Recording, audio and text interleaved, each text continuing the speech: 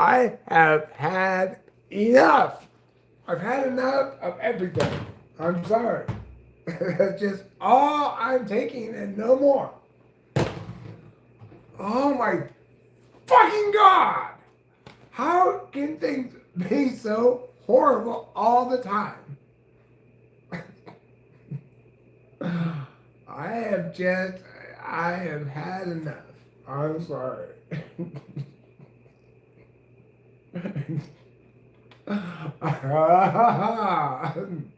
Well, the good news is I found that thing.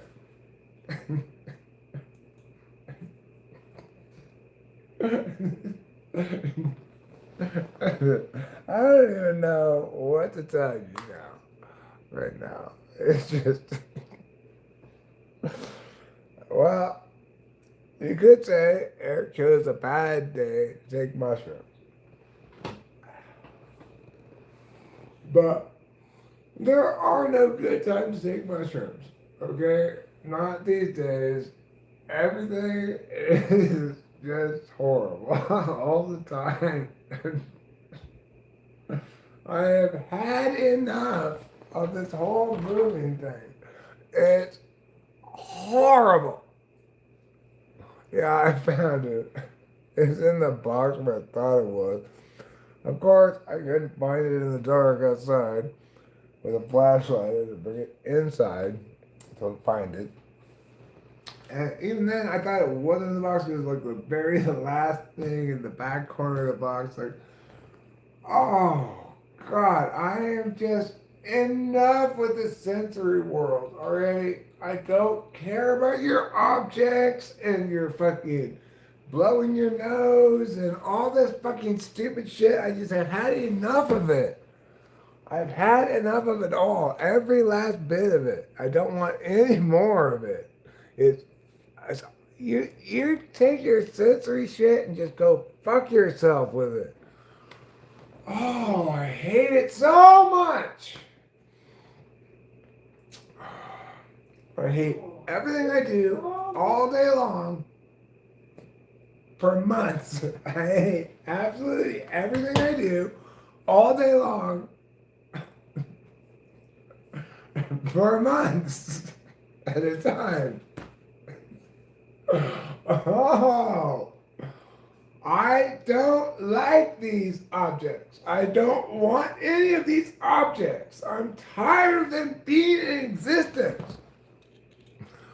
Just fuck off with you, you horrible physical things.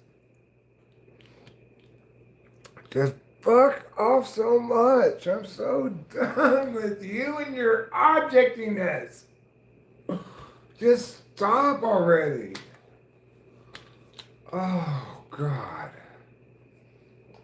I had to do the carpet cleaning in here today. I rented a carpet cleaner. You know, I thought it'd take a couple of hours. It took all fucking day because the carpet could not have been any more filthy. Ah! It's like, and then I'm on a schedule here. I'm supposed to get this done and something else done today. No dice on that. First, I had to move all the shit out of the room. That was a big ordeal in the morning.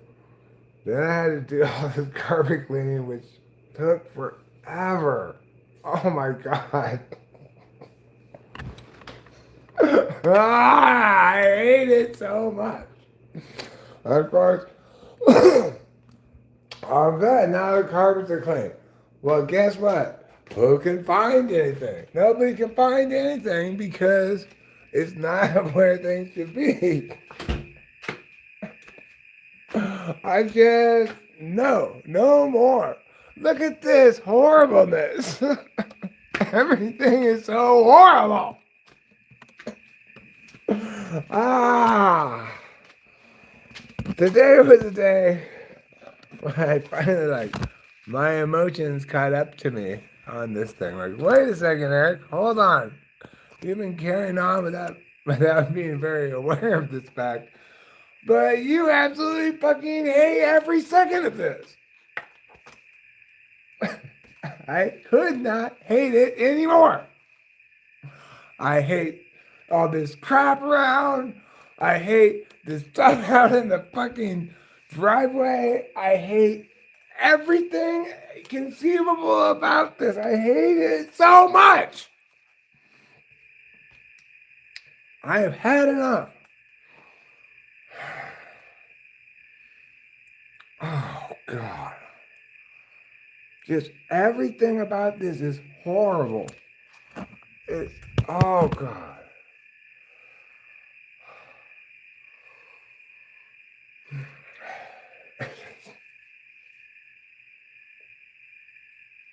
Oh. I do not understand how people do this. I don't understand how we're doing this. This, the amount of different things you gotta take care of is insane. It's ridiculous. All the different things you gotta keep track of and everything. You've gotta be kidding me. All the different fucking problems that need solving and things that, oh, normally it'd be like this, but we gotta figure out something. Fuck off! I don't like to eat. I don't like SE. Just get the fuck out of here, both of you.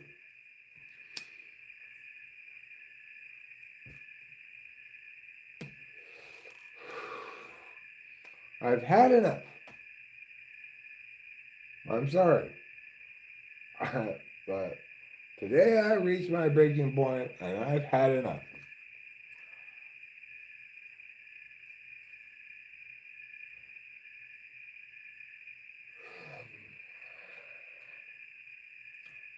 I don't want to move things better than that. I don't want to figure out what a bit. I'm so just, enough already. I'm done.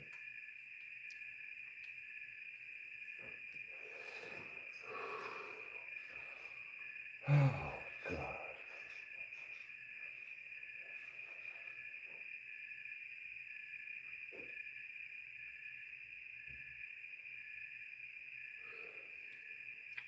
For a little while, there was like, hey, look at me go. Well, look at me win.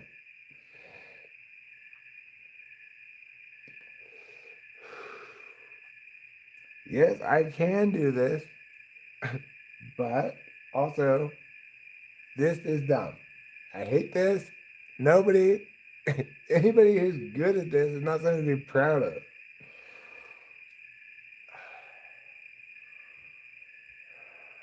I mean, I'm doing a kick-ass job of it. It is not something to be proud of. It's like being kick-ass at something so fucking stupid is not something to be proud of. Everything about this is only for stupid people. I'm sorry.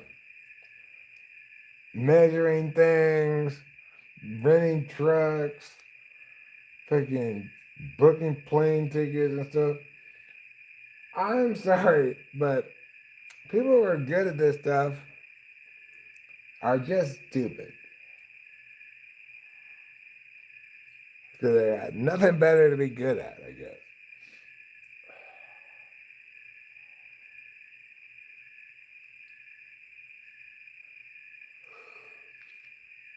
Like, seriously.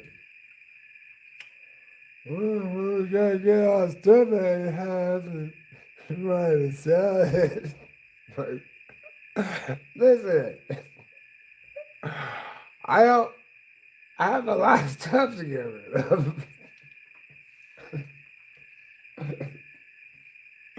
Oh.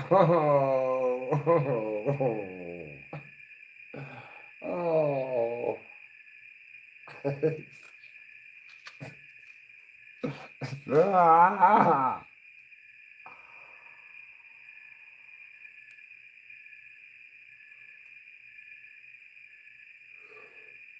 You gotta clean the house off with the pressure washer. You know what? Fuck off. Just let people buy a dirty house. Oh, oh.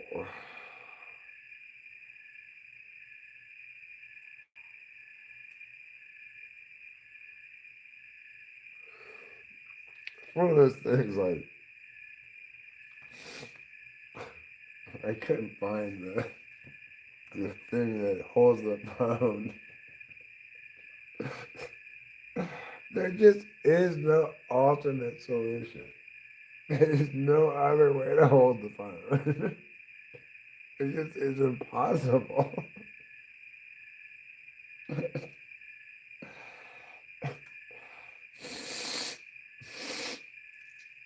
Oh. Listen, Randy knows just.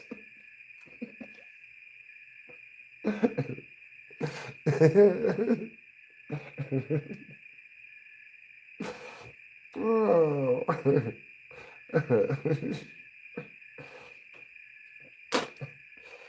You know what'd be great right now is like if the tripod fell over and hit me in the head. That would be fantastic. Uh,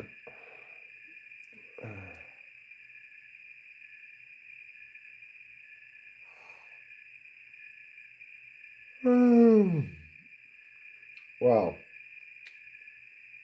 this is actually the best I've felt in a long time. Feeling pretty good about things at the moment.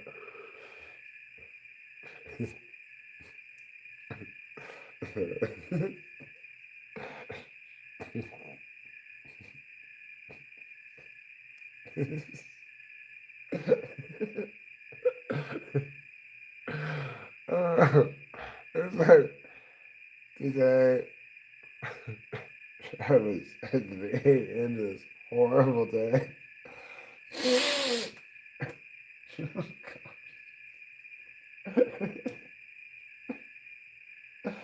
Why? Why now? Randy knows.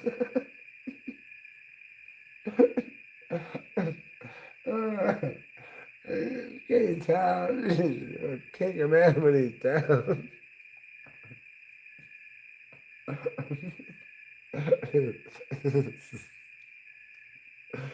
Oh.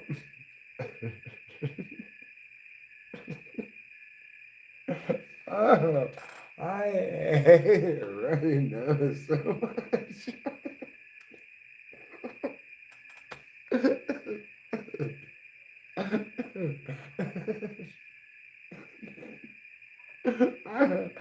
Oh.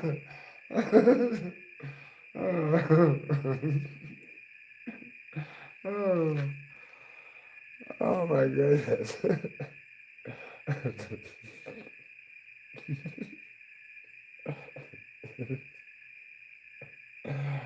Oh. Oh.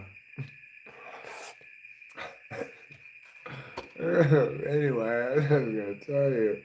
Good, my nose is running some more.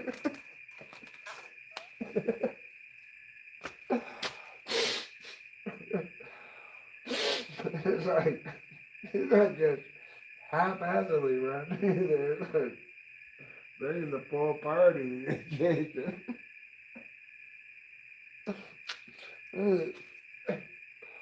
Oh.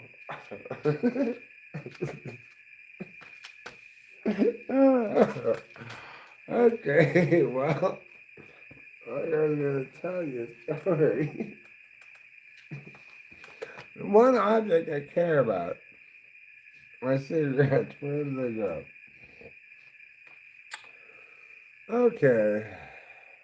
So anyway, at the end of this very long day, I had a big black chair on the pusher. And of course I got up to the door. And I can't get to go over the door because there's a little bump there. So I just run, I'm done with it. I'm just gonna freaking push it harder.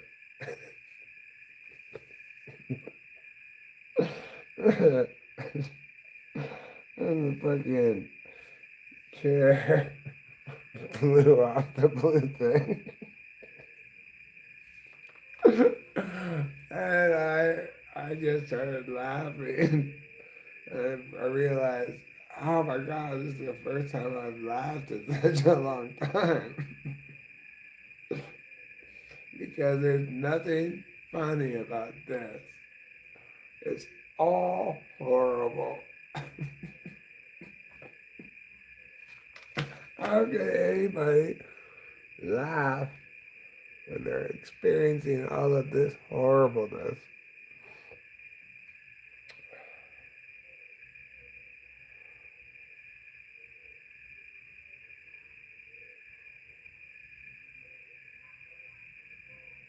What is that sound? It's like somebody's listening to 50s music. Oh.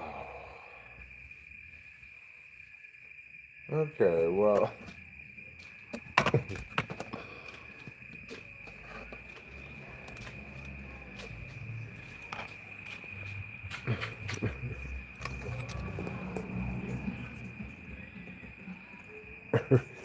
Who listens to this? Who listens to that? Such horrible, horrible music.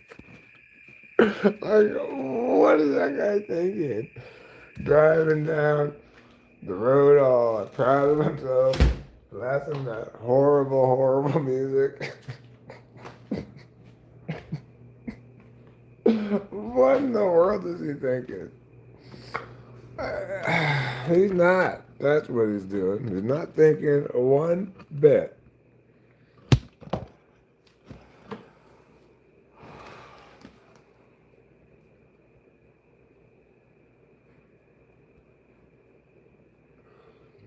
Hi, Doyle. Hi, Alec. Yeah, I'm on mushrooms. Ugh. I had this silly idea that I'm almost done with the cleaning the carpets. I just eat these mushrooms. By the time they start hitting, I'll be done. Well, I was done cleaning the carpets, but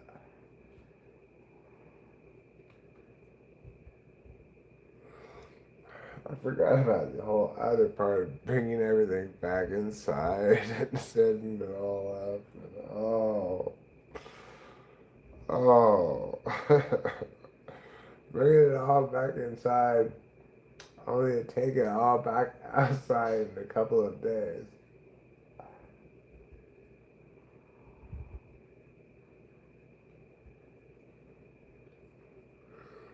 Well, if your guess was this sucks and is horrible, you guessed right.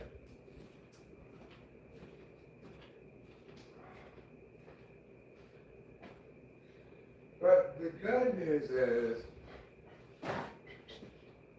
my nose is running. That's just, at least there's one saving grace to this whole thing, is that my nose is running.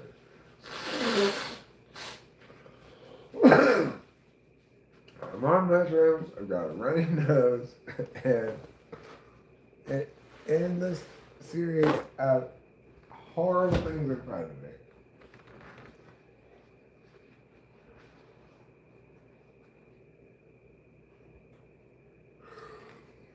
So you can imagine how frustrated I was when I realized, oh, I don't know where this little thing is. I can't do anything without it.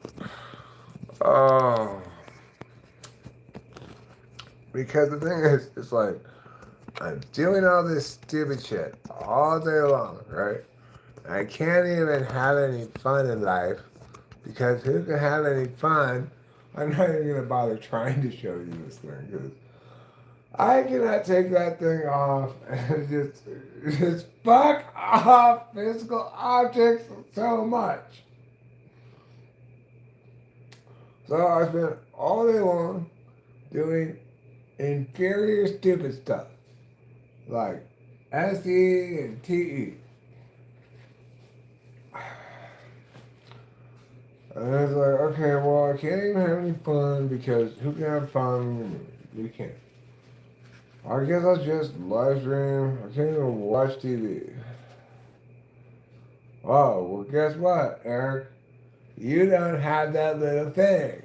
Because sensibly this morning you threw away the plastic tripod that was broken. But in order to do that, you had to take off this little part from the top of it. Which you did.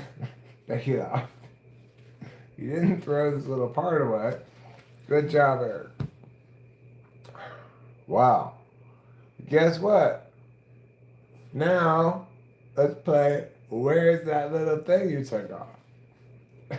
Who knows where that little thing is? It's supposed to be on top of the tripod. Of course, if the tripod didn't break, it wasn't so broken and terrible, then I would have just left it on top of the tripod like it's supposed to be. So, here I find myself after this horrible day of doing all this horrible stuff. I'm like, well, okay, I guess I'll live stream. I can't enjoy things really, but I can enjoy live streaming at least. At least I'm in my comfort zone, expert intuition where the world should be. Guess what, Eric? You don't get to do that until you find some stupid little object, which is who knows where because of all this chaos.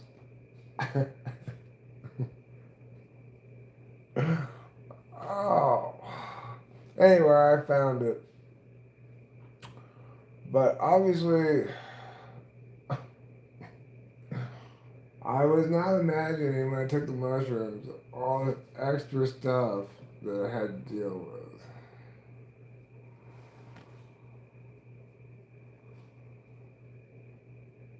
Hmm.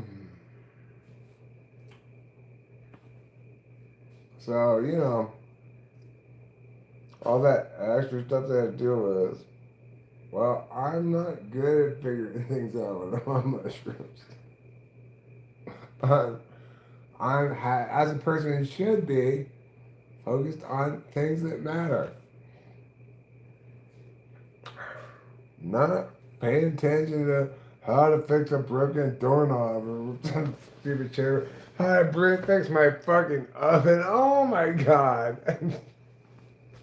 You want to talk about a frustrating door to try to fix? Oh, it is frustrating. First of all, it's all happened because somehow one of the little screws that goes into the door, it it went away someplace. Who knows where it went? So I spent the morning trying to find the right screw to go into the hole. And the thing is, even though I could see the fit in there, it's like it still wouldn't go in very far. I'm like, what the fuck's going on here? So I had no choice but to take out the other screw.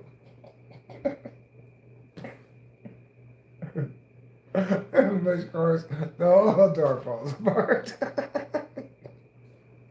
And I discovered the reason why I can't get any of the screws to fit is because these screws are absolutely fucking tiny.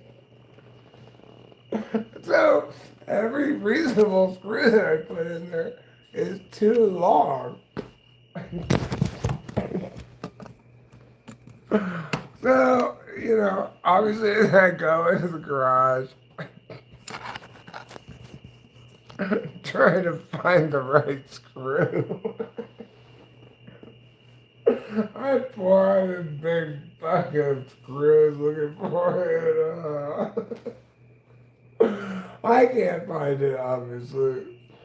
So we go to the hardware store, we have to rent the carpet cleaner. I'm like, I need this little tiny screw.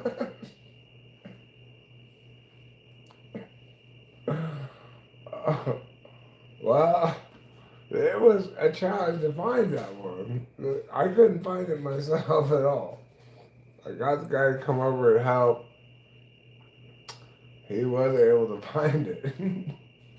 So now I have four of those little teeny screws.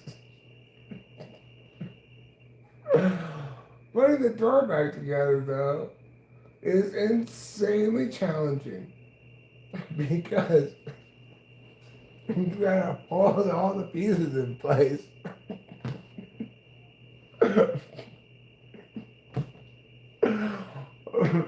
With the it could not be a worse fucking problem. I don't even want to try to describe it. It's so terrible. The solution is going to involve clamping and and like trying to make the door stay at a certain openness.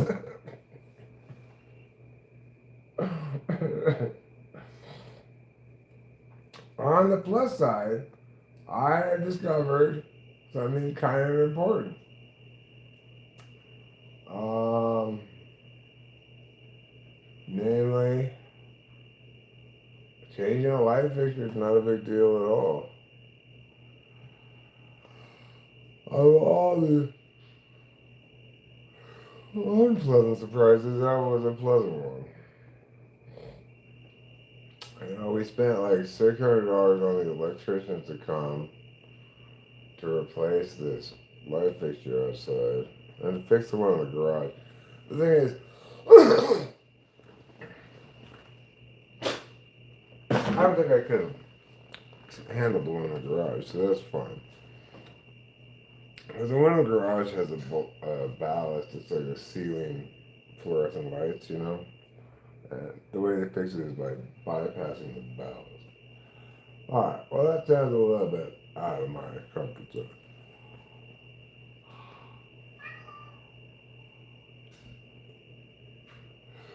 But they had this problem with the bathroom fixture. Like, one of the lights was out. Rachel tried to replace the light bulb and it screwed it in crooked. And I could not, for the fucking life of me, unscrew this light bulb. I tried absolutely everything. And I was like, oh, for fuck's sake, I do not want to spend over $600 on an electrician. Well, I didn't. Turns out changing the fixture is easy. So instead of worrying about the light bulb I could not get out, I just took the whole fixture down, threw it away, got a new fixture. A good solution. Not very expensive.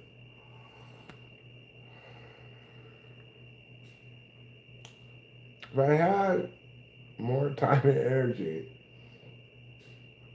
I'd replace the ceiling fan in the master bedroom too, because the lights on that don't work. I don't know what I have. Right now, I do not have the get up and go to do that. But maybe we'll see. I gotta go back to the hardware store tomorrow to return the fucking curve cleaner.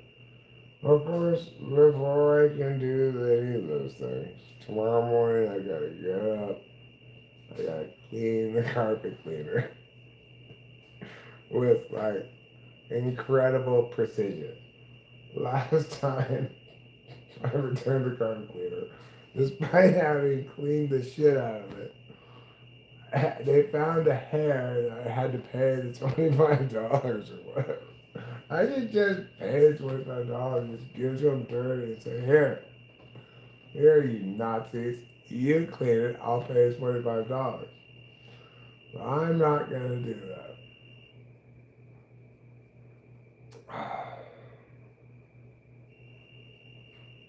Alright, Alex. I mean, I'm doing pretty good.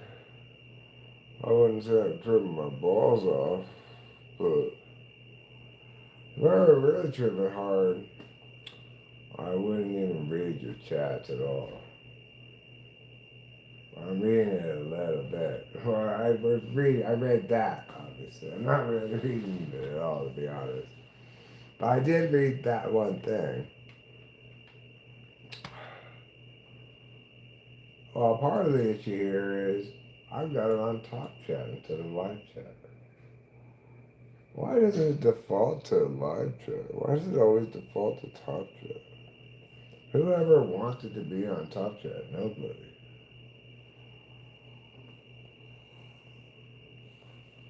Why? Why, YouTube?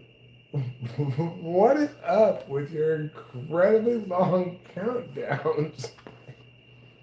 It's like, okay, take a thumbnail. Okay, I'm ready to take my thumbnail now. Here's your countdown. 3. And you're just like, okay, where's the next number? And finally, after a long time, you go, 2. Why, YouTube? Why are you counting down such a long time? It didn't used to be like this at all. When I go live and live stream too, okay, get ready, 3. Like, oh god. Like I literally have to touch my phone so it doesn't go dark. And when I'm in a frustrated mood already and I'm having to wait for this fucking 3, 2, 1 second, it was about ready to just I was gonna blow my top about it.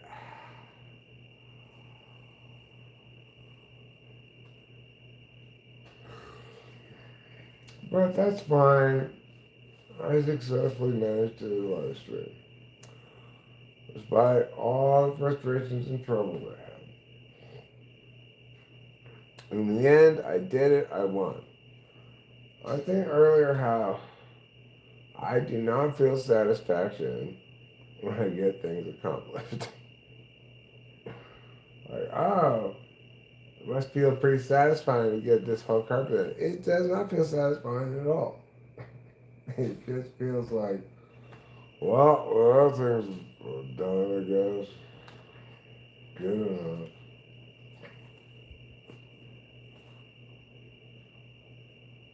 I had to go over this carpet so many times to get it clean. The dirty parts were so dirty, it's astonishing that it came clean at all.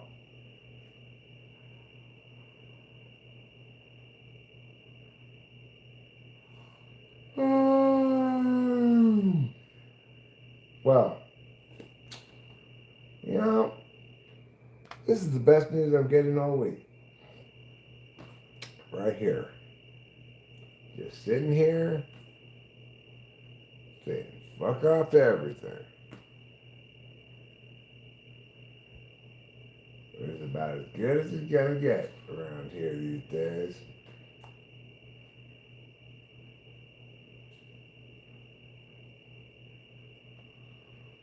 Okay, well, that may be YouTube's justification for doing it that way, but that's stupid because nobody wants top chat.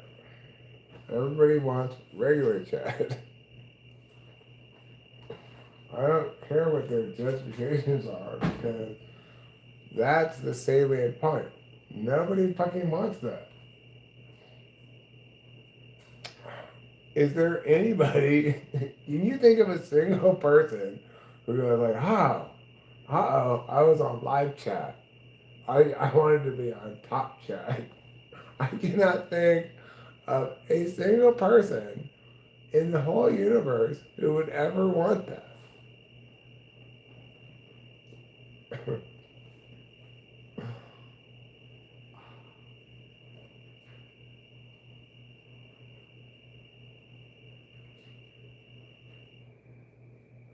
Well, let's say I noticed that every once in a while now, in my recommended videos, or like suggested things I might like or whatever kind of things. Yeah, will occasionally include a live stream now. Whereas it didn't used to include any live streams. So I think they've adjusted a little bit.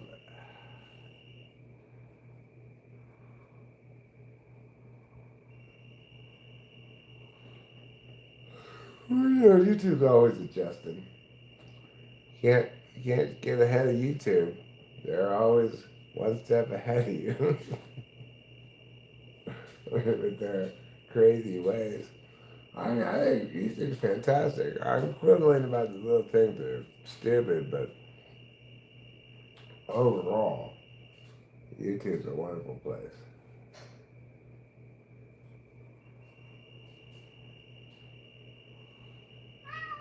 There are just some things that YouTube does occasionally that doesn't make any sense. Like, why is there YouTube music? Who listens to that? Nobody. You have all of your music functionality you need in regular YouTube. I listen to music on YouTube all the time. And I have zero need for YouTube music. Hi, Alex, Starstruck. Or does that say Alex? It's pretty far away from my old weak eyes.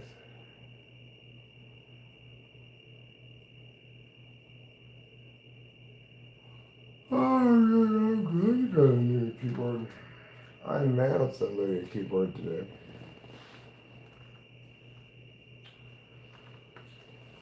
There's this old wooden keyboard in this house. I know what you're thinking. A keyboard made out of wood? I shit you not.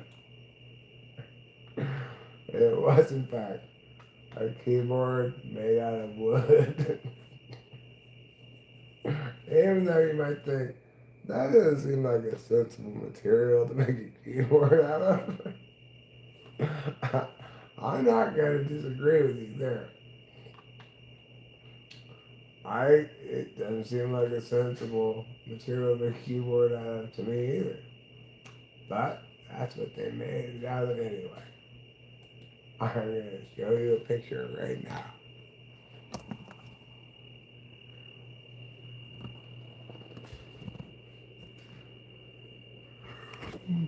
Anyway, it sold for $65. Nobody wanted this keyboard made out of wood. Who knows why? It's like, you can't even plug this keyboard into anything. It's got a tape. What's it called? Like this thing. It's got this thing coming out the back of it. How are you gonna plug that into anything?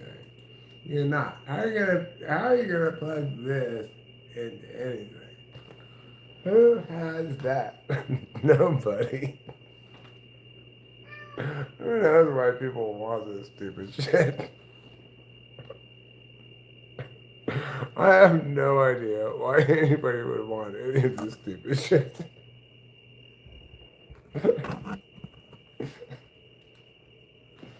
It's like, hey, mister, hate to break the news to you, but computers have gotten better since back then. Why do you want to do things some old dumb way? I don't know. But hey, you're going to pay me $65 for that. Yeah. Who do I tell you it's a bad idea?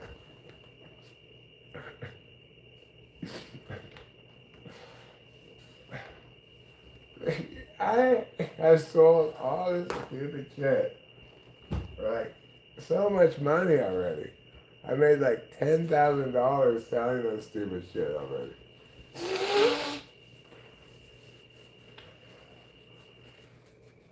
Oh, I'm gonna get this old computer card.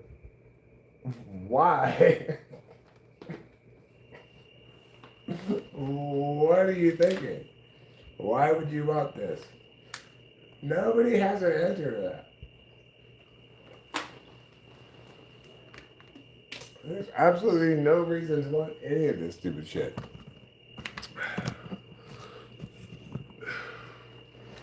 Like, oh, I got a bunch of albums.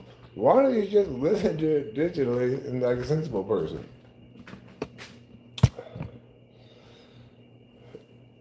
Oh, I want to get a whole turntable. Okay, you're just being stupid. I'm sorry. That's just like a lot of extra stuff in your house for no reason.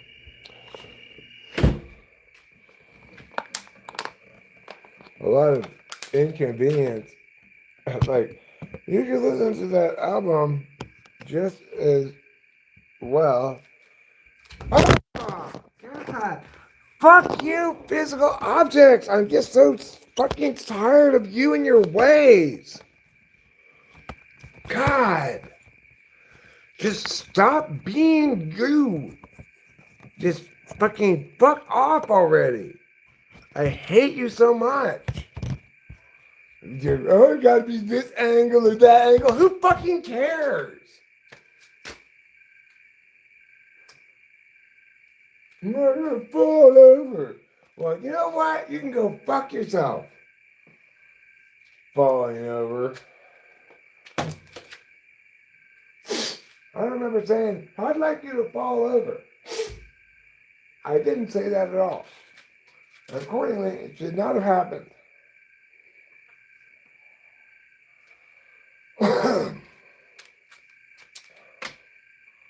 I've just had enough of freaking physical objects. Just get the fuck out of here. It's like the stupid little fucking candle things in the window here. Okay, well, I'm gonna take that candle away. Oh, good news. I have to get a certain weird fucking drive thing because it's screwed on there for some reason with a weird fucking.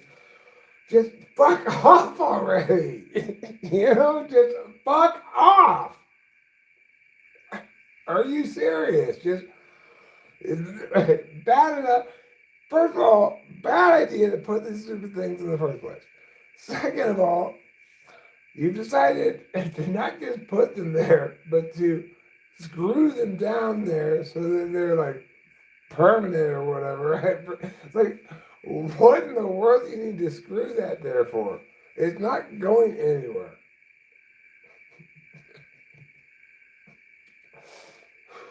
So, first, bad idea putting these lights here. Second, bad idea putting these lights here. Third, if you're gonna put them there, why you gotta screw it down? Fourth, if you're gonna screw it down, why use some weird fucking non-standard thing? Like just be a fucking Phillips head or something. All these fucking idiots who put these things here. Same idiots who put the fucking ceiling fans. Who fucking like nailed a billion crucifixes on the wall up there for no reason. Oh. Just oh.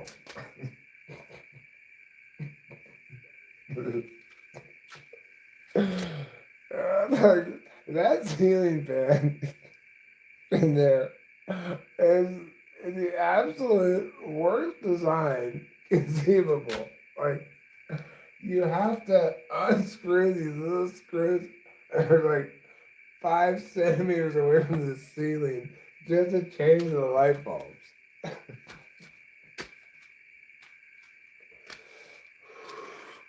Like, you need either some special tool or magical abilities just to change the light bulbs.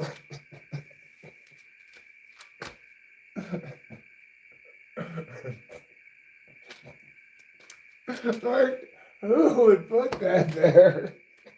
I do not know. What could they possibly have been thinking? It's such an ugly ceiling fan in a room that does not need any fan capacity at all. It provides terrible lighting. It's just, there's no conceivable reason why anybody with even the smallest amount of sense would put that horrible ceiling fan there. Oh. These are the same people who put,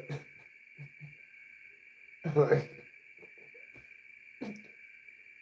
who attach them in such a shoddy fashion, too.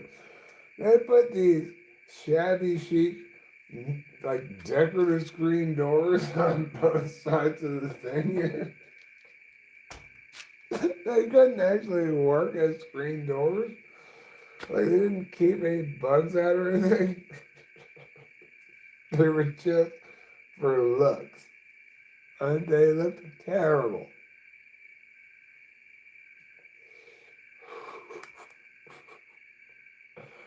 Oh. Obviously, we took those off right away. Those are easy to take away. Other things seemed much more challenging.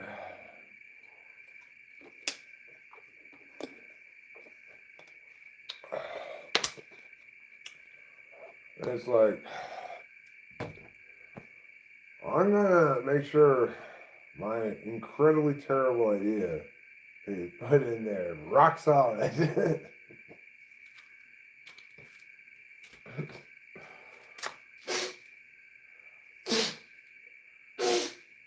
Okay, Brandon, I have had about enough of you. I've had enough of a lot of things today.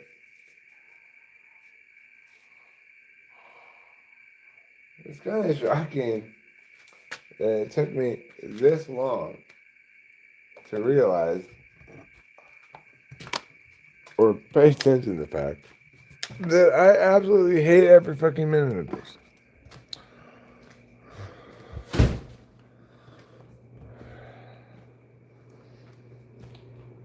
You know, I've been all caught up in what I got to do, and like, hey, Eric, you're doing a pretty good job here, getting all these things taken care of.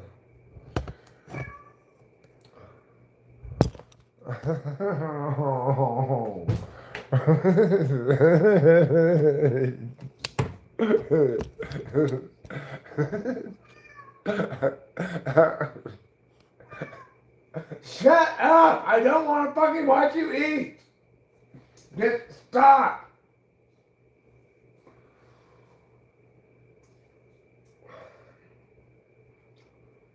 Oh.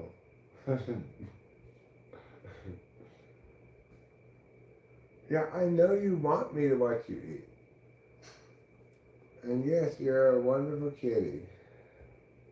But I don't want you to meow at me and make me go and watch you eat. So just get over it already.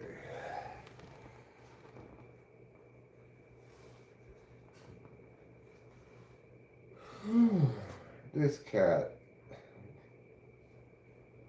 Oh. He is so much trouble.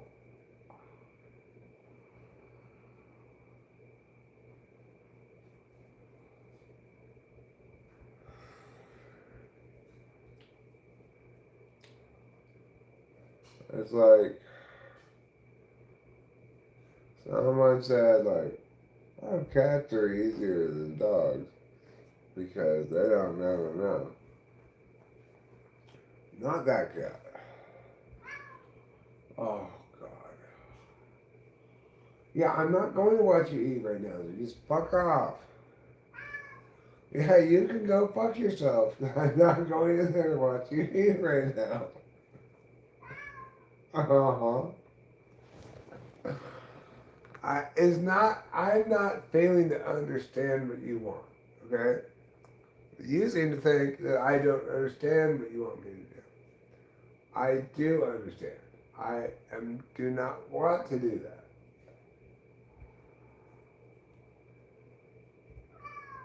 You're gonna make me go outside because I just cannot be with you. I'm not gonna obey your commands, so you can just go fuck yourself.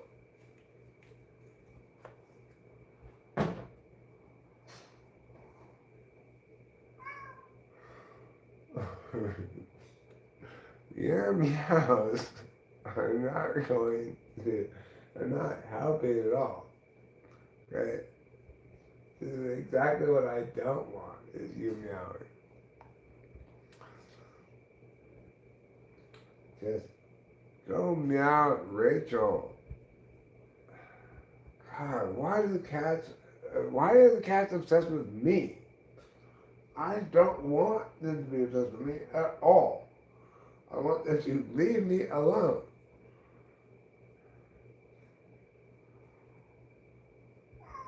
Yeah, why don't you just go be obsessed with Rachel? I'm tired of fucking being like the cat guy. I never wanted to be that. Like, we have another person in the family who you could bother.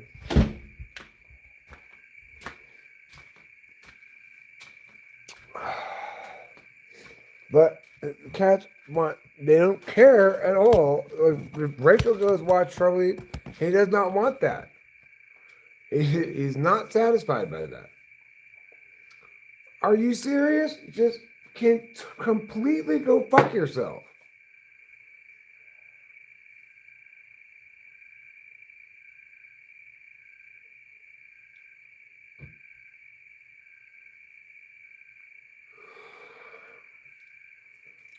Capito too. It's like she wants to climb on me. She wants to sit next to me. Just go fuck yourselves.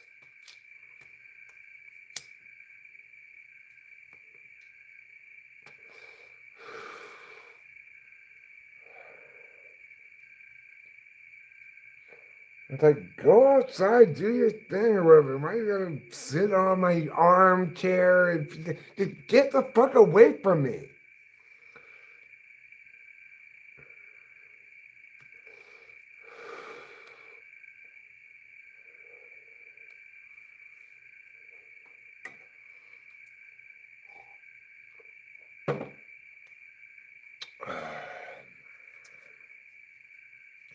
It's like, I feed you, I water you, I pet you occasionally. That should be enough. I don't need to have all the other demands made of me.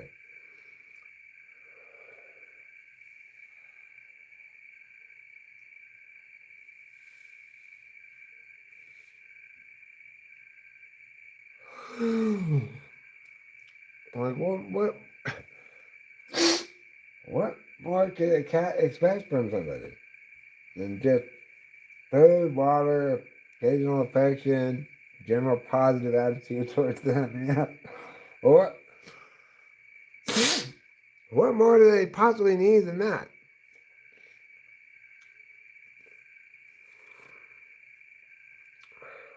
No, no, fucking climb all over you all the time. Just get the fuck away from me.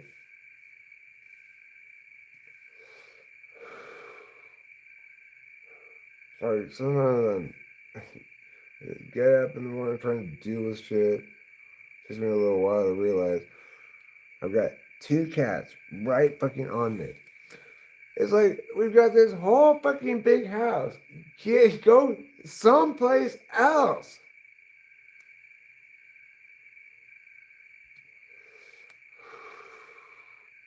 You've got all of outside. You've got Rachel sleeping. You go bother Rachel all you want.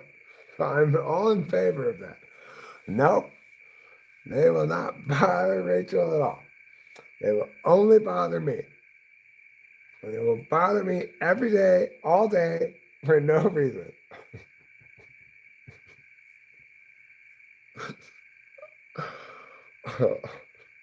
Why? Why do they like me more when I like them less?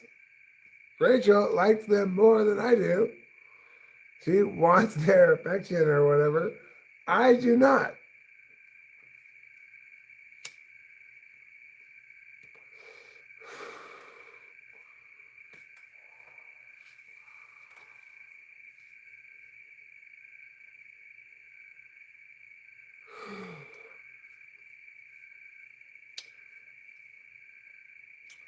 Just be regular cats, do regular cat stuff.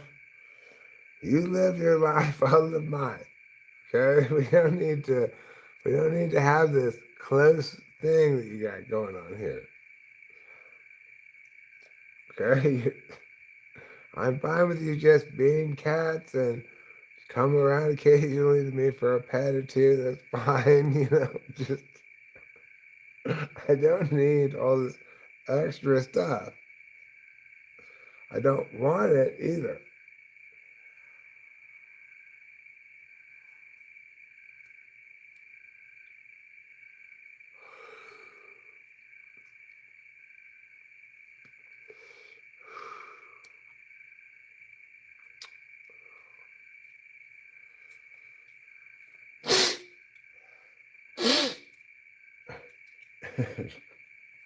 Oh. This runny nose. I have had about enough of it. Are you serious with the runny nose? Oh my god.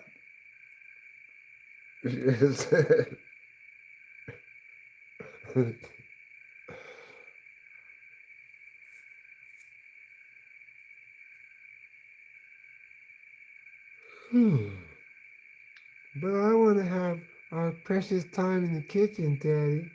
Fuck off. Eat your food by yourself like a regular cat.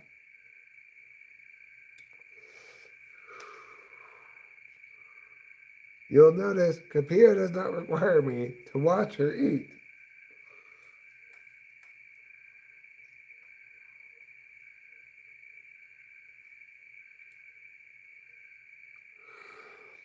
The thing is, he's absolutely relentless. I'm going to go in there right now. I'm going to watch him eat because if I don't, I'm just going to get endless fucking meows until I do.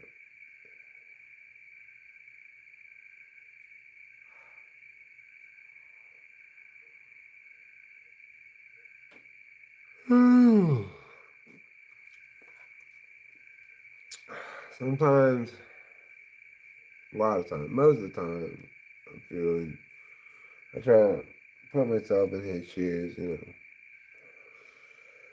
recognize that this helps him to feel okay, for whatever reason. Who knows why he needs that?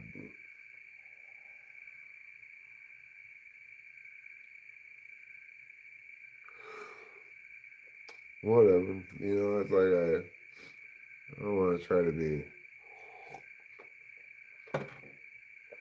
as empathetic as I can. Try to understand where he's coming from. But I would point out he doesn't seem to really be doing the same amount of work that I'm doing. Trying to. He doesn't seem to be thinking about maybe putting myself in my shoes. I've got stuff I'm in the middle of trying to do. On my list of things is not what you eat.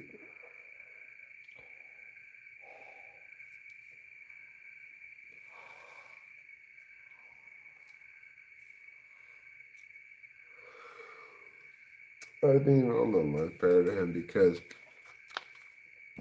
he's shockingly smart and weirdly human.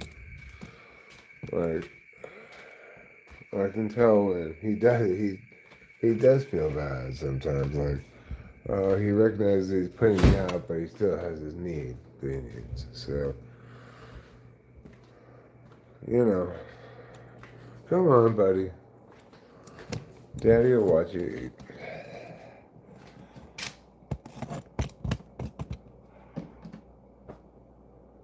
Come on. That's what you've been waiting for, right? He's all like a little bit skittish because he knows I'm mad at him. Yeah, go ahead, buddy. Wow. Yeah, eat your food. Go ahead. Eat your food. I know all this disruption of the environment and stuff is scary. You think this is scary? Just wait until you go to a plane to New York. You're really not gonna like that at all.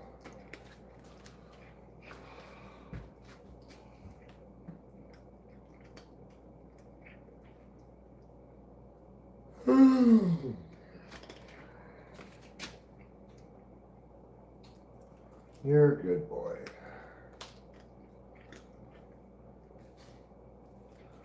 You're a pretty crazy cat. You know, it is absolutely far and away the smartest cat I've ever encountered.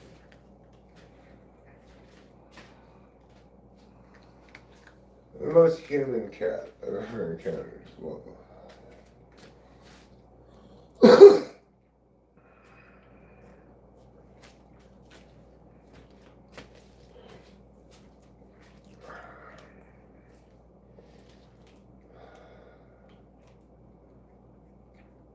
Okay, I've done my duty. You can finish eating by yourself. Oh, this fucking kitchen. Oh, this is a problem that is just they're exactly the sort of thing that is just absolutely fucking miserable to try to solve. Ugh. You know what? All problems are that way. I'm not, I don't exist so I can TE, okay? Just TE, it's the worst, really. Like, I don't want to figure out how to solve this problem.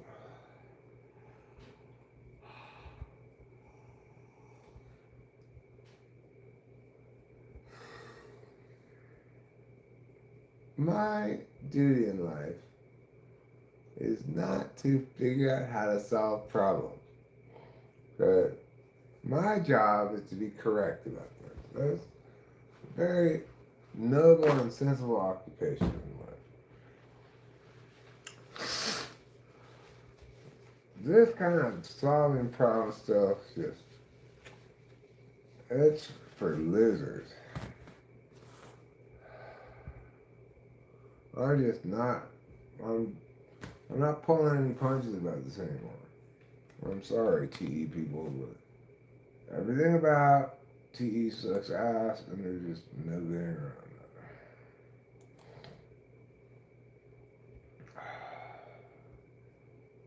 it. Jesus loves me, huh? Well, that's not gonna do me much good right now.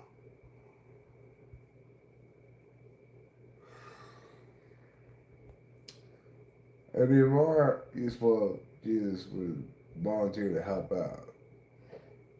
Like, hey, it's me, Jesus. I'm here to carry stuff. that would be helpful. I'd be a big fan of that, Jesus. Don't worry, Eric. I'll come here and I'll fix your oven door. Oh, Jesus, thank you so much.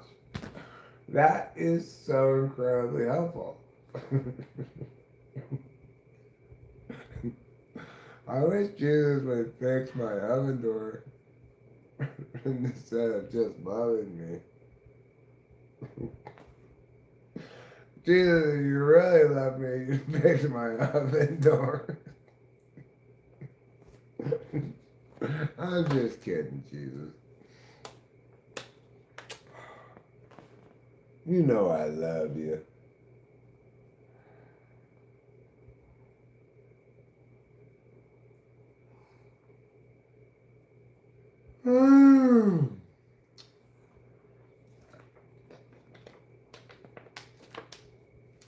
Yeah, right around these days, I could use a little less Jesus and a little more Jesus, if you know what I'm saying.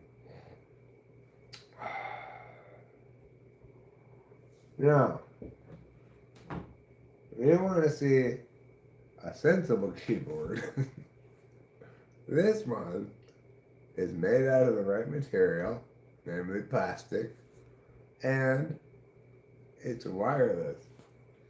So I don't. Not only do I not have to attach some tape to some mystery end thing, that who knows what that goes into. I don't have to attach this to anything. It's attached all by itself. And I get a bonus too. This one goes along with it. But yeah, some people want to buy some stupid old keyboard. Who knows why they want to do such things?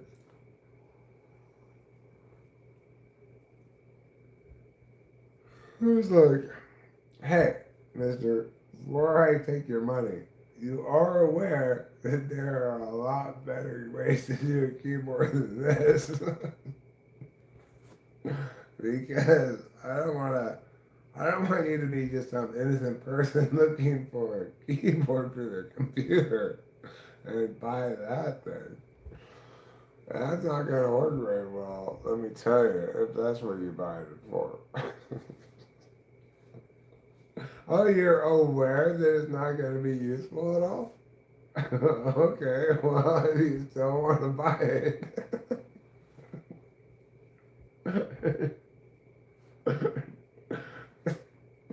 Oh, buying this Commodore Amiga stuff.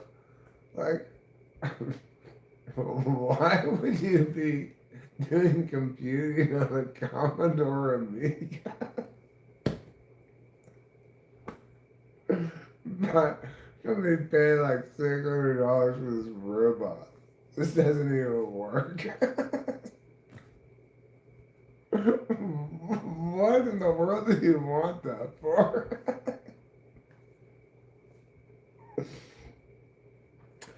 Even once you get it all working, again, what do you want that for?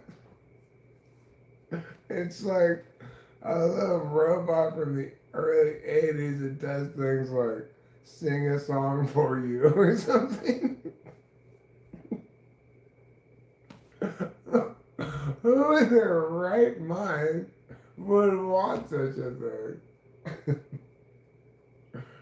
Oh, I want this big object that is totally useless to take up space in my house.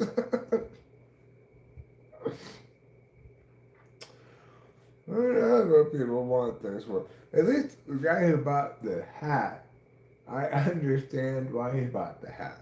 Okay? That makes sense to me. It was a very nice hat, and I only tried it on one time because when I tried it on, I discovered it was much too big for me. So it's still in its nice box and everything. Stetson box with nice hat. It sold for like $150. That is a sensible thing for somebody to want to buy it. You know, like I wouldn't buy hats for myself, but I do wear the hats that Winston's mom buys for me. Well, often. I like them a lot. That one, shockingly, is like I don't know how she figured out what size hat I wear in the first place, but like literally every single hat she sends me fits perfectly, except for that one. And I think the reason is apparently doing a little research, that particular hat the Stetson makes are notoriously bigger than they say for some reason. Why would they do that? I don't know. Well, Stetson says these ones wear bigger. Okay, well, why don't you just make it the actual size? Like, why would you say the wrong size? Okay, well, Stetson, it wears bigger, whatever that means. Anyway, this guy bought the hat and he sent me a message like, Actually, I'm not sure this is gonna fit me. I'm like, well, I guess you'll find out. Oh, I'm sure it'll fit you. Well, I don't know what to tell you, bro. You bought the hat. I'm sending it to you. So, enjoy it. If it doesn't fit you, you can sell it the same as I did.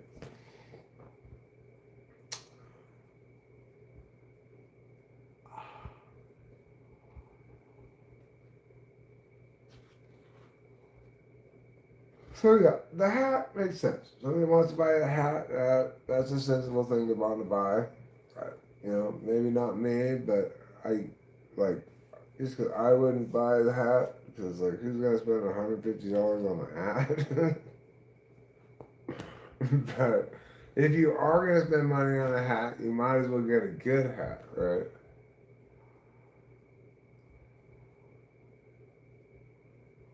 And Wiz's mom gets me absolutely phenomenal hats. She's a real hat understander. I don't know what else to say about what the word would be for that. She knows what hat to get.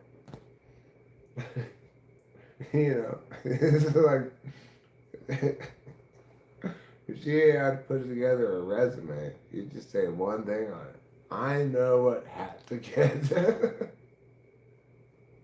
And I'd hire her right there. I'm like, that's good enough for me. I don't care what this job is. That's that's all I need to know. Because it's been forwarded beyond just the hats, right? It's like, okay, well, you got good, clear vision.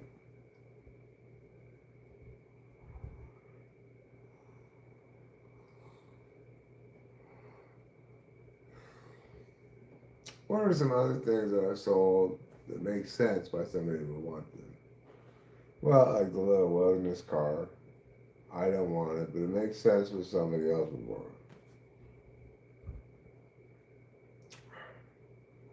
That makes sense, right? What's something else I sold? Why? There's nothing else I sold really is worth anything at all. All of the stuff I've been selling is all just worthless, useless garbage. Oh, well, it's a piece of history. Okay, well, here you go. Here's your piece of history.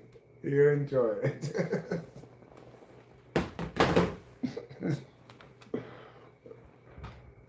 Oh, I want to get this thing from the 1970s. Why?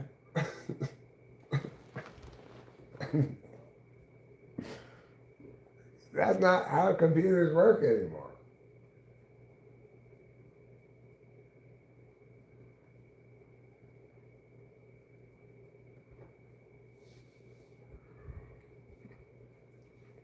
Oh, cool. This is the original Meow. You got the manual and everything with it. And the box it came in.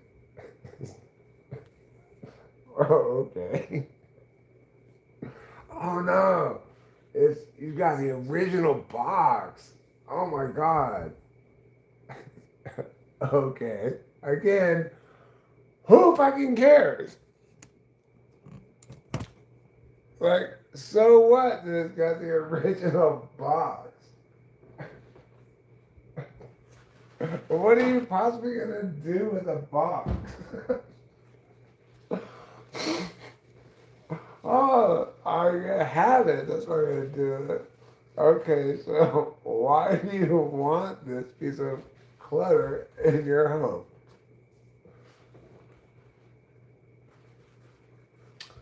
There's no explanation for it at all. There's no good reason why anybody would want any of this stupid shit.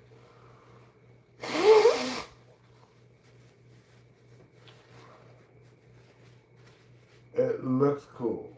Okay, well, maybe it looks cool. I guess if you want to look at something that looks cool,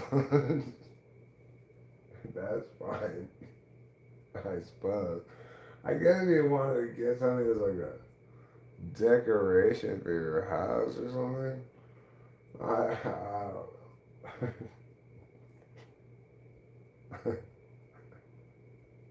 I'm gonna get I spend hundreds of dollars on this stupid decoration for my house. Oh, like, there's just people do insane things that make no sense, and that's just part of what makes us adorable, I guess. I think it's adorable. It is paying all this money for stuff that's not worth anything at all.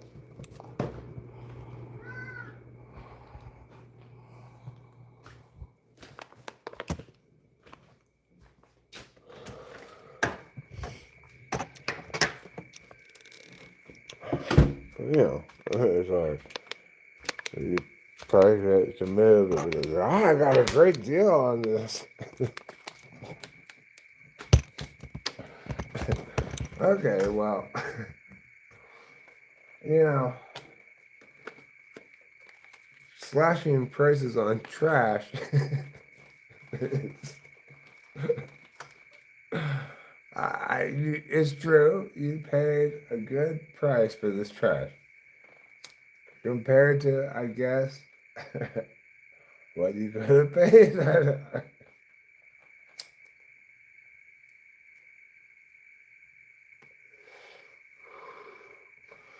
So basically, I've got this whole bunch of trash that I'm trying to liquidate, but you know, I'm running out of time here, so I think some of this trash may actually just go in the trash where it belongs.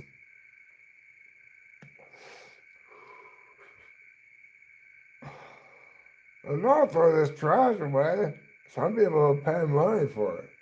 Okay, well that's that's a good reason to not throw it away. But I think I've had my fun now with eBay enough. I just like, okay, eBay, you're a horrible, vicious monster. Like, oh, you feel good, like, oh, I got these things listed. Good job, me. But then guess what? Some of them sell and you have to package them up. And you never, you just do not have the right size box. It doesn't matter what it is or how, it's just whatever box it requires, you do not have that size box. And you have to make your own box. It's fucking horrible. Okay, I guess we gotta measure how big a piece of cardboard to cut. They'll wrap their trash in bubble wrap so they make sure you think it's precious like they do.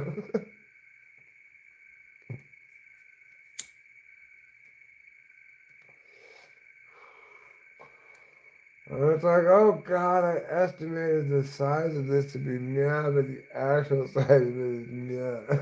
It's like, oh, fuck off, eBay already. With your, oh, it's gotta be this size, and you can tell the right size. Just, oh, eBay, I've just had enough of you at this point. But I do feel like it's a useful skill that I have now. I did build this inventory of all this trash, so and it's incredibly useful inventory. It's like I'm really quite proud of the inventory system I built with Claude because now name a piece of trash. Okay, figure out a gas tester unit. Oh, where is it? What does it look like? Cloud, tell me exactly where it is. It's on the ceiling shelf in the garage on the west wall. And if I still have trouble, show me a picture of it, and it'll pop up a picture of it.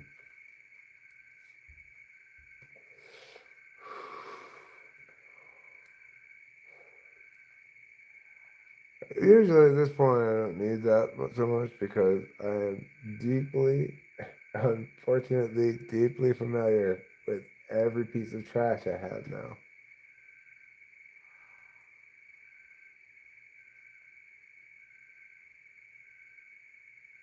Also, it's got a blessedly, it's like, it's the opposite of the shitty kind of thing.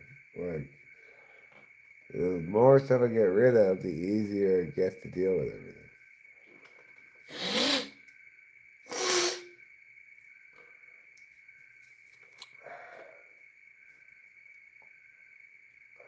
And I gotta tell you, it was a real blessed huzzah to get large things away.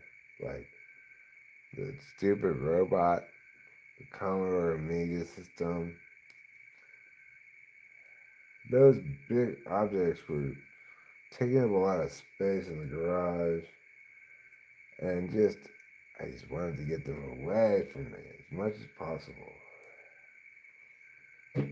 So, people stupidly spent a lot of money for those stupid objects. And I sent them to them and said, you have these stupid objects. I don't want them.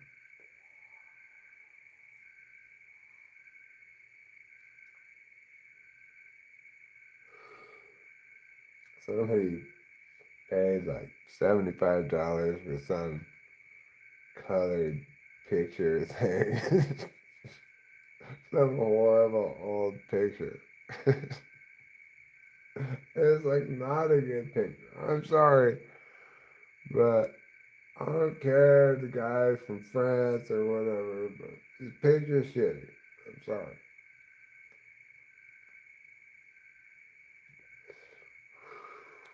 It's not even like,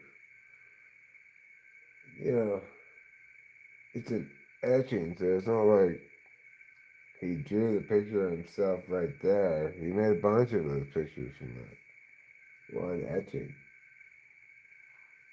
What he should have said to himself when he's done with the etching is, stop, just throw this away because it's a bad picture. I don't care how French I am or whatever, but I need to have a little bit more sense than that. Drawing some stupid picture. How much time did you spend doing that stupid picture? So much time. And, hi, how's it going? Good. Can I give you a hug and a kiss? Of course. I love you. I'm sorry it's been so difficult. That's okay. Can I give you a kiss? I think you and Trouble were kind of the same. Like, is it safe to approach? I would take them from you. You know they just. I know. They're irrationally obsessed with me. Yeah. I don't need this fan going so much anymore. I don't need this fan at all. I must be pulling the wrong string. Okay. It's just. Who would put this horrible ceiling fan here?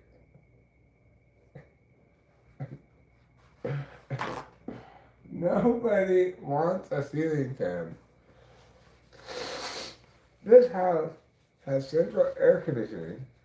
You can also put it on just like air coming through, but not air conditioning.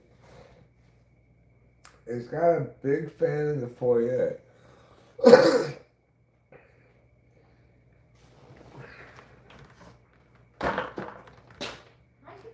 In what universe you conceivably need a ceiling fan here. I think we have a ceiling fan in our new place. That's fine. But we do also have central air. Well, it's quite possible the ceiling fan in the new place won't be a monstrosity like this. I think, yeah. But even if it is, that's fine. I'm not concerned about what people did in a house I don't own. Ah. I see what you mean.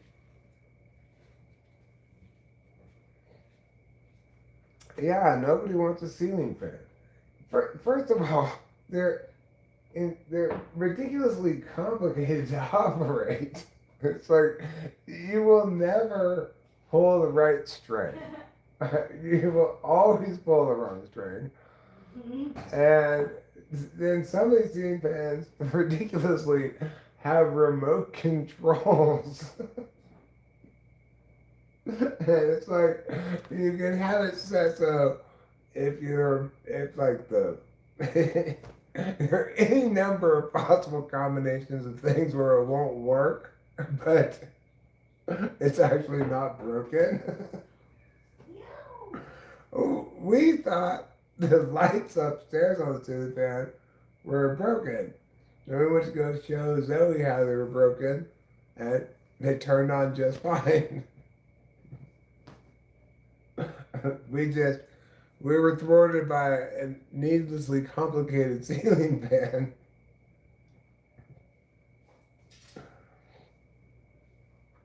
Like, who in the world wants to learn this complicated protocol to turn on the lights in the room?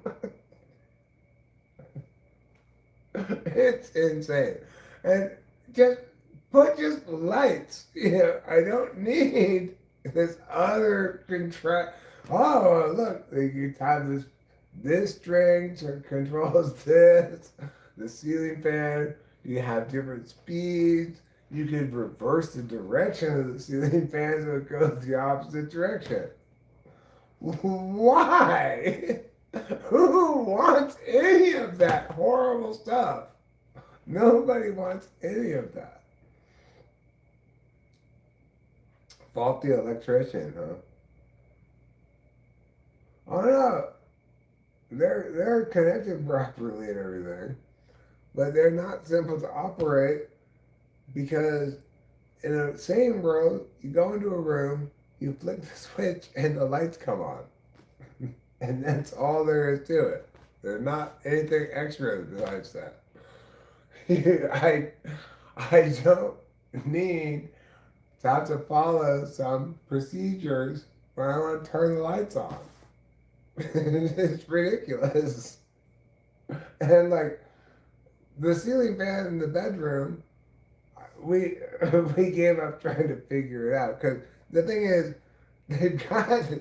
I have to show it to you. It's so ridiculous. So they so much don't want you to just turn the lights on when you go into the room. That they've got this. Wait, this room doesn't have it actually. I'll show you an upstairs room. So, they've got it set up so that you are just not going to just turn the lights on, okay, mister? No. That would be a horrible thing, apparently. Not this one, that one. Just look at this insanity.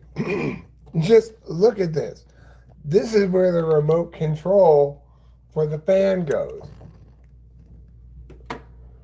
And if you want to turn on the light switch, you gotta go up behind the little thing here. Are you serious? And this one, you don't even have strings on this one because you're supposed to use the remote control. Which, who knows where the remote control is? Oh, it's supposed to say right there. Okay, well, you can just fuck off with your stupid ceiling fans. It's supposed to say right there. Look at this.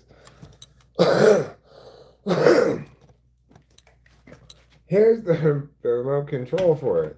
It goes like this so that you can't even see the light switch to turn on the lights because you're supposed to use the remote control.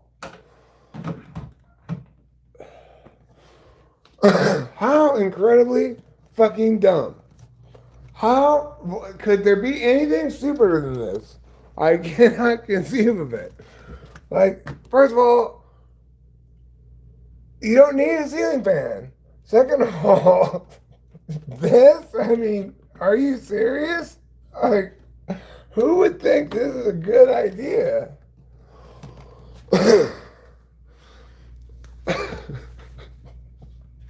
I'm just, I'm not trying to do something complicated when I walk in the room. I'm just trying to turn on the lights.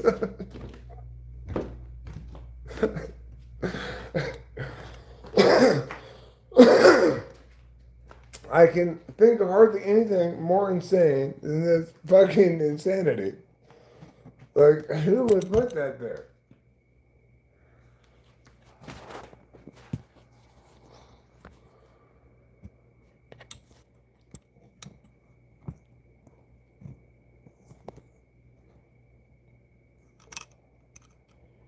If there's anybody who wants to defend that, go right ahead.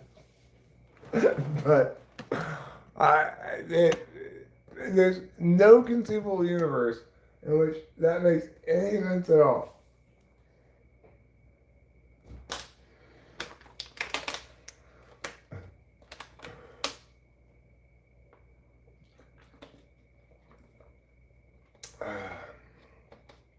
Get motion censored light bulbs.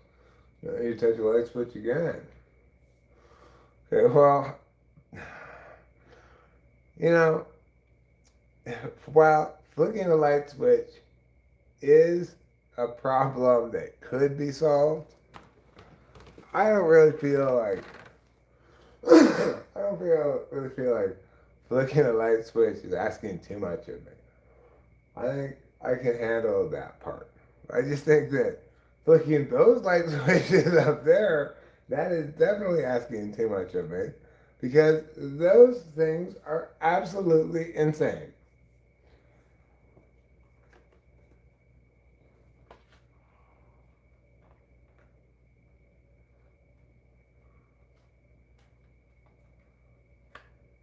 No, yeah. The problem isn't that they're installed badly or something like that. It's that they're a terrible fucking idea from start to finish. I'm sure they're all installed beautifully. This guy was great at executing his incredibly terrible idea.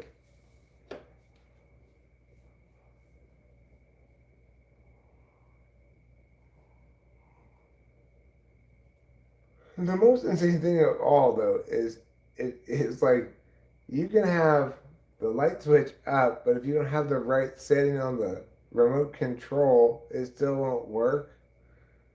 It's oh, it's pretty simple, Eric. All you gotta do is figure out blah blah blah. It's not simple. Simple is flicking a light switch and the lights go on.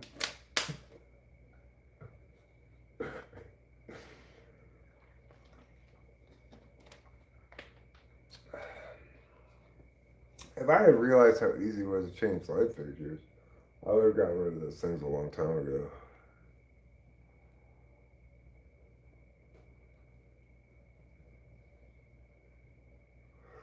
Now that I've successfully changed the light fixture in the bathroom, I'm feeling pretty empowered on electrical stuff.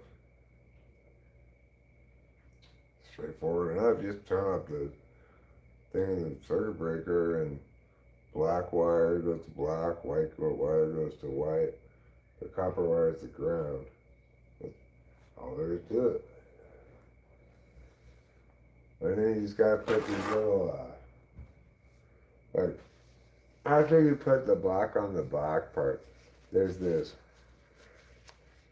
If you twist them together, there's this little like orange hat that goes on top of them. It comes with the fixture, but you can just take the ones from the old one too, the little hats. And with the bathroom, it was straightforward enough because I made sure to get the same size, so they covered the same circle that the previous one did. And it turned out that it was so much the same size that even I didn't even have to use a different thing to go onto the bolt. It was exactly the same size. So the key to changing a light fixture without a lot of trouble is to make sure you get the same size thing that the previous one was. So like whatever the footprint of one of these ceiling fans is on the ceiling, if you get something, a light fixture that's the same footprint, it should be straightforward enough. And the thing is, obviously, like whatever light fixture you're gonna get is not gonna pose any structural problems because it's not gonna be as heavy as a ceiling fan.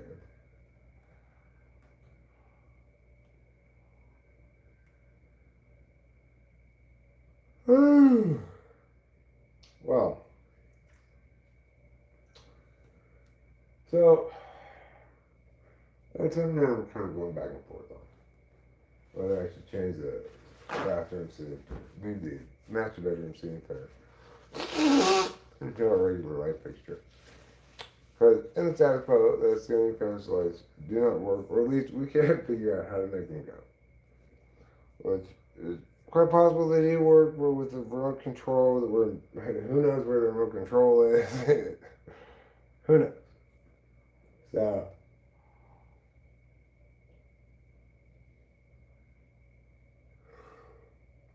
it's something I ought to do, but I'm running out of time.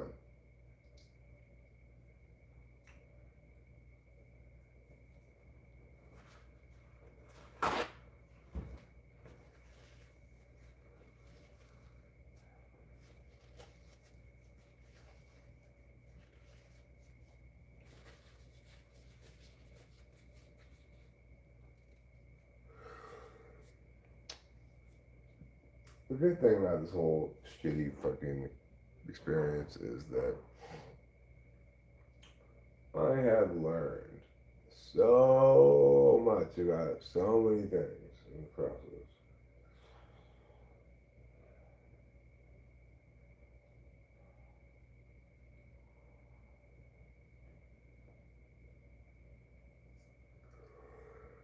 Like at this point, I can't imagine ever hiring anybody to help with anything hardly.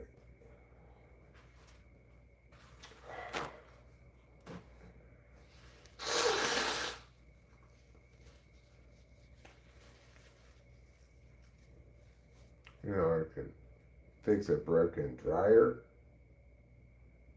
I can replace light fixtures. I can,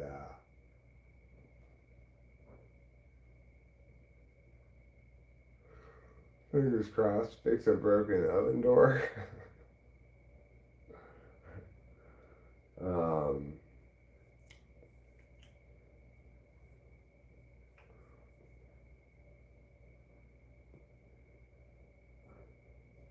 well, a lot of those kind of things.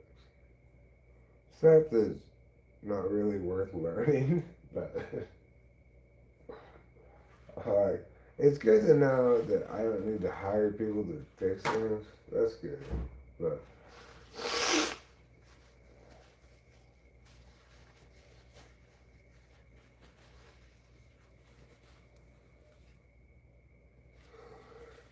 In an ideal world, I would never have learned such stupid things because I don't want to know those things. Because those things are not interesting at all.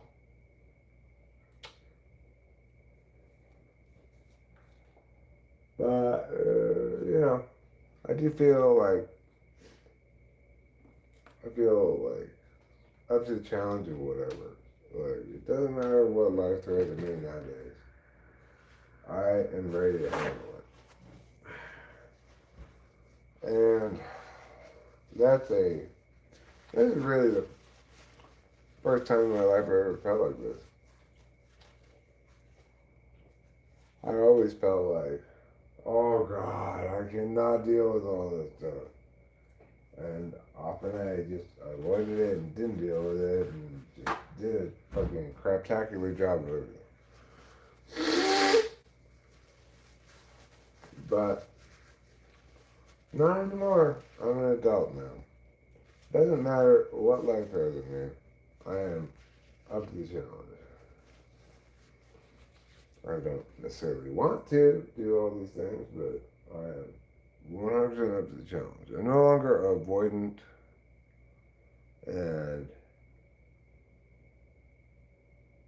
that's, I mean, it's kind of crazy, really. I've spent my whole life being one way, and then it's just not me anymore.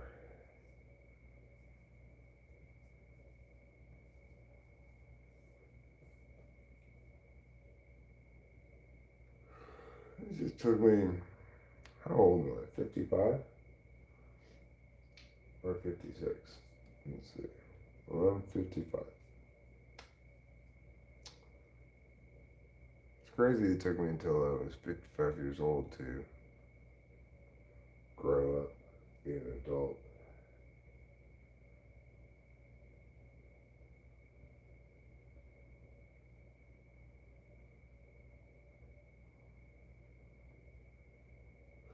It's really weird that I spent my whole life just not being an adult. Just terrified by life's practical requirements.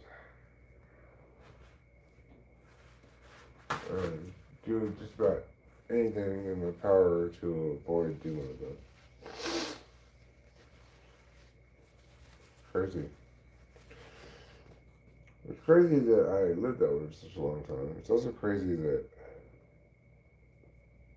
I'm just not like that anymore. It's weird.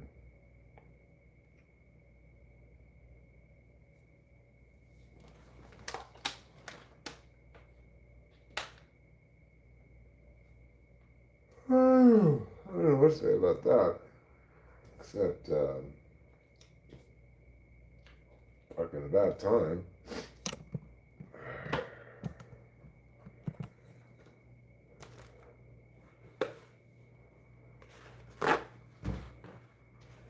Better late than never, I guess.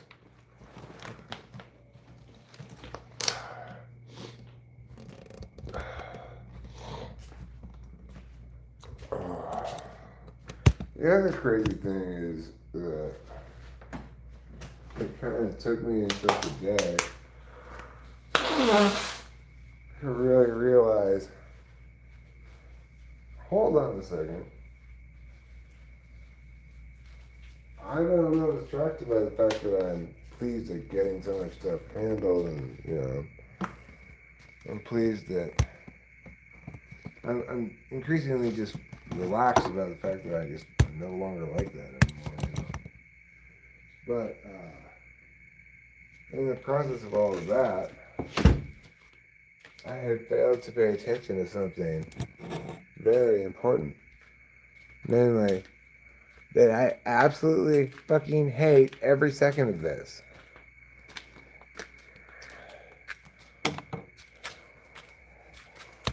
That's real adulthood, right? Doing all the stuff you absolutely fucking hate. Because it's gotta get done.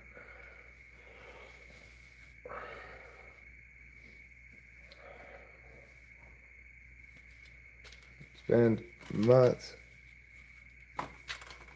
every second of every day doing stuff I absolutely fucking hate. Because it's gotta get done.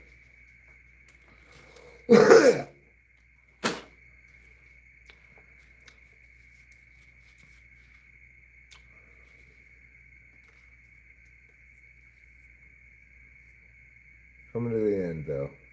See the finish line here. Got a lot to do the next few days.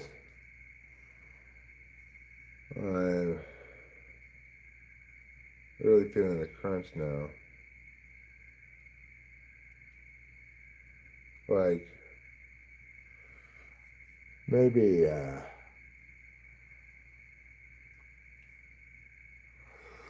4 or 5 days ago I was thinking, hey, you know, you really gotten a handle on so many different things that,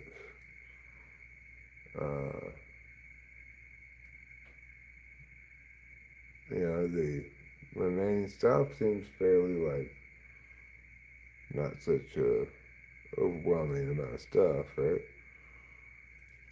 But things have a tendency to take a little longer than I expect.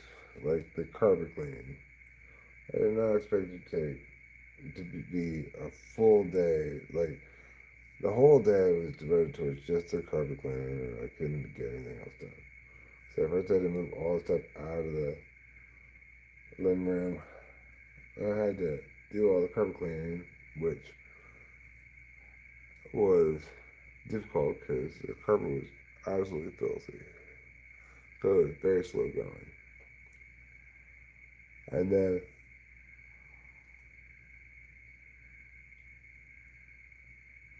by the time I'm done, it's already dark.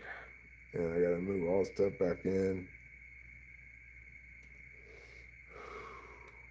Get everything set up again.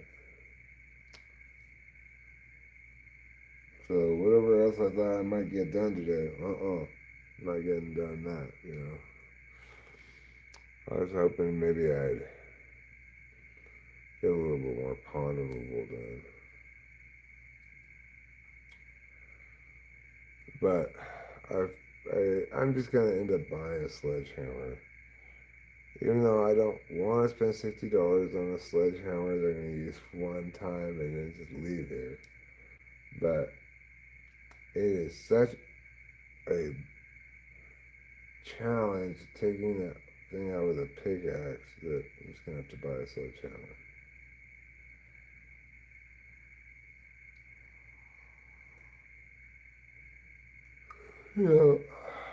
Penny wise, pound foolish. It's I don't have the extra hours to waste on doing things you don't want.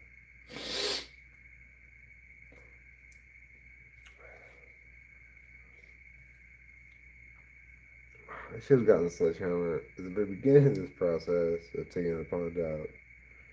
But hindsight's 2020.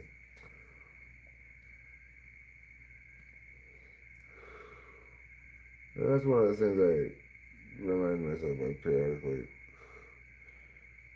Yes, Eric, you did not consider this thing that you should have considered before you blah blah blah blah.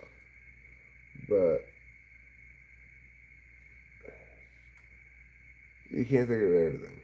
You know, my TE's not that great, and I'm gonna have TE problems. Like, oh, I should have done this first, and then now I have to go back, and that happens fairly often.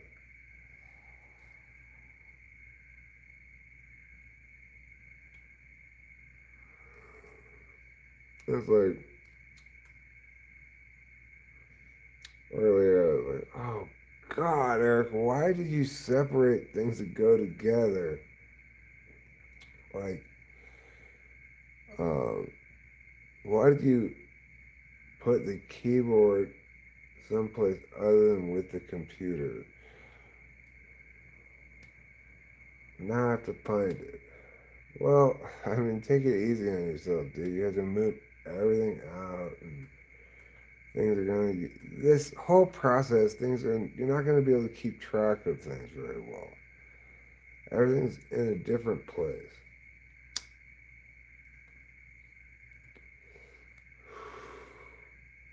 and that's just part of the cost of doing business, you know. Oh, God, this running nose is fucking ridiculous. Just, are you serious with the runny nose? Well, I'm glad I took mushrooms tonight. Earlier I was like, what a terrible decision to take these mushrooms.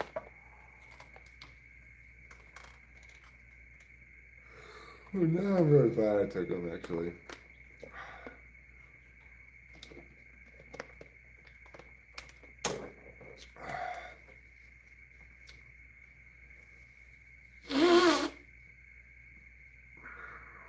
Because even though the first part of that mushroom trip was full of nothing but frustrations and horribleness, as I realized, oh, I ate them before when I was just about done with the carpets, which is great, but I forgot about the fact that now that the carpets are done, I have to move everything back in, I have to find things, I gotta connect them again, I gotta, do a bunch of fucking stupid SETE stuff.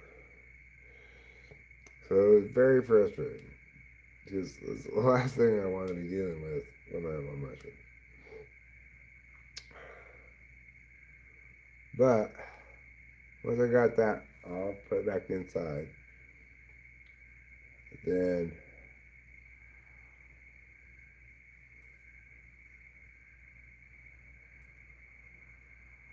I had a rather delightful time laughing. It's like laughing is in short supply these days. Not much to laugh about when you're stuck in a Sisyphean fucking horror show. It's not Sisyphean though, because it may feel that way, but eventually the rock gets to the top of the hill and I can stop thinking about that rock and go to the next one.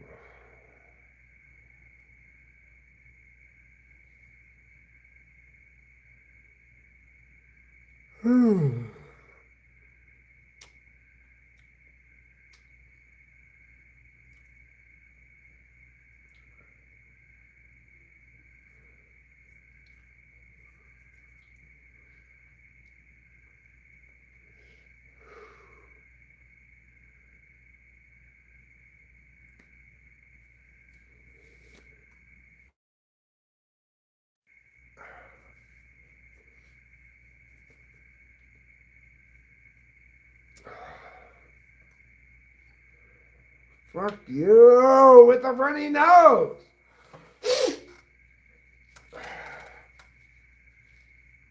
Oh my god. I have had all the runny nose I can possibly tolerate. It's just.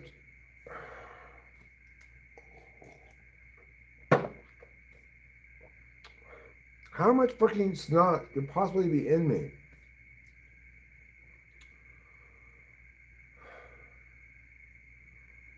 And why does it want to keep coming out?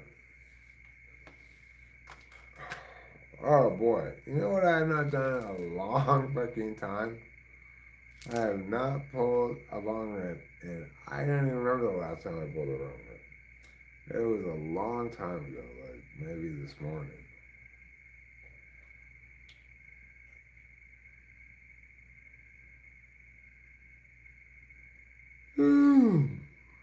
I don't smoke nearly as much pot as I used to, though. I've noticed this. It's not on purpose or anything. I just. Like Rachel smokes me well under the table. She smoked weed all the time. Used to be, I smoke more than she does, but now there's not a moment you can see her where she's not smoking weed.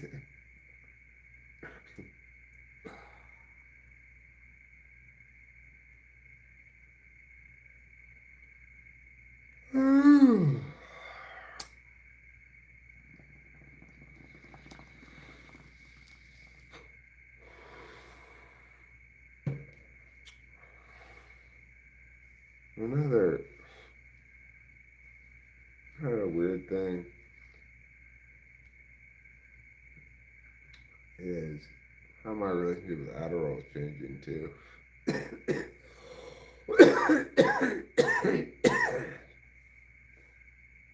I'm trying to take it as prescribed 2 a day. And the main reason for that is because, well, it struck me today like, bro, there's absolutely no reason to take more than 2 Adderalls because it doesn't matter how many Adderalls you take, you're not going to be having any fun. You're not going to be doing any of the things that you should be doing on Adderall, like making music or live streaming or whatever.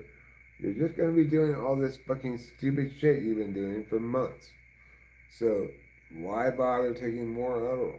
Just take two because it's like I don't even need the Adderall to do all this stuff because I was super productive last week or week.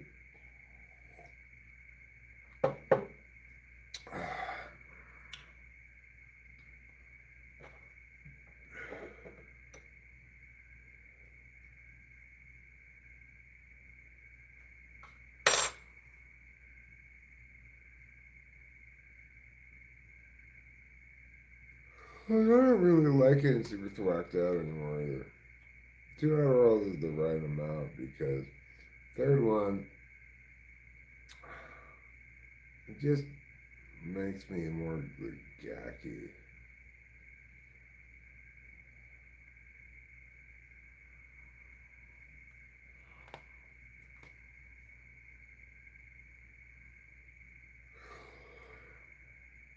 I could.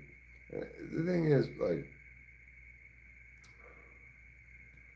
it's better when you're the right amount of thwacked out. So, like, two is about right. More than that, if you start getting too thwacked out, then you lose time in side quests.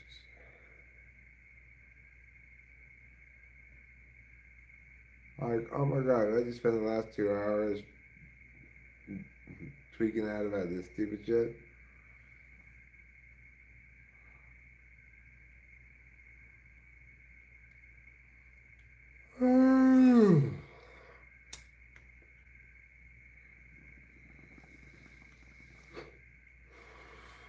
Basically, a relationship changing and articulating is I don't find Adderall very fun anymore. Like,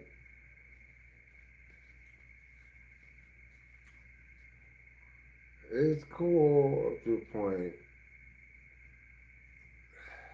but I don't I don't really like being super tweaked out anymore.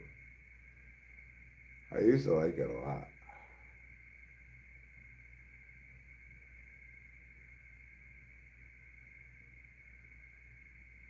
It used to be like, how much tweaked out do you want to be, Eric? Well, how much you got, motherfucker? That's how much I want to be tweaked out. Keep it coming. Not anymore. I guess it's all part of growing up.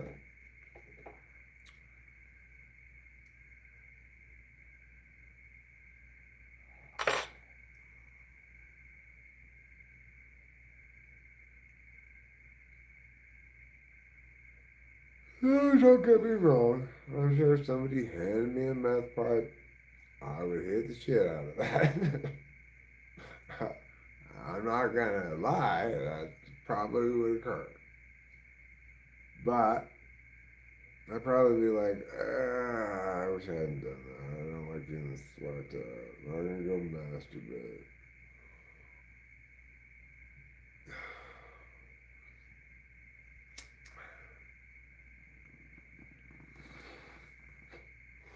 Yeah, I'm gonna go masturbate for 4 hours and we'll see you in a while.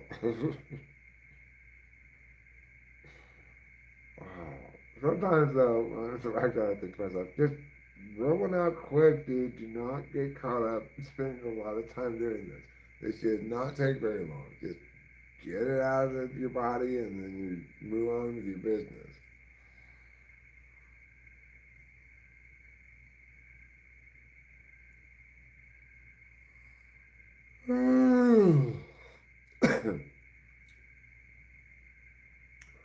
It's been a long time. I gotta find exactly the right porn video. You do not need to find exactly the right porn video. You just need to get this fucking semen out of your body so you can care about things that matter.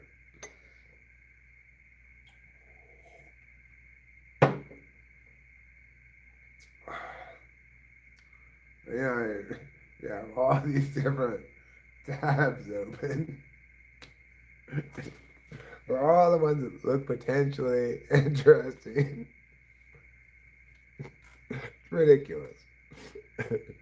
It's absolutely ridiculous. Like, nobody should care about stupid shit like that at all. But least of all should you have all these tabs open. It's like you're not even gonna watch any of those tabs. You're gonna look at it for a second and go, nah. Maybe you're not even gonna look at that tab. Like instead of perusing your porn options, just watch one and get it over with already.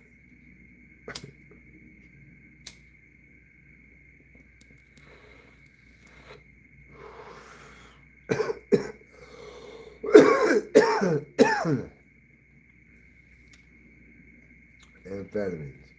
Take too many, that's what they'll do to you.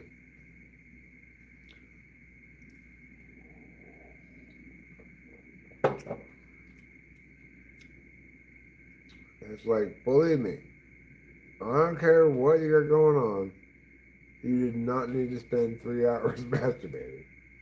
Sorry. That you have infinite possible better things to do than that.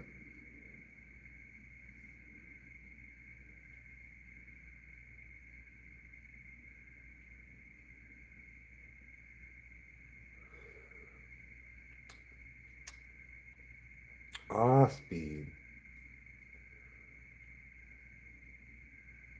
I guess it's got its pros and cons, like anything in life.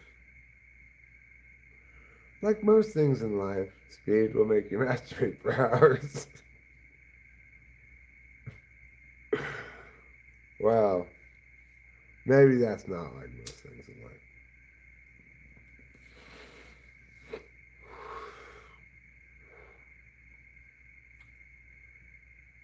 But when you're done, let me tell you, that's when the real work begins, okay? And then you're putting a handle on some shit. You've got a number of tweaky projects going on, and you are going to get progress made on some of them, or maybe start a new one.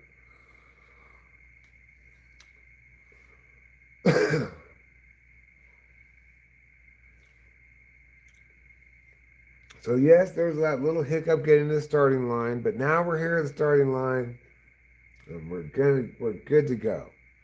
We just hit that speed pipe a few more times, and we are good to go.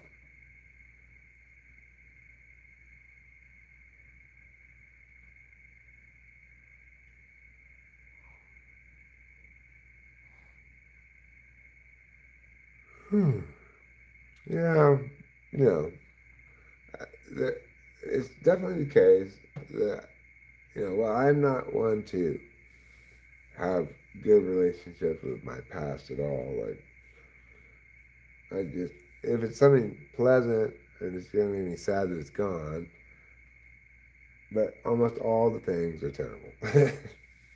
So, but one thing I look back fondly on is my time as a meth addict hanging out with Corey and Liz. That was fun. It was a lot of fun. Doing a bunch of math and making all kinds of crazy shit. That was good time.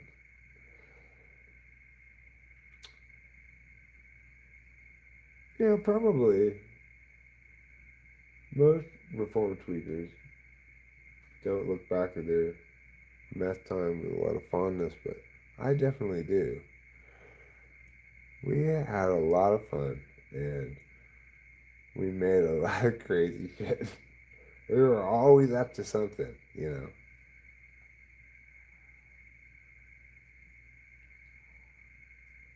And Corey with his all of his crazy ideas that he had. But and then some of them seemed to be maybe true. Like how he was convinced that people were following him around all the time. And I was like, Corey, nobody's following you around. That's crazy. What are you talking about? And then one day it's like, okay, well, like this guy here, he's following us. I'm like, he's not following us. That's ridiculous. Let me show you. I turned this way, sped up, slowed down. The guy stayed right on our fucking tail the whole time. I was like, he is following us. Why? How? What? What? Could you possibly be right that people are following you around? I mean, you clearly are right. This guy's following us. And there's no disputing that. He was turning all ways, speeding up, everything. The guy stayed right on a freaking tail the whole time.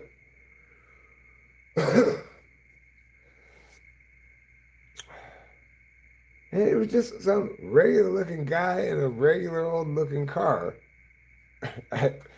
Just as nondescript as anybody could be. Like, just nothing remarkable about him or his car at all.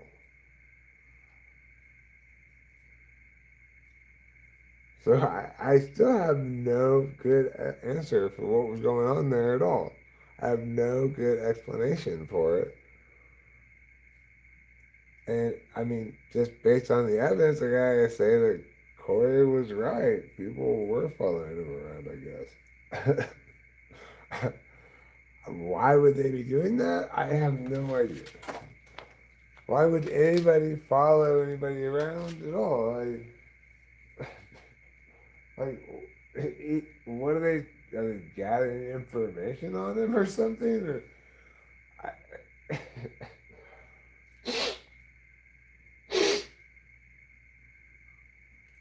I, it's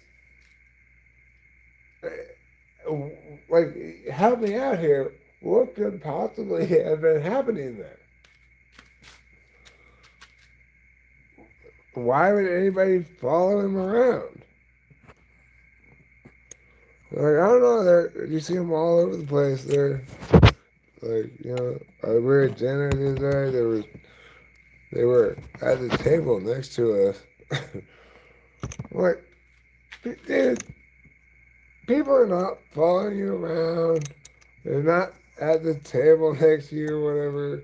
You're just being a super weird tweaker as well. And he was like, no, I'm serious, dude. He didn't like the way I responded to him telling me about the stuff, so he kind of like didn't tell me a lot of things, I guess. But what can I say? I was like, okay, you win the point. You people are following you around.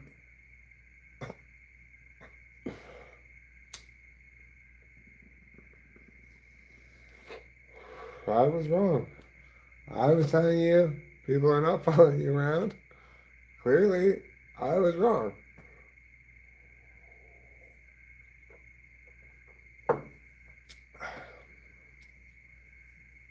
He thought all kinds of crazy stuff though. Like that the neighbors had been replaced by people looking at him and stuff, like keeping tabs on him. I'm not sure what they were supposed to be doing exactly. Like, well, it, they're just part of these people who are following me around now. It was our regular neighbors, but they've been replaced by these people who are following me around. Well, why do they need to follow you around if they live right next door to you?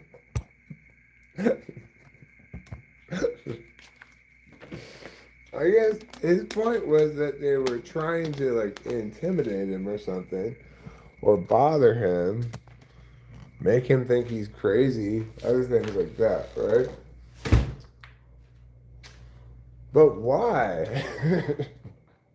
But why would they? Why would anybody want to do that? Why would anybody direct all the resources that are required for this thing you're saying to be true just to bother you? I mean, it's like to make you think you're crazy or something.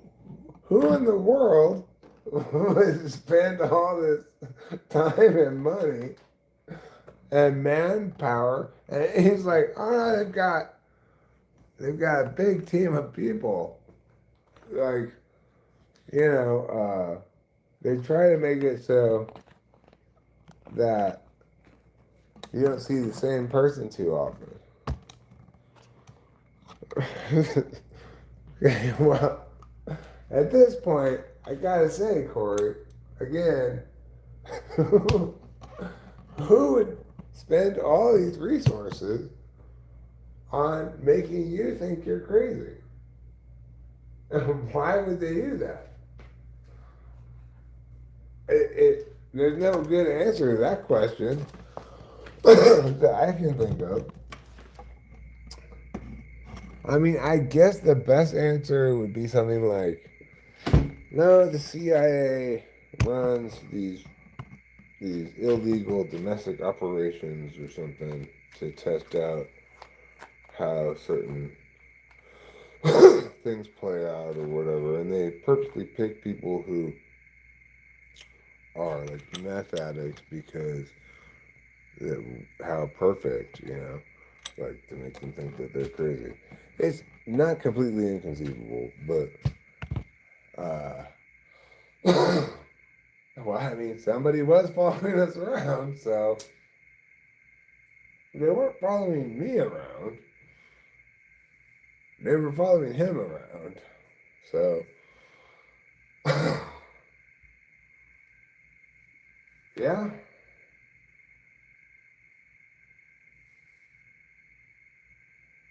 I guess it's the whole thing. People have names for it and stuff, like targeted individual, gang stalking.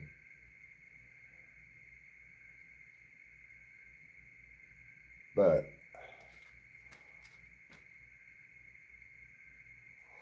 it all sounds so crazy. Nobody would believe it, right? What if it were some sort of CIA op?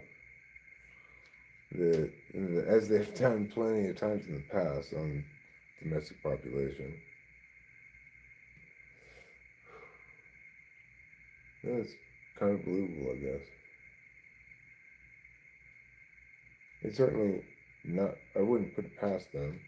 And there's precedent you can refer to of them doing things like that.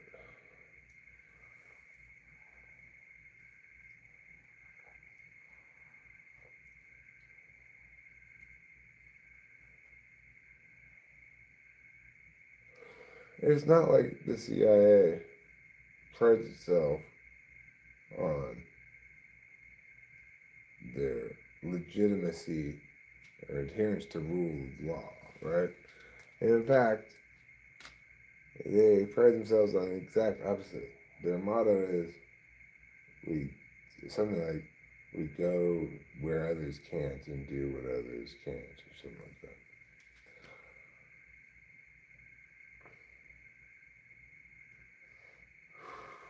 So, people join the CIA who are inherently utilitarians, uniformly. And accordingly, they will do anything and justify it with whatever they feel like.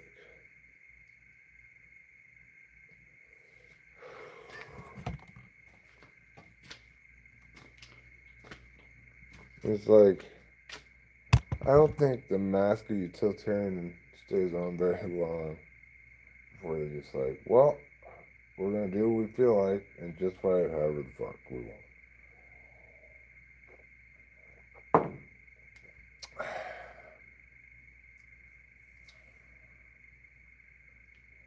Who's going to stop us? Nobody. Who could possibly stop us? Nobody.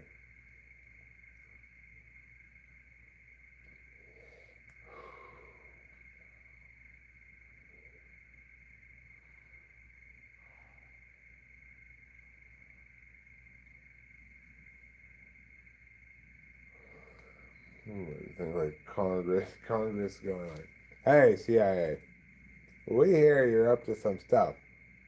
Oh, well, how did you hear about it? You don't need to worry about that.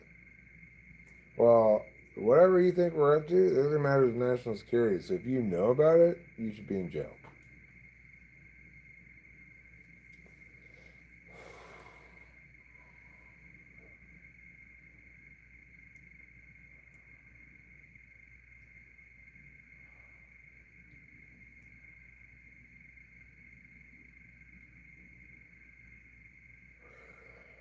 It's pretty fucked up.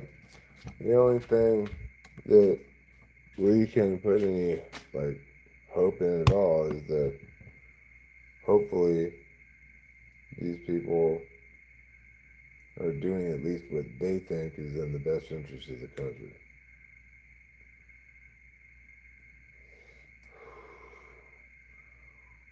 Should we trust them to know that at all? No, not one bit. But in the best case scenario, we go, okay, well, hopefully, despite their horrible fucking fucked upness, they are trying to do things that they think are in the best interest of the country.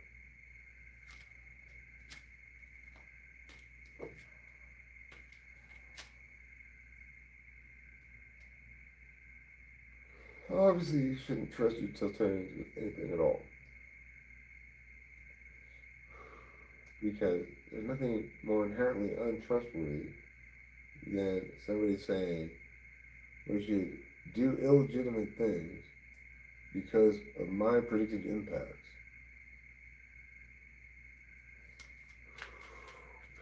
And at the end of the day, that's all a utilitarian is. Just a worthless scumbag.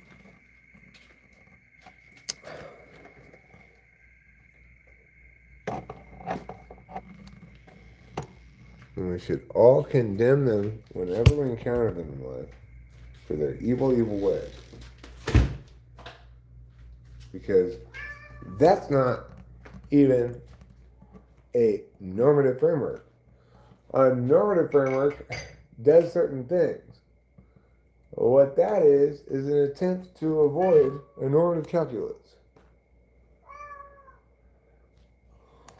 Normative frameworks tell you whether something is morally permissible or not before the action is taken, and regardless of impacts.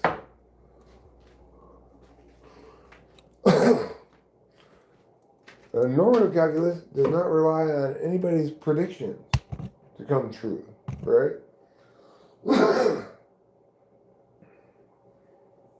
We need to make moral determinations in a certain way, right? So, like, should I steal this thing? You stop. You stop bullying her right now.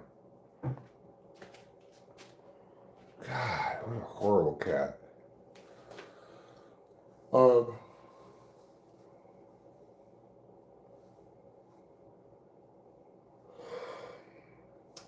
Right. So, for example, should I steal this thing? We need a normative framework to tell us that such an action is morally impermissible. We need to tell us that before we take the action, and regardless of what happens. So, like, whether or not you get caught, for example. It needs to tell us whether it's morally permissible or not before we take the action, and regardless of mitigating things that might happen afterwards, right? So, utilitarianism is not, in any sense of the word, a normative calculus at all. It's not a normative framework. It is an attempt to avoid a normative framework. It is the worst kind of doublespeak, pretending to do an important job that it absolutely does not do, and in fact is a purposeful way of avoiding doing that job.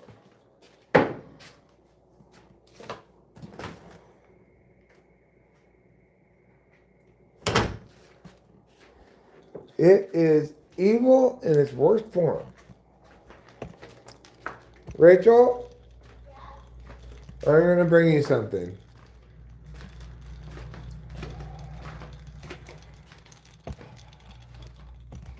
Oh, I mean, that was for me, huh? You didn't make it for me. It's not my lipstick on there.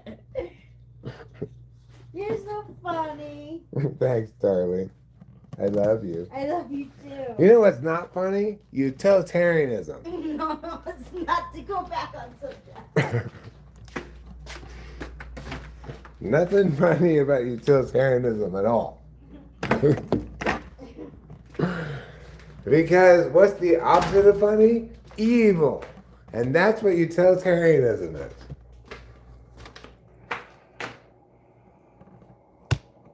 I hope you understand why it's so wicked, right? It's like the job, you have to be, the whole point of making moral distinctions, of saying like whether something's okay morally or not, right? The whole point of that is so that you can make that determination before you take an action, and regardless of what happens. Utilitarianism is saying, well, we should do what I say because I predict these things will happen. And therefore, it's morally okay. Well, that's not how it works, mister. That's not how it works at all. Okay? Not one bit. Actual normative calculi do not rely on what probabilities at all, right? Like, well, maybe what I say is going to come true, maybe it's not. But regardless, we should do what I say.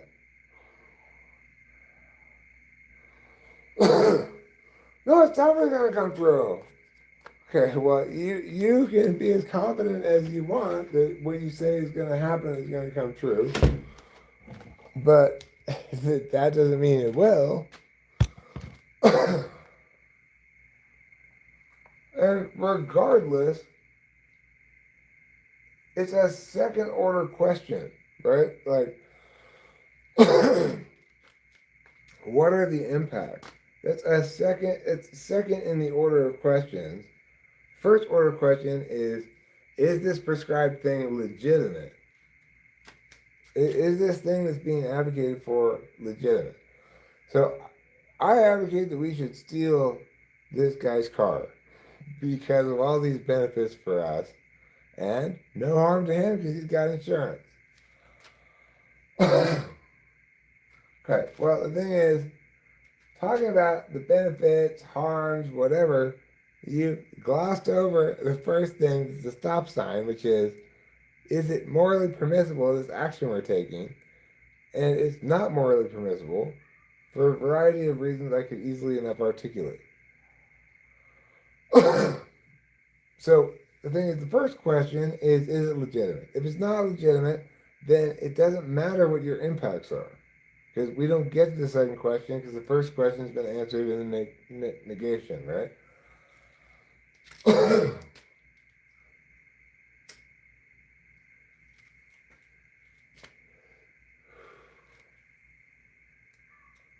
So, utilitarianism is just a fancy word for I think I should do what I want if I like the impacts. That's all it is. It's just like, I think we should steal his car because of these impacts, I say. Because that's not like some sort of philosophy position. That's just being stupid.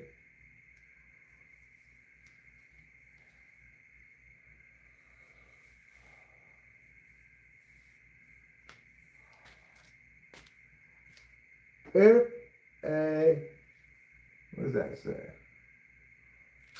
I can't read it quite from here. If a meow to meow,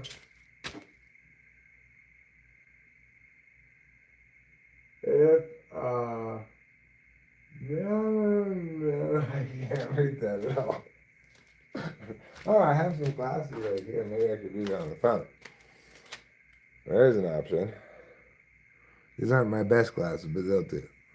If an action produces the greatest overall utility, but everyone involved believes that the action is morally wrong or rejected, principle if they know is being applied to them is a principle. Okay, the problem with what you're saying there is this: if an action produces the greatest overall utility, there is no such thing, right? Everybody's utility is going to be specific to them and their subjective stuff, which is fine. That's the appropriate place for utility to be, is with subjectivity, right? Morality is not such a thing. Morality is a matter of objectivity because it's the naturally occurring phenomenon that derives from principles of ownership, right?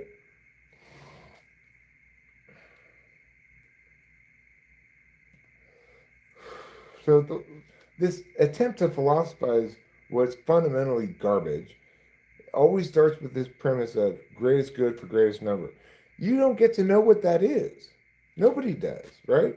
Because everybody's good is specific to them.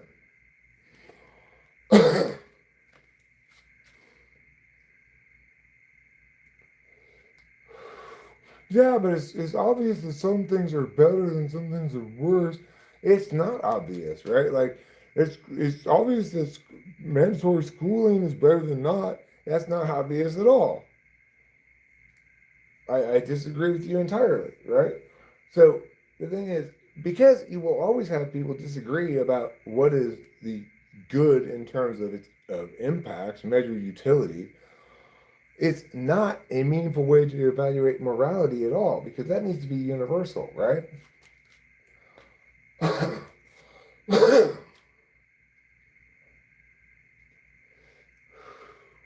Morality needs to do the following jobs. It needs to determine whether an action before it's taken is moral or not, regardless of things that may happen.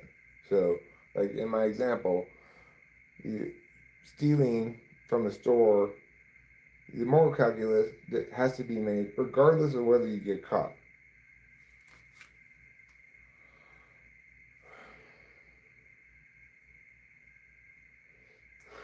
And that's the fundamental problem with utilitarianism is that no matter what construct you want to position it as, it's still fundamentally the same fucking error, right? Which is you don't get to know what the good is for everybody.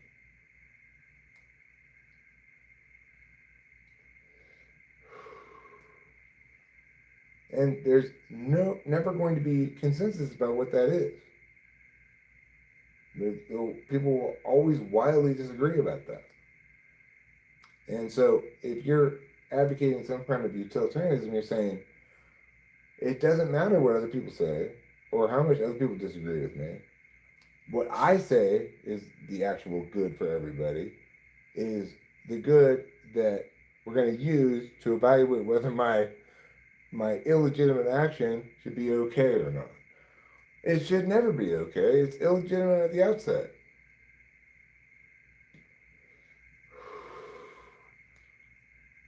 And it's that straightforward, you know?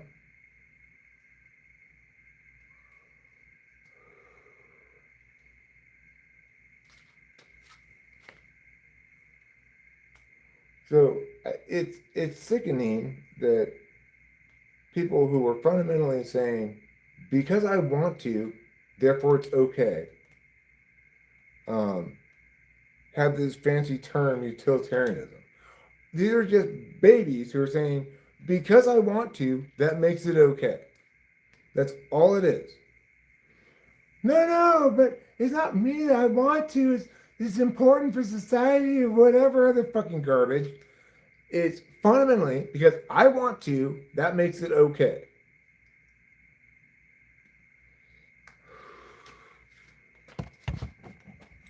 There's no philosophy involved in that, okay?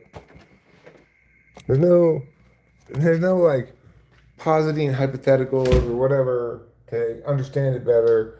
It's as straightforward as I just said.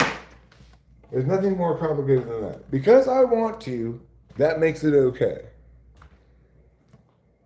That's utilitarianism.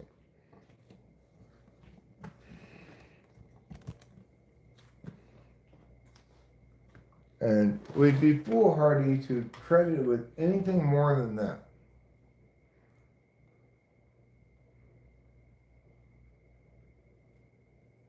Like I told Rachel, there is nothing funny about utilitarianism.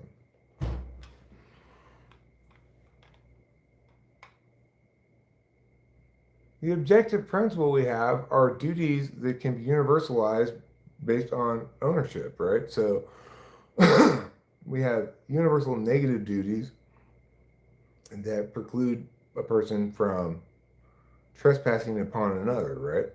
Because those duties can actually universalize. So let's say we were to take a Peter Singer-esque position on things, that you have some sort of obligation to do something. And let's use this hypothetical of the drowning child and the guy walking by who's got a nice new suit. He doesn't want to get it wet, but doesn't he have a moral obligation to help the child? Well, no, he does not have any moral obligation to help the child because we have to remember this moral obligation needs to universalize. So, what if the person walking by wasn't walking by, but was in a wheelchair because they were a paraplegic? Let's say quadriplegic. Did they have an obligation to help the drowning child? To get into the water somehow and save them? No, obviously not. This is why you cannot universalize an obligation to do something affirmatively, right? Because we have two standards that are going to be relevant here. One is that the moral indications, there are three possible moral indications, right? Morally impermissible, morally permissible, or morally obligatory. So if something is morally obligatory, that means it needs to be morally obligatory regardless of who the person is, right?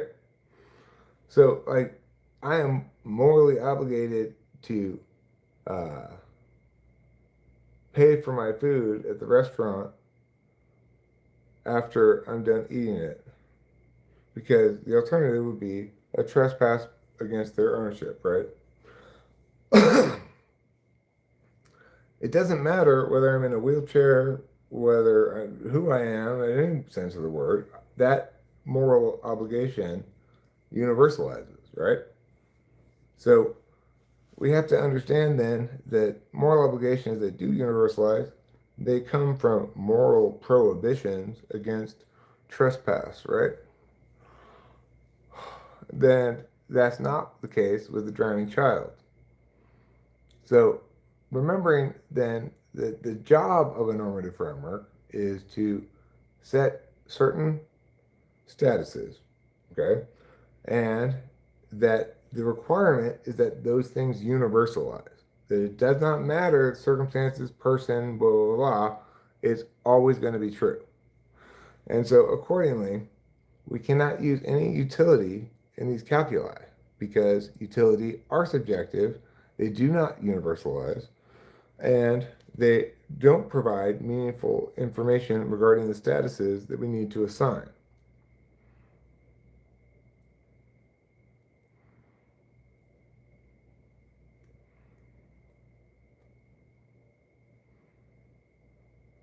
Right. Sincerity of judgment is totally irrelevant, right? It is not the case that people are more correct because their feelings, in any sense of the word. It's never the case. People are more correct when they are more correct, and the best way to be more correct is through a disinterested or dispassionate understanding of things, right? But so the thing is, we don't need to have people agree to determine the the status of something. Like, for example, it doesn't matter if people disagree about whether stealing is wrong because the moral framework expressly it doesn't justify why it's wrong based on consensus.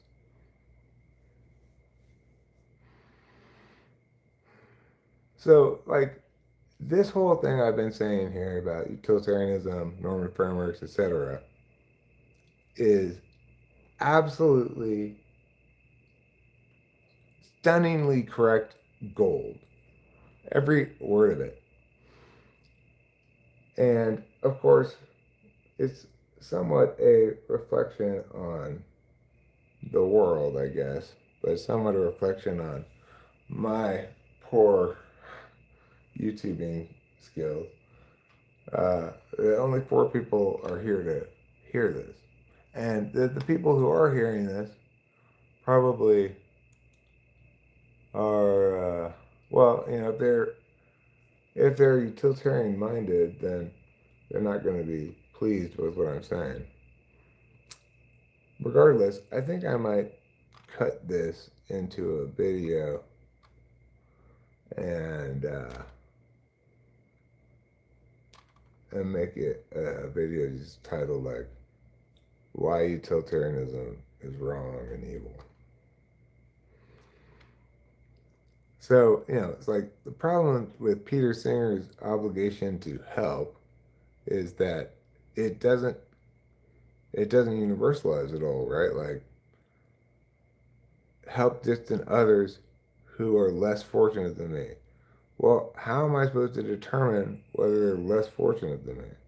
Just because they have less money doesn't mean they are living a worse life, right? And yeah, maybe you could say, well, what about these starting people over here? Okay, well, which starting people am I supposed to help? Right? So there's starting people there, starting people here. Which ones am I supposed to help? How do I evaluate this question of like, who's starvingest? um, and additionally, what if I want to give all my money to an animal shelter because I think animals need the help most of all? Am I not allowed to do that because I have an obligation to help somebody else? If so, who exactly, how do I calculate exactly who it is I'm supposed to help? How does any of this universalize at all, right? It doesn't, because it's complete fucking garbage. Peter Singer is complete fucking garbage dressed up as a philosopher. It's just, but it doesn't. It's so idiotic. It does not get even 5 seconds into it without it being obviously fucking wrong and incredibly dumb. And yet people are in love with it. Is morality tied to human capacity? Well, it is the case that somebody can be not a moral agent by way of like mental illness or I don't know, being a baby. But obviously, you have to be a moral agent to be culpable for moral transgressions. So even though I don't like it when the cats catch lizards and stuff, um, I cannot condemn them for being wicked because don't have the capacity to understand morality, and they're cats. Even if they did understand morality, they probably wouldn't agree with it.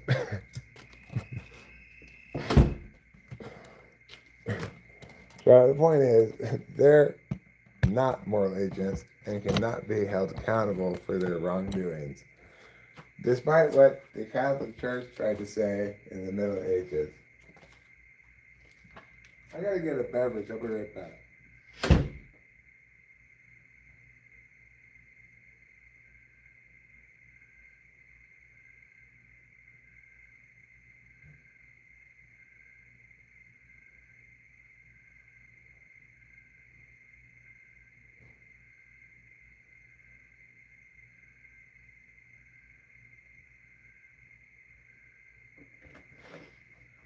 The thing is, it's like what ends up happening with utilitarians is they end up making an appeal to vagueness, and they say like, well, because people don't agree, therefore let's not have an answer.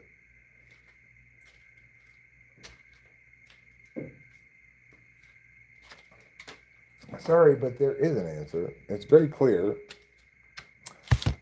perfectly comprehensible, and actually universalizes actual duties, etc., that everybody must conform to or face moral condemnation and or legal consequences.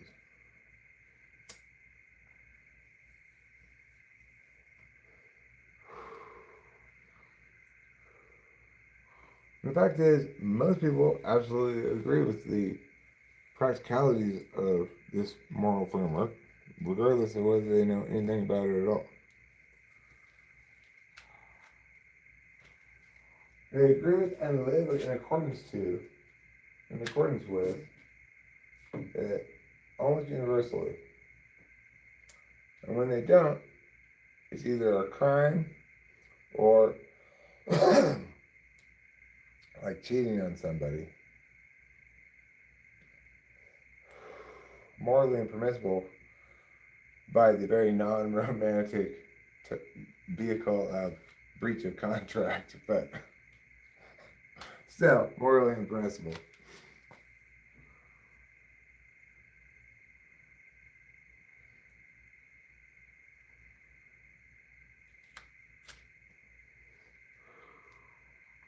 It's like the correct normative framework can be a little bit clinical about things sometimes. Like cheating on somebody is more than just breach of contract, but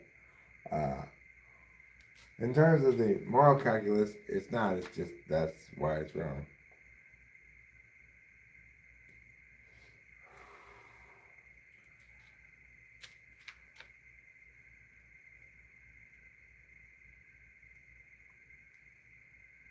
So the thing about having the right normative framework is you can give me any example of anything you can conceivably do, hypothetical behavior. Is it okay to, yeah, I will be able to tell you the actual moral status of it in every instance. Because I have an actual normative framework that does its job, right? That's what its job is to, you give me an action that I might take, and I tell you what the moral status of it is before you take it.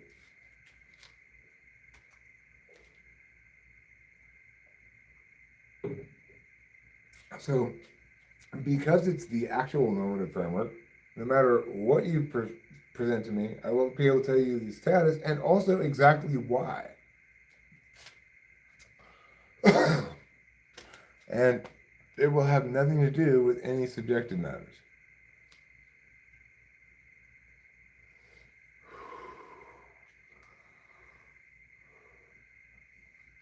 Utilitarianism offers nothing in exchange for what it claims to, do. It offers absolutely nothing. It cannot tell you any of those things. It cannot do any of that. Because it's not a normative framework. It's just, because I want to, that makes it okay.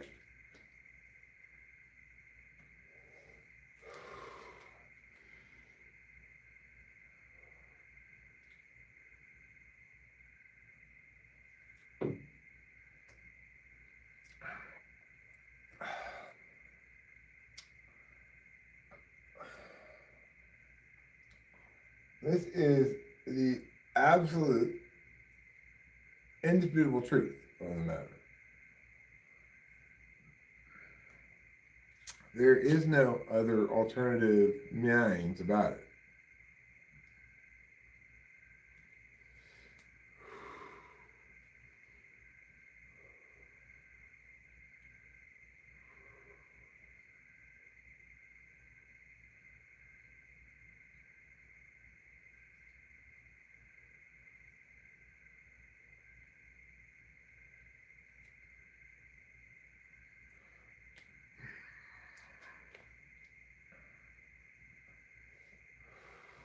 You know what's better than your normative framework?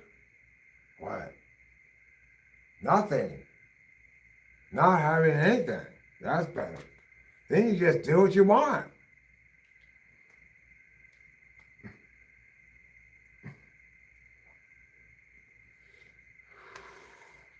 It's sickening that these fucking people dress up their garbage in fancy philosophy terms.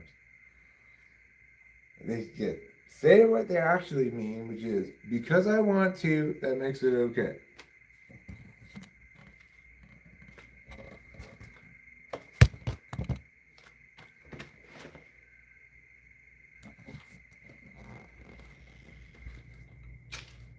Like, you don't deserve any multisyllable words at all. Maybe because.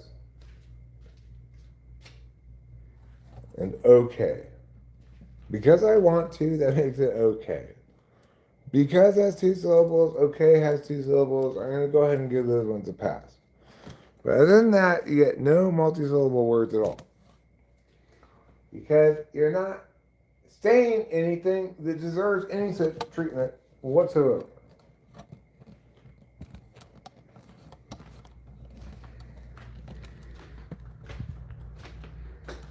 And I don't care how many fucking letters you have after your name or other meaningless garbage. If you disagree with what I'm saying, you are absolutely wrong and evil. And that's all there is to it. There's nothing, there's no other word for because I want to, that makes it okay, other than evil. Or a baby.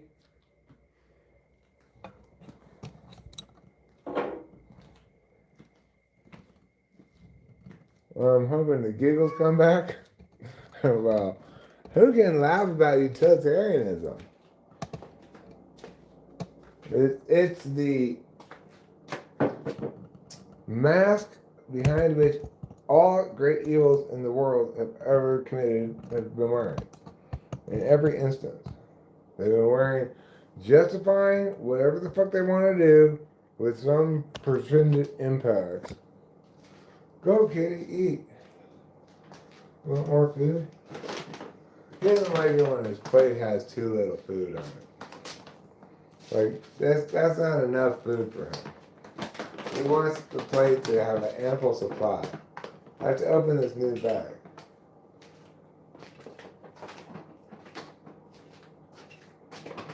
When the plate starts getting low, he's like, this doesn't look like a plate I'm going to eat. I think if I had some more food on it, maybe then I'd consider eating this plate of food. There you go, mister. A nice pile for you.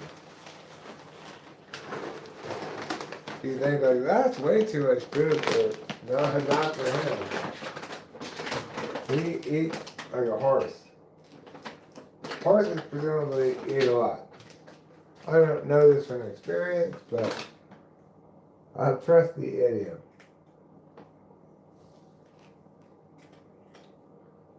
You're a cat who eats like a horse.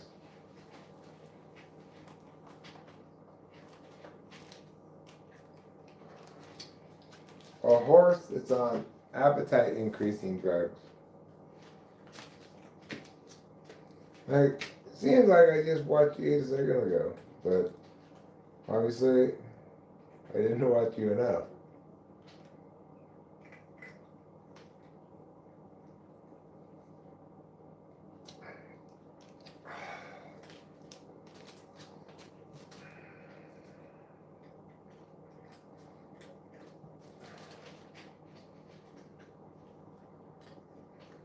He never looks relaxed when he's eating, you know. Kapia looks relaxed when she's eating. He always looks like he expects an eagle to swoop down and carry him away. But I have explained to you before, Trouble, you're too big for an eagle to carry away. Well, maybe not. I mean, you know, he's, what was he, like 16, almost 17 pounds? Maybe an eagle could carry him away. What do you guys think? Who here thinks an eagle could carry away the cat? A bald eagle.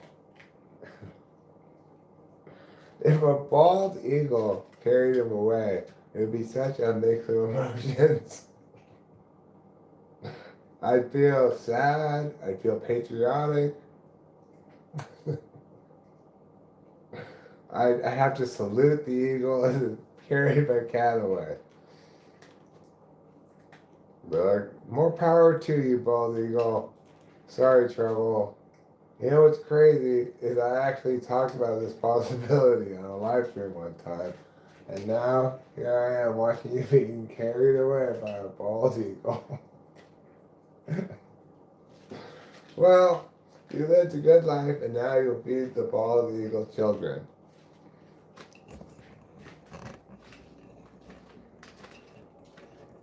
Yeah, Beer doesn't look all like bald eagle's gonna come get her when she's eating. She doesn't require me to watch her or anything. Hey there, weed. I look sad for all the normal reasons. I forgot that you're the last time you asked that question, I had forgotten that you're the guy who always asked that question. Now I remember. I'm sorry that I didn't remember last time that you're the guy who always asked that question.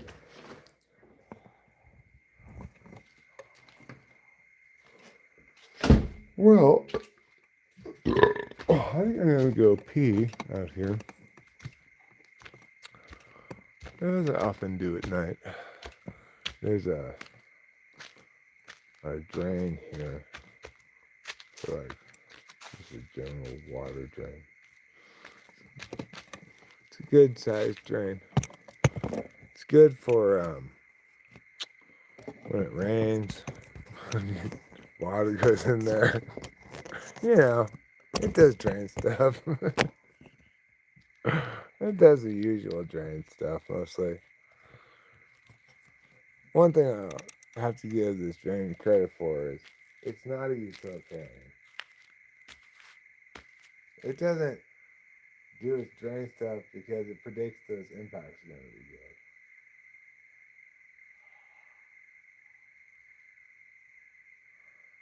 good. Oh, what a night sky. No moon tonight, so at least I don't see a moon. Maybe there's a moon someplace. I don't see any.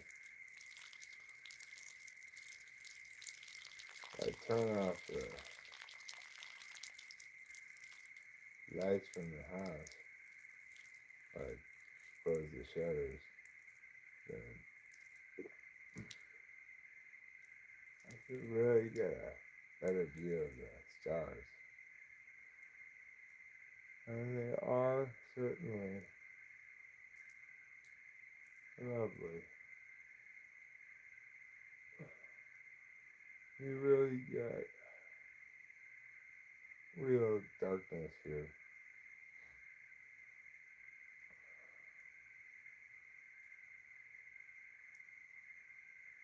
You know, there's no street lamps or stuff like that.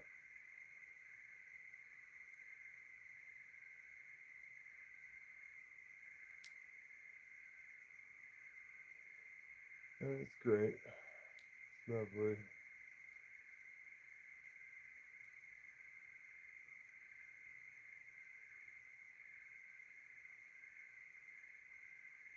It's weird. I think when I moved here,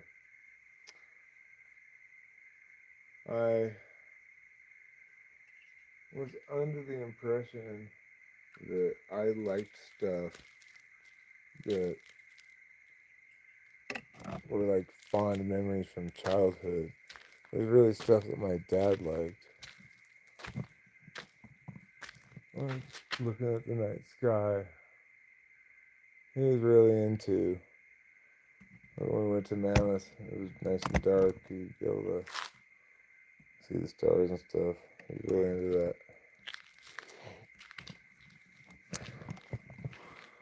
And he was really into the Sierras, you know. This was his dream.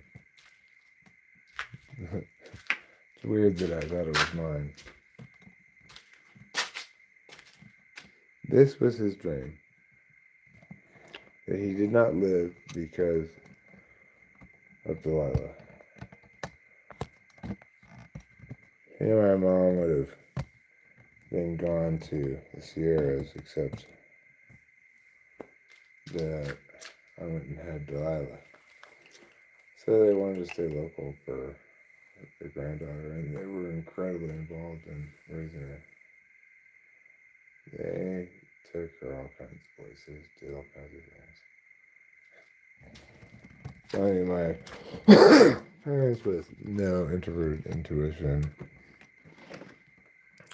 Well, my dad read some sort of researched grandparent rights and learned that like I could deny them access if I wanted to, and they were like scared that I would.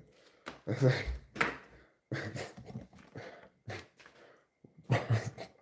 why in the world would I do that? That's insane. It's completely insane. It would never even cross my mind for a million years. They're like perfect parents, perfect grandparents. Why would I deny them access to Layla? Is insane. Completely insane. My dad was worried about that.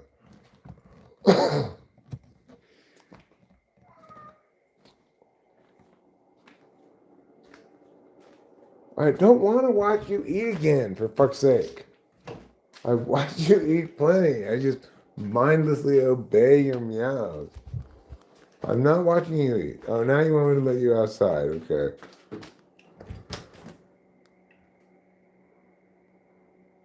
Of course, the cats have a cat door, but never use it.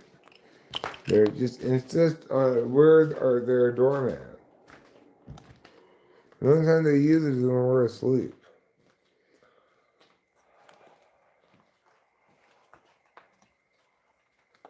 So I know they can use it.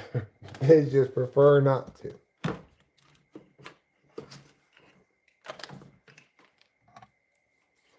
Why? Because they're horrible cats.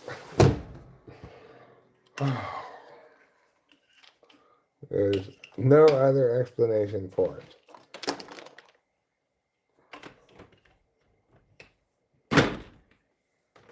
They're horrible cats who bother me all the time. Both of them. And of course,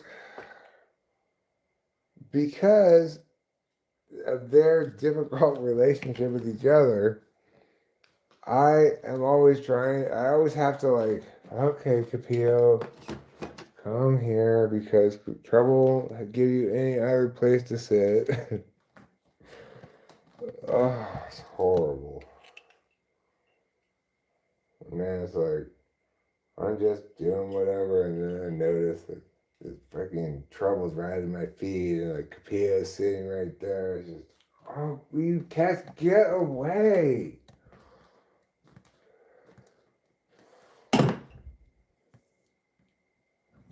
But they won't get away. They just keep coming back. I'll put Capio down like 5 times. Then I find she's here. I'm petting her.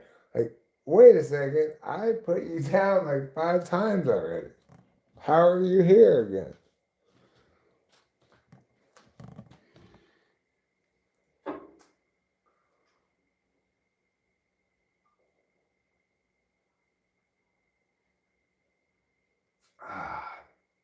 I get it completely all together.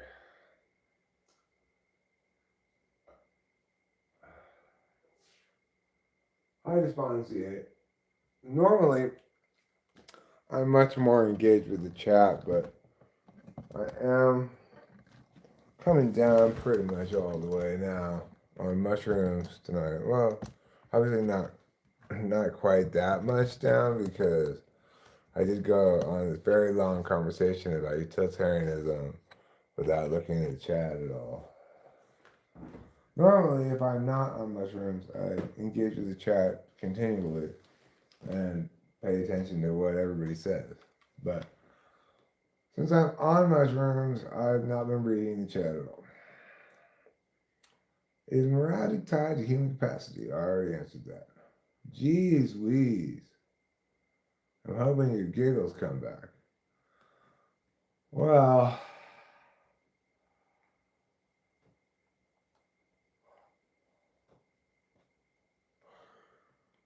heart, law, fucking right. Piss, man. Yeah, I peed outside because ain't nobody gonna see me when it's all dark like that. Don't apologize. Maybe you do. Maybe it's that okay. Won't contest that. I like your use of contest. Insane. It's a verb people don't use often enough, I think. It's a good verb.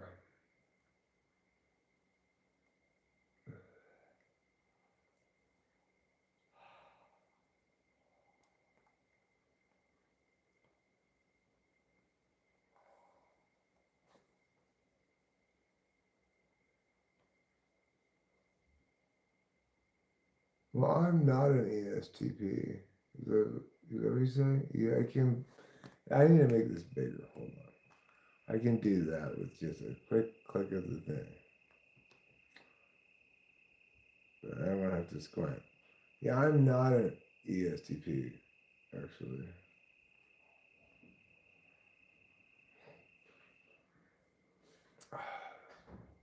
Even if you ATR, I will always will.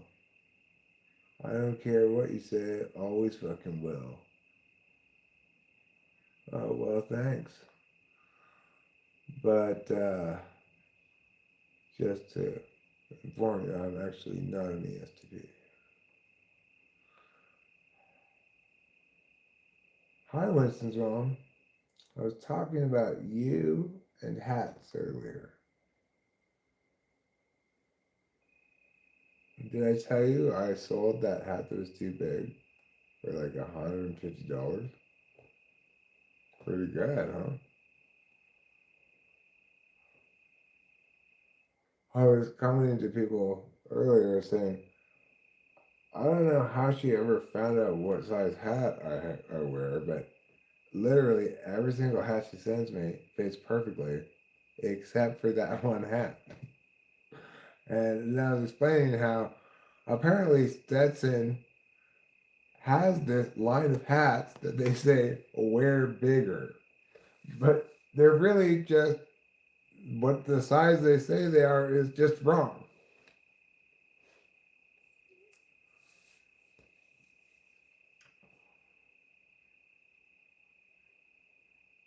Oh, you know I'm an ESP. All right, cool. Hey, how are you? Put name here, hold my doodle. Okay? I will hold your doodle. I found a nice ceramic boob at the market today. Cost me $5 Australian. Oh, it sounds like the best $5 you ever spent. Tom Green is probably my favorite person. Is Tom Green an ENTP? I don't know if he is or not. Maybe. I don't think of myself as similar to Tom Green. But oh, they messed up the size. Oh, well, I researching into salad. Apparently, this particular line of hats wears bigger. It's like, why would you why would you even have that as a thing in your hat company?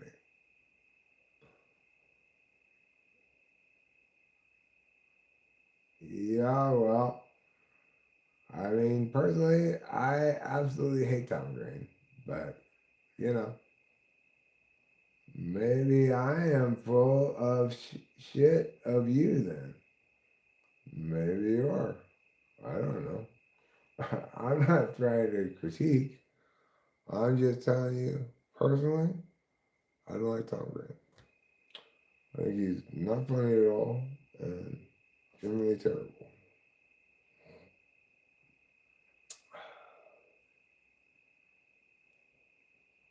But, if you like Tom Green, more power to you. It's not anything for you to worry about the fact that you're terribly wrong about what to like. That's fine. You can be as wrong as you want.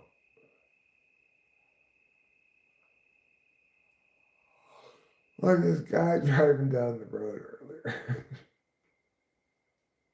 He was driving down the road in his car and probably feeling pretty good about himself.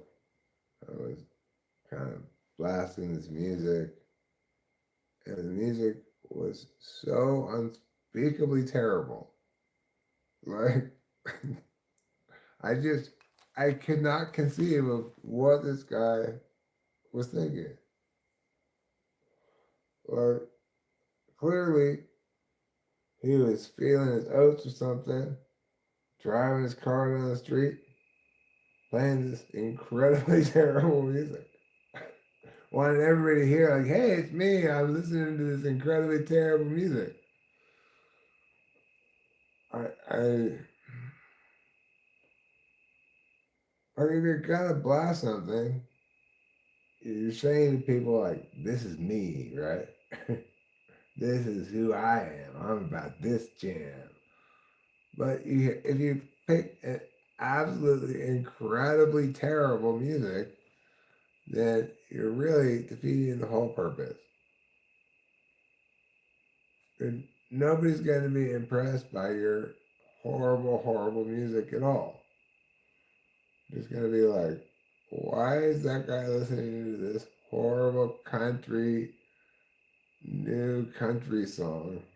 Like new country songs are so terrible across the board. They're just uniformly impossibly bad because, of course, they're made first and foremost to conform to this country thing. So it's like, you might say it's wrong to be a small town boy, but you can keep your big city ways. Because American trucks and girls with pigtails, my dogs and some beer. There we go. How? What are people conceivably getting out of these recycled, horrible, like, there's not a single, like, memorable melodic structure to any of them because they all are trying to conform to some sort of weird country thing. A lot of them in your country will use the auto tune too, which is, it seems like, why are, if you're trying to be country, why are you using auto tune? Oh, it's incredibly bad. I uh I got to hear a fair amount of it because the neighbors across the street used to spend a lot of time outside playing exactly that kind of horrible music. And blessedly, they seem to have quieted down a lot in the last, I don't know, month or so, maybe 2 months. I think they got in trouble. Well, I know they got in trouble because the cops were over there and the cops were over there and And then it's like what happened was this lady who lives there got this new Mini Cooper. I don't know if it was brand new, but new to her. And it's got they've got these keys that you just push the button on it. It's not like a regular key. Anyway, her her super toxic boyfriend, they have not a good relationship. A lot of fighting and stuff. Anyway, apparently he threw the key, like he took the key and he just threw it down the hill. And it they weren't sure where it went. They were seemed confident that it made the road, which is quite a throw, really, I think. And they were considering the possibility that it went over down onto the gully over here. So he was like, I was like, well, what in the world's going on? And I see this guy down there in the gully with a flashlight. I'm like, after a while, I was like, he seems to be looking for something a lot. Maybe I could help by providing some lights. I thought maybe I could drive the little wilderness car and point the lights down. Turns out I couldn't do that because the lights just went up. They were not shining on the right spot at all. I'm like, maybe you should look for this in the daylight. Well, he agreed with that. I was like, well, can't you just get another key? Like, it's like $1,250. $1,250 for another key? Yeah, well, Mini Cooper, I guess that's how they get you. That's how they gouge you. Anyway, that guy went to jail, I believe, that night. The cops took him away, I think. And I heard them telling the lady a lecture about like, look, this kind of guy, he's not gonna change. He's gonna keep doing this kind of shit. I am not fucking shy. I will fucking destroy people. Well, try not to, please, if possible. I used to have, I started to have that energy to me. Like, I said, don't fuck with Eric. Just, I'm sorry, but do not fuck with Eric. But I'm not like that so much anymore.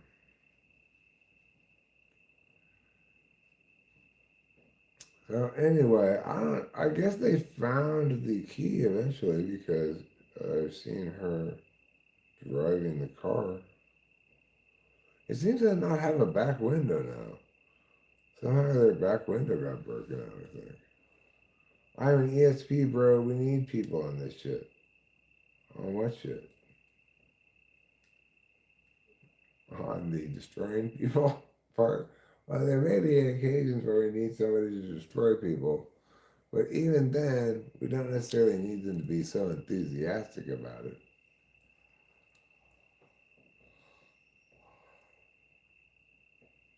I mean, ideally, we all are empathetic, caring people who like to leave our fellow humans undestroyed.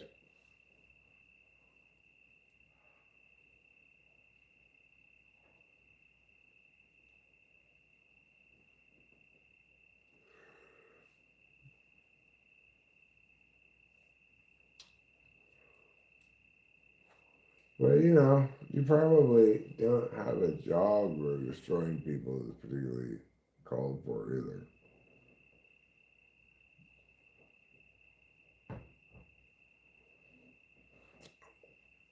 Like, I guess if you're in the military and where's, oh, Iran, that's where we're having a war right now. Where are we at war at right now? Uh, if you're in the military and you're in Iran, then, then I agree with you. You've got the right attitude. It's time to destroy people. Or you don't even have to just limit it to people. You could destroy people. You could destroy Iranian facilities. You know, you could just haphazardly bomb the capital of Iran, which is called Tehran. It's like, hey, look, Iran, why have your capital city rhyme with your country? That's just dumb. I'm sorry. It's like, can you imagine if Washington D.C. were called America? Welcome to America, and you come to our capital city of America.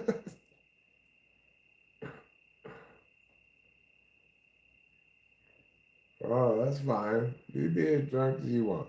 Honestly, I'm not criticizing, not trying to say you be different. I'm just trying to think of context where your attitude would be appropriate. Maybe if you were an MMA fighter,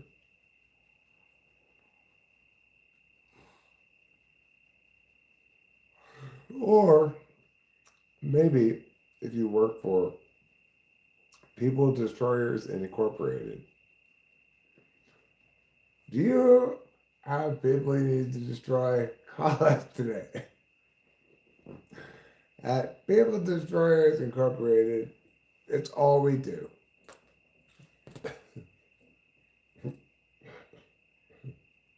You can trust us to be quick, professional, and courteous at all times.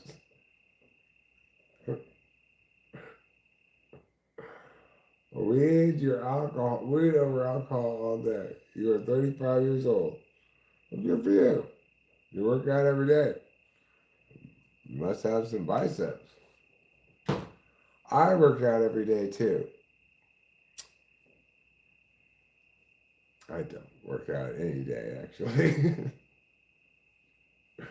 Maybe you could tell by my lack of physique.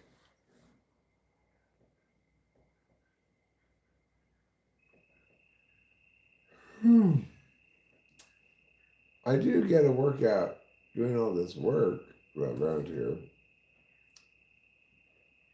Not a day goes by where I'm not drenched in sweat, breathing hard. Some jobs are more strenuous than others. The pond removal is my most strenuous job. The other day I worked until I literally just could not even lift my arms anymore. I was sitting down trying to still like pick at it a little bit. I was like, Eric, you gotta stop, dude. You cannot take out any more pond. For mental and emotional conditioning, I'm not trying to emotionally condition you. Oh, you want me to emotionally condition you? Okay. Is emotional conditioning like air conditioning? I just need to condition your emotions. All right. I choose happy. I'm going to set your emotional conditioning setting to happy.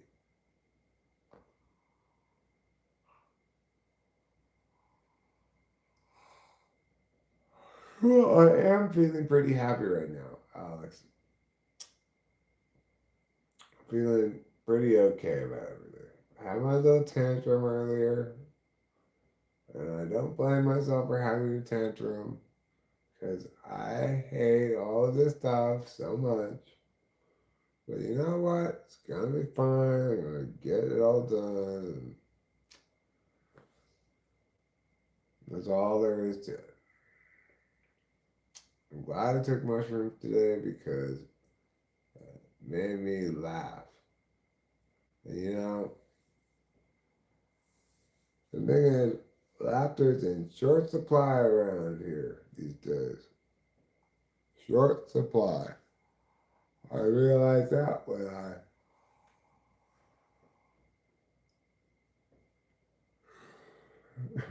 some horrible thing happened earlier in the day. I was just like, oh, and I just started laughing about it because I was trying to some dumb thing. I'm moving this thing and trying to get it over the thing with a big pusher, and then the whole big chair just fell off. And I'm just trying to get all the things done. It was like, I just had to laugh at it because it's just like, okay, all right, big chair, you just fly off the thing and go over there if you want. One of these big black chairs. And when I started laughing, I was like, wow, I haven't heard that sound in a long time. I'm age 36. Are you getting older by the minute? You gotta relax. I'm trying to relax. But what you can't do very easily is relax when you're moving.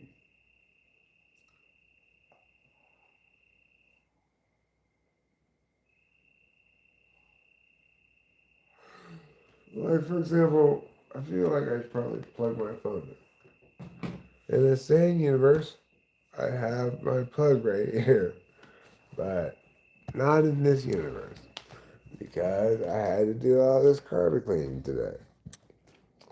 And I had to move all the stuff away. Now, who knows where it is? Oh, it doesn't appear to be in there. Where is the white cord?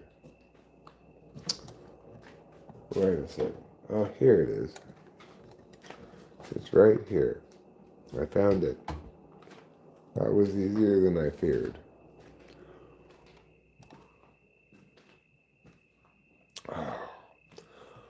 The carpet's not perfect, but it's the best I could do on such a. I could do more. I'm not gonna do more of this tomorrow morning, am I? It's good enough. Fuck, already. It's good enough. Does it look great? No. Maybe people who come in here will say, I'd like to change this carpet. Well, that's what any sensible person would say. So accordingly, even if it were perfectly clean, people would still probably say that.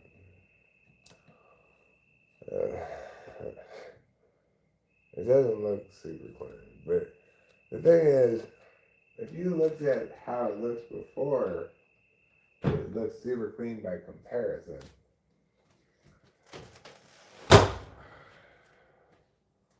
And I mean, it took many hours. I spent I don't know, like 5 hours on this, getting this carpet clean.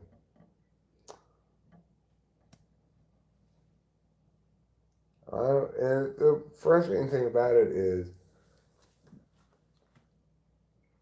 yes, it can get cleaner. If you, okay, this is a stubborn spot, but if I push the thing again, go over it carefully, do it again, go over it carefully, it will get cleaner. And it will continue getting a little cleaner forever. But it takes for fucking ever. It takes such a long time. You like fucked up music. I like fucked up music.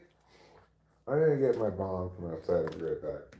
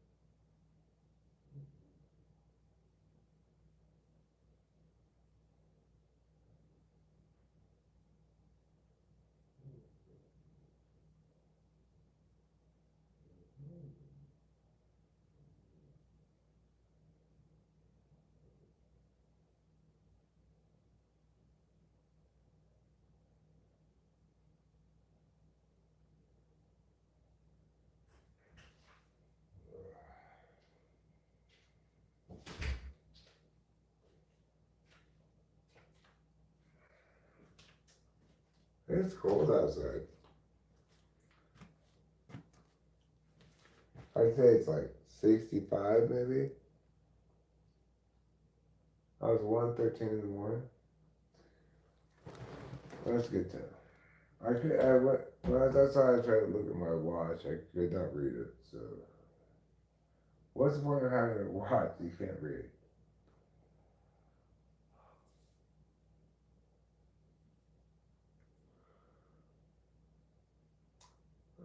The issue with this watch is I can see the numbers fine, but the hands aren't they don't stick out very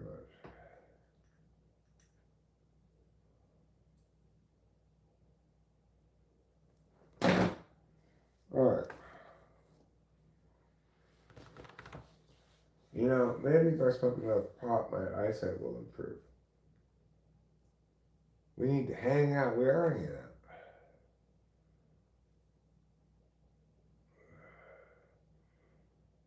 Chat pile penis mole.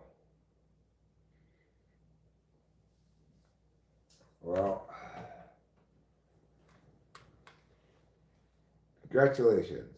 You got yourself one right here.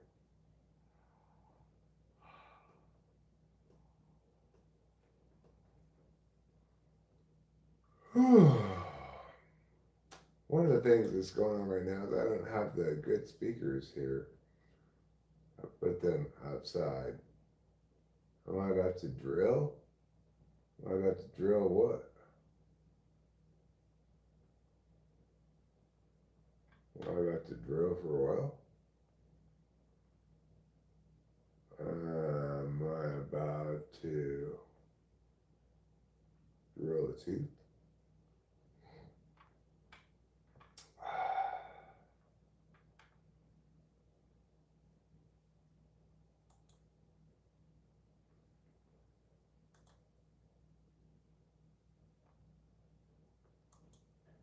Oh, that's not gonna work because of never mind. I don't even have the sound card attached to it.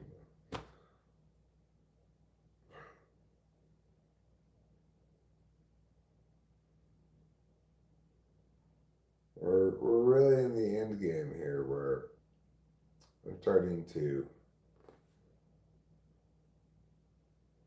like, for example, moving that when I had to move them anywhere today, I put the woofer and the long speaker in the garage ready to pack up to go, you know. Figure I'm not gonna really need them the next couple of days.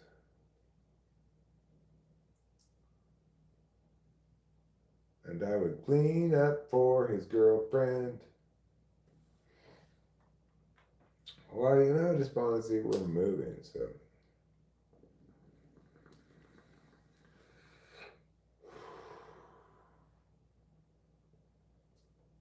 With up about to run a drill on an op. Yeah, I don't know what that means.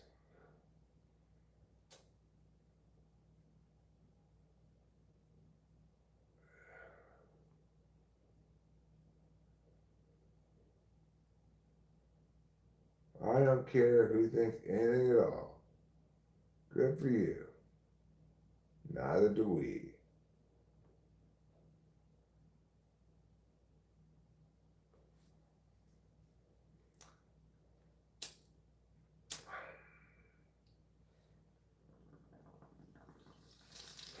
I My Bluey eats plants. How are you doing? Who are you talking to, Despondency?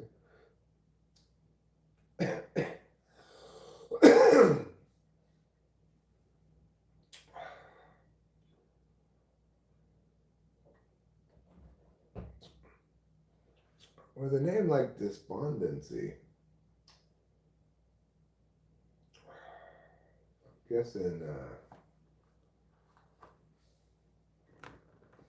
maybe you're not normally the most cheerful guy in the world.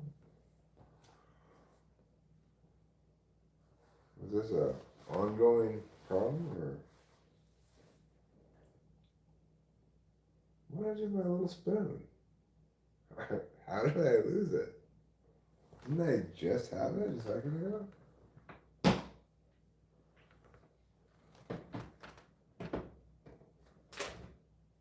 Oh, there it is. Good news, everybody, I found it.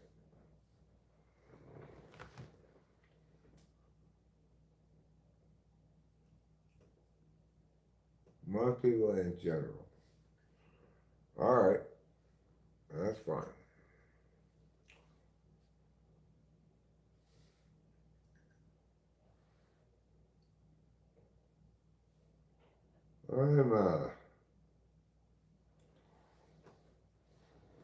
I don't necessarily think I'm smarter than other people. Certainly, I know there's a lot of people who are smarter than me. I am, however, more correct than other people. And that's what matters. It's like, there are tons of super smart people in the world who are incredibly wrong. And all their intelligence is of absolute no value because they are wrong. The only possible purpose for intelligence is to be correct.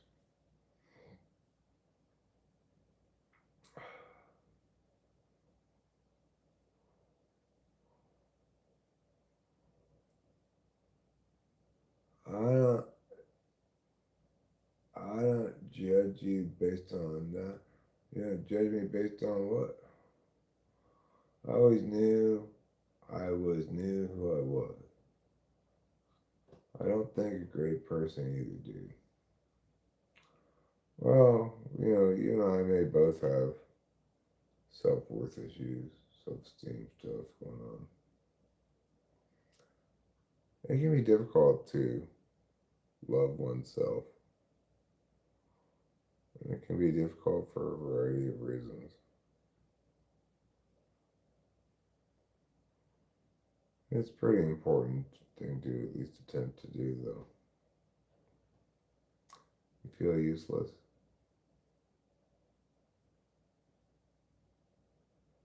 With AI advancement recently, I feel like a POS. I feel useless. Oh, it's terrible despondency. Well, with the AI stuff, you can't beat them, join them.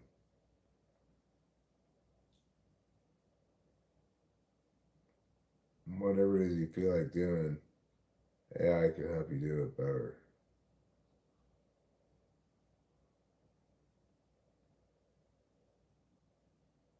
I've been there plenty, despondency.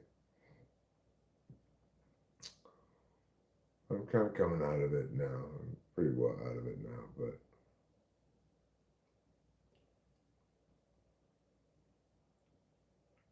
I still have a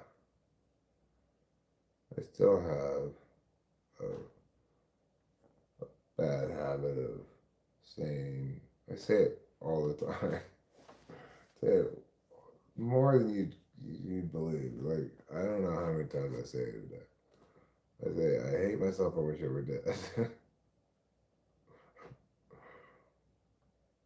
And I say it anytime I have any thought of that prompts any kind of negative emotion, even if I have absolutely nothing to do with it.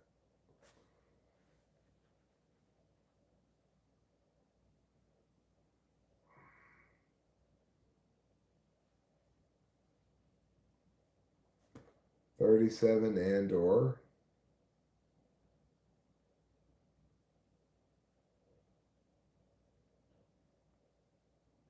I don't know what that means. Even if you do.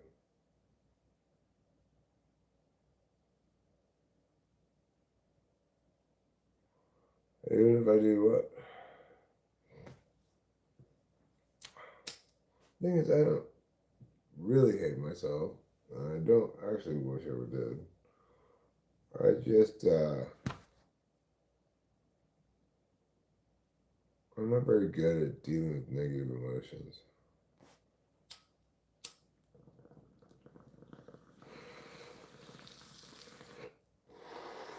Or positive ones, for that matter.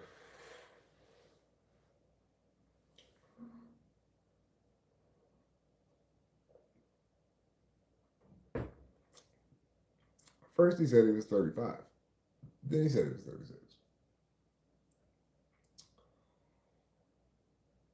Then he said, on a lot of things, not a liar, though. And then he said he was 37. So, you know, you do the math.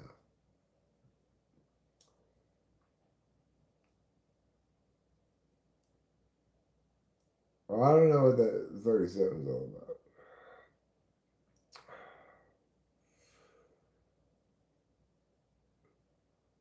37. Y-O.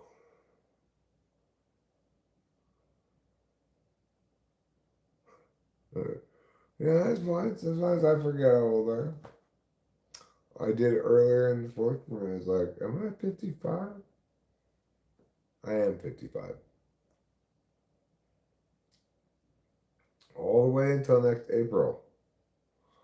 I know I'm 55 because 71, 26, 1 plus 5 equals 6. I must be 55. That's how I know that shit. That's fine. It's fine, Sponsy. I'm not making any sort of plans whatsoever.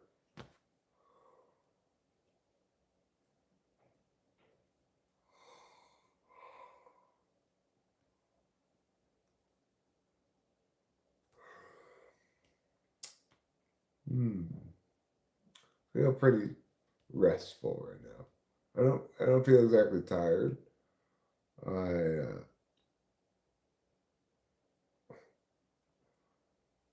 Yes, Sponsy, we've discussed this before. I don't like Tom Green. I think he's terrible.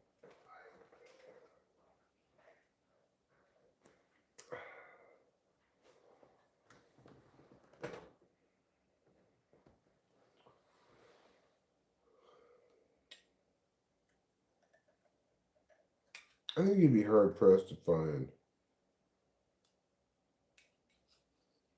I'm not sure what side Tom Green is, but I think I am hard pressed to think of EHPs whose work I do like. I like There Might Be Giants.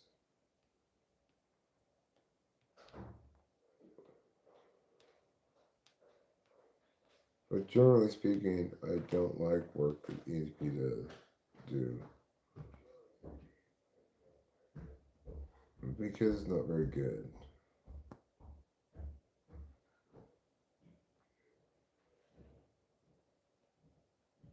I know. I like that lady. What's her name? Sedaris. I forget what her first name. Amy Sedaris. She played the. She played the. What's her name? Mrs. Princess or something on BoJack Horseman. Princess Caroline. She played Princess Caroline on BoJack Horseman. She's funny. I like her.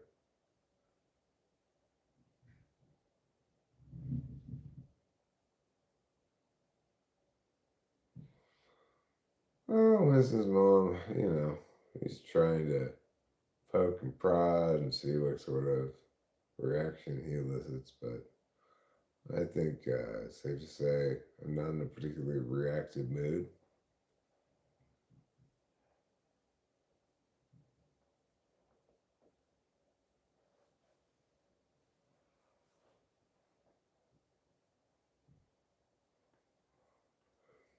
Um, HPs are too wordy. They're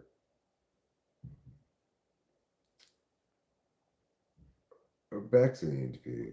I like his, but you can find some EHP stuff in music that's fine. But um, in other media, it's hard to think of examples. Hey, Ruben R. EHP is possibly the correct guess.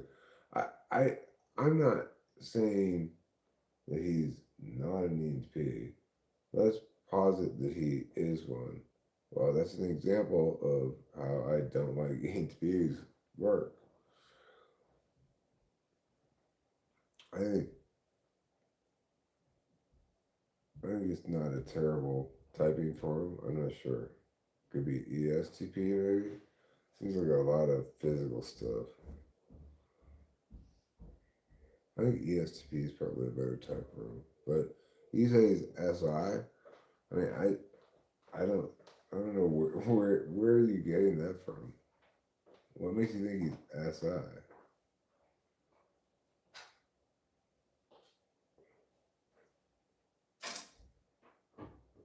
So Amy Sedaris is a good EHP. She's funny. She did brilliant shit in Strangers with Candy. Everything she's done has been fantastic. Um,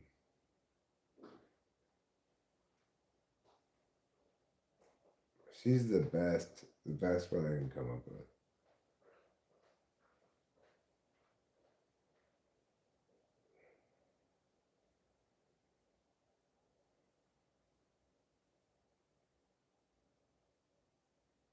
No, I think he's an ESTP. And the thing is, with ESTPs, whatever you're queuing your SI thing on, ESTPs have fifth slot SI. So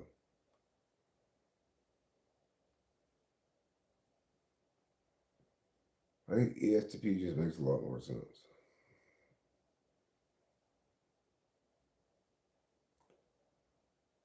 Because, like, he's not clever at all, right?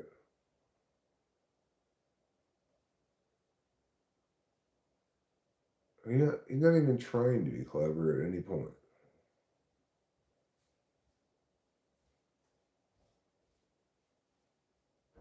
You can love him all you want. That's fine. Nobody's telling you not to love him, right?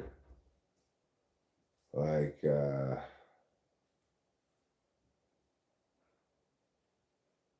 I'm trying to think of something terrible that I love.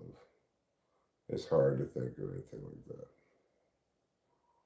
I mean, certainly I would never love anything remotely as terrible as that, but there must be something terrible that I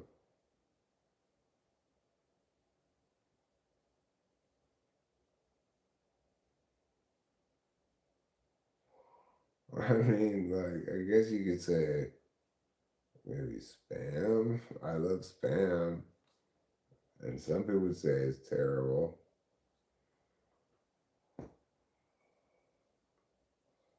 I don't like any media that's not great, though. I mean, sometimes I will watch things that are terrible. Like, I watched a shocking amount of Baki. I cannot believe how much of it I watched because it was so terrible. It was, if you've never seen Baki, I think it's on Netflix still. It ain't even been made by Netflix.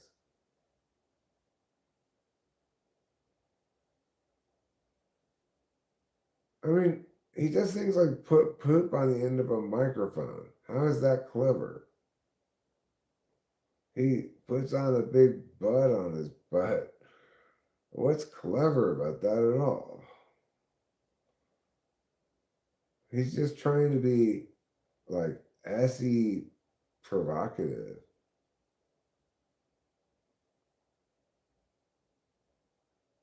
Like, the things he comes up with, they aren't even ideas, right? They're just dumb SE shit.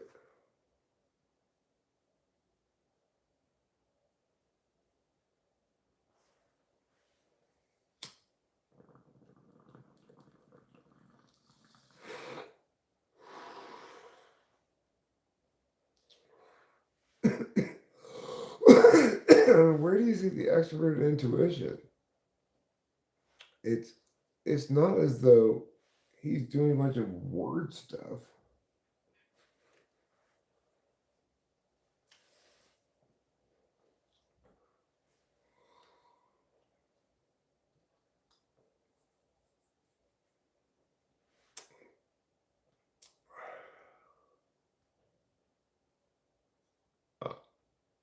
Eric, I don't want that as an ESP. I get it. It's just attention grab. What you mean? What Tom Green's doing? I mean, it seems like his basic MO is make people uncomfortable.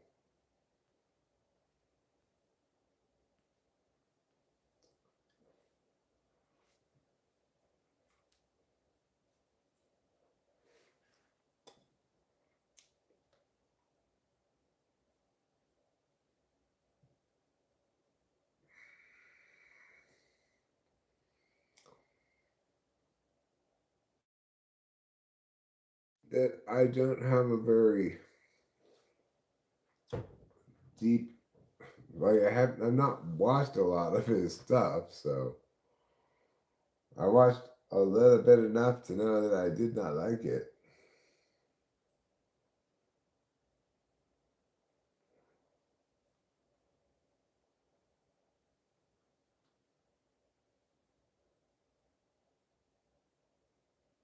Not that, just modern YC attention grab videos.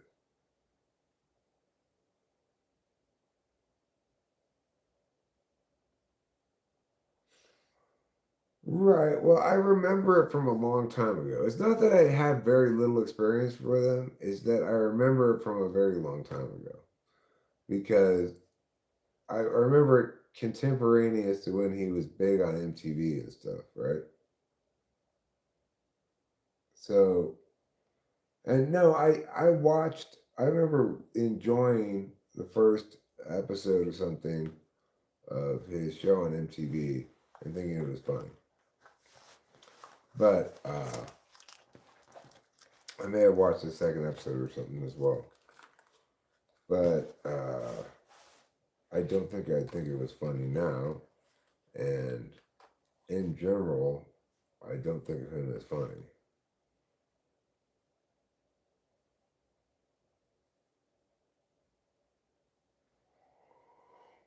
So I do have a little bit more experience with his content than what you're saying. But it was stuff I'm remembering from a long time ago.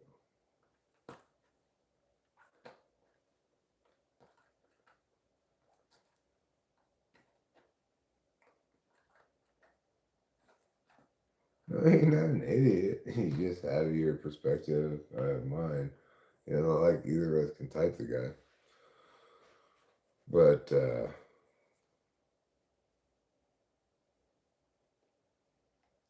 you know, I do remember that I found some of the stuff that I watched, like after my initial positive feeling about it, I encountered instances of him being what I considered very cringy. Made me cringe a lot. So at that point, I'd say I stopped watching.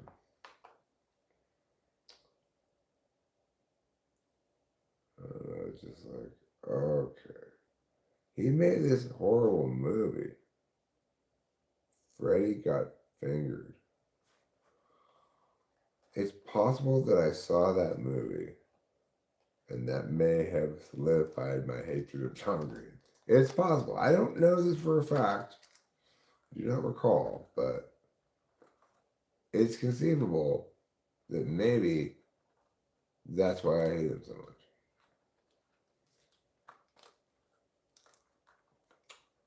I don't remember anything from the movie, so maybe I never saw it. It's not like I remember, oh God, this horrible movie I saw. No, I don't remember that at all. But I do remember that he did make a movie. And it would make sense if that were the reason why I disliked him so much. If it were a bad movie. I've not seen it, maybe. In which case, maybe it's a good movie. Or maybe I have seen it, in which case, maybe it wasn't a good movie.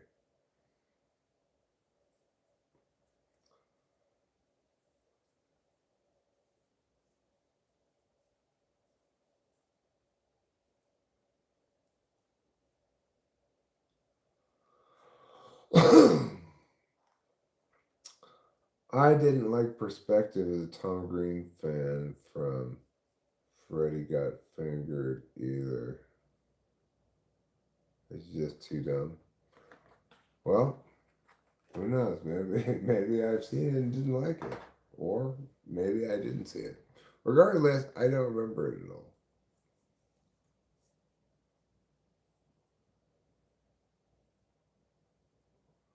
But sometimes things can catch me by surprise. I can watch it for quite a while before I go, wait a second, I've seen this before. It happened recently. I don't know if it was today or yesterday, but on YouTube because I had to go and I got this email saying, come approve the new policies on YouTube monetization, opt in for these various things, or else you're going to be opted out at a certain date because you didn't agree to our various things.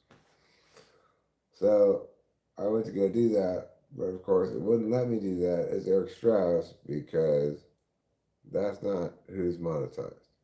So I had to log in as Talking with Famous People to do that. Then I forgot that I was logged in as Talking with Famous People, and I started watching some YouTube videos. And of course, wasn't long before I watched a video that was recommended to me because YouTube doesn't know that Eric Strauss is Talking with Famous People. They just think that we're two people with remarkably similar tastes. So I watched this video, I'm like, I don't know, I was like a good solid like 3 minutes into it before I was like, wait a second, I've seen this video before. And that's when I realized, oh, it's because I'm logged in. It's super annoying because I used to be only logged in Talking with Famous People. But then I got YouTube TV.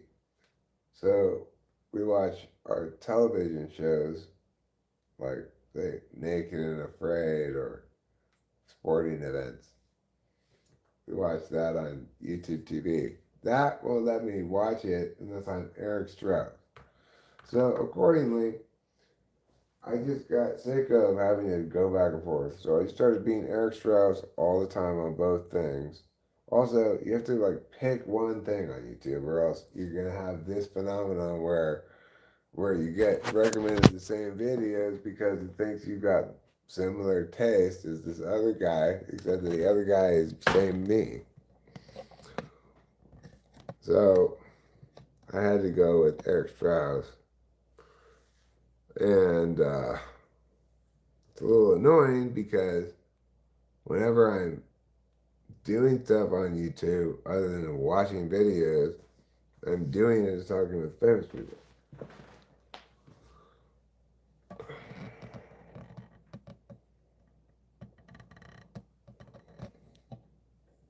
he was gonna suck on a cow. Right, he's gonna suck a cow's teeth.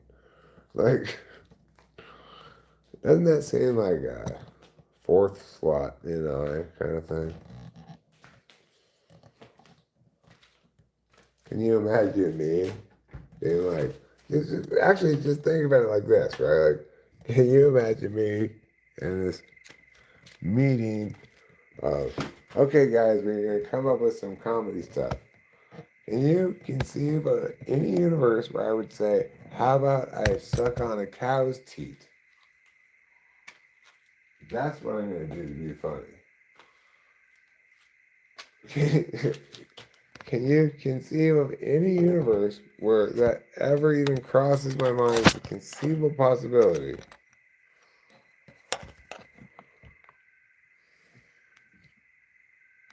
Because, of course, it's not funny. It's incredibly dumb. It's a terrible idea. And it's not even an idea in any meaningful sense of the word. It's what you have in the complete absence of ideas.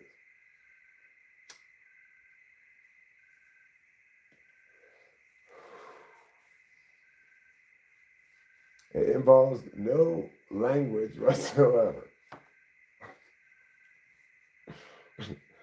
It's like, hey, write a good joke, Tom Green. How about I suck on a cow's teeth? Okay.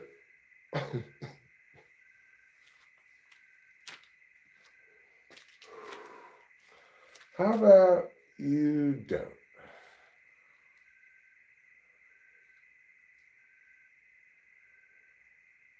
It makes sense why you like him, Ruben, because he's a quadrumate. You and he add an INFJ and a ISTP, and you got yourselves a quadruple.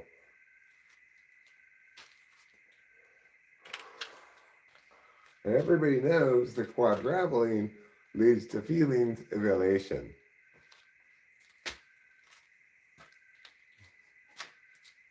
You're, you're guaranteed to feel elated if you are in the presence of a quadruple.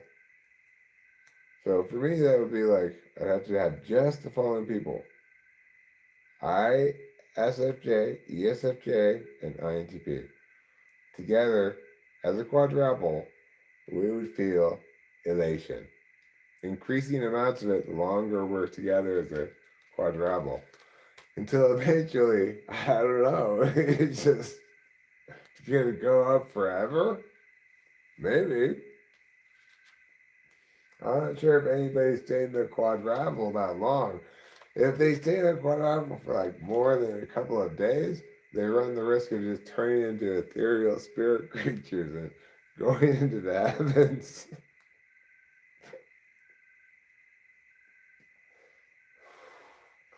So yeah, what should you be aspiring to in your life? Quadrupling. It's how the ancients ascended. It's ancient lost wisdom that we've recovered today, thanks to some stone plates I found.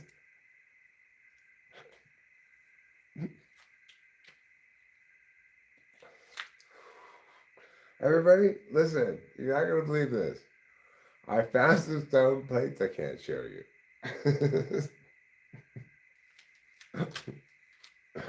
And I will tell you what it says, though, on it. It says quadrupling leads to elation.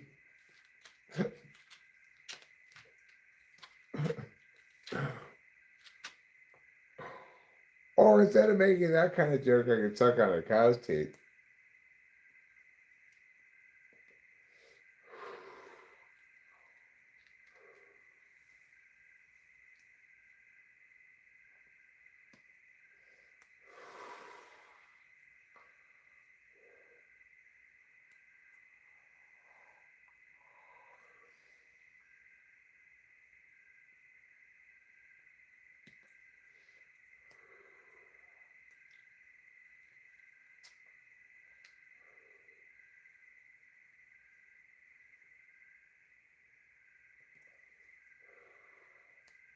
Well, what makes you think quadrilogy leads to elation?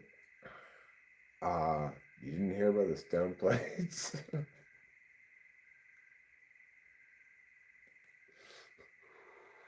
What stone plates?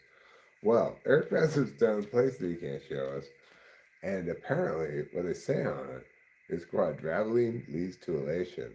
He drew a picture, rendered, an artist rendering of what it looks like. You want to see? Okay. I can't read this. Well, it's in an ancient script. Well, how can he read it? He received mystical vision from the ancients. Oh, I guess quadrilogy does lead to elation.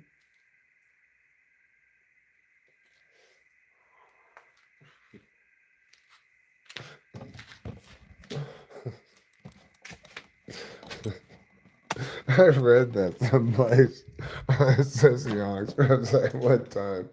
It made me laugh so much. First of all, that they have a term for it when you get all four people in a quad together. It's called a quadruple.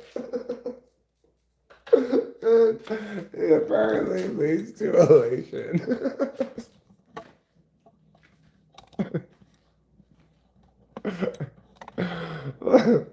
Like, who came up with this shit?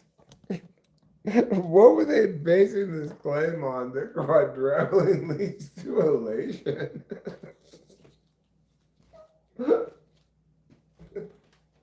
Somebody just pulled that shit out of their ass right in there, feeling all satisfied. There, I made a meaningful contribution to sociotics.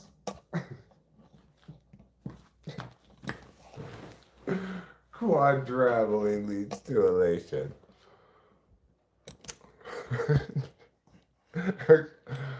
who who has enough like various people in their life that they can willfully quadruple and have everybody else be like, yeah, I want to quadruple with you. Because it means, of course, you have to exclude everybody else. That's just be those four people.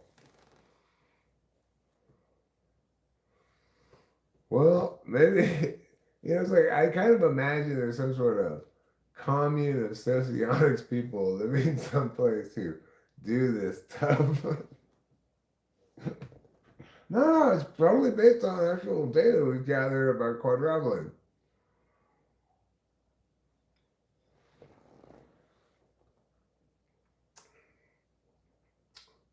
I haven't heard the last 2 minutes. Best 2 minutes of your life, you missed them. What you missed was a bunch of hilarious stuff about quadrupling and how why it leads to elation. I'll watch 30 seconds of him right now at Winston's mom. Well, good for you. What did you watch? 30 seconds of. You know what I rewatched the other day and I thought was absolutely hilarious again? Is John Mulaney's thing about Law and Order. It's so funny.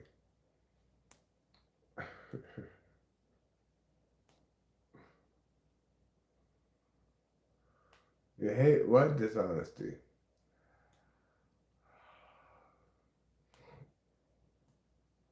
Debunking the Abrahamic system. Easy to crack that one because the rigidity is its weakness. What Abrahamic system are you talking about?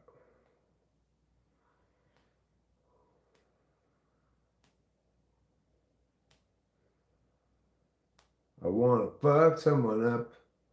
Well, let's try not to. You know, we all have emotions. Some of them good, some of them not so good. And It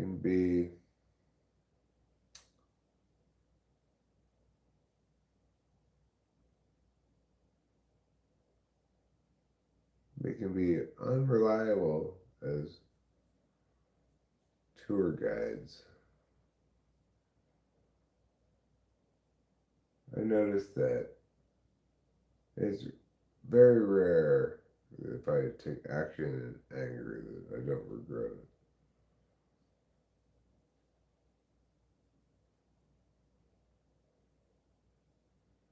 I'm the kind of more dangerous person unarmed. Well, I wasn't suggesting that you were armed. BBC archives the guy on the bike that cycled miles over the hills in the rain just to find out she wasn't it. Oh God, that video is brutal. I've watched that video. Has everybody else watched that video? That video is absolutely brutal. First of all, how does that guy drink so much?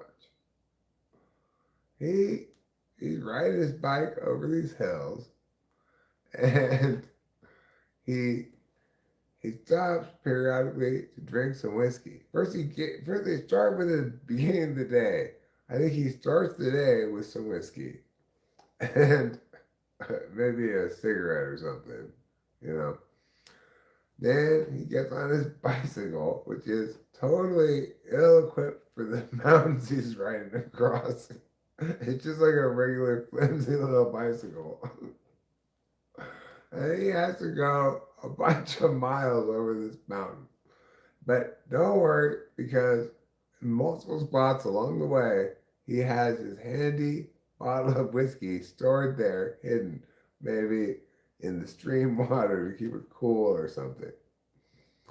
And he drinks some of that whiskey, and then he rides his bike some more, and then he stops, drinks some more whiskey, go rides his bike some more. Finally, he gets to town. And he goes to town, he goes to the pub, he has multiple pints of beer. Then he goes, gets on his bicycle again, and goes to this lady's house he's going to visit. He knocks on the door, and she's not home. So he gets back on his bicycle and rides all the way back across the hills. It's what in the world? I guess, the reason he seemed so unfazed is because he was incredibly drunk. Hey, I mean, I cannot imagine anybody holding, I cannot imagine anybody holding their liquor so much. Like, I, who could possibly drink that much and ride your bicycle all? I would have just been like, fall over and just, oh, I'm just gonna lie here on the mountainside. I guess we'll get later.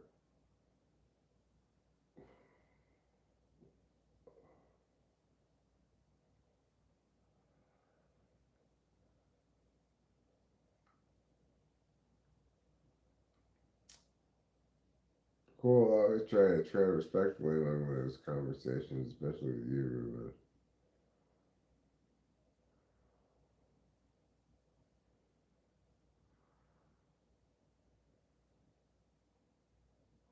Well, Ruben R., I want you to know that I feel like I can say whatever.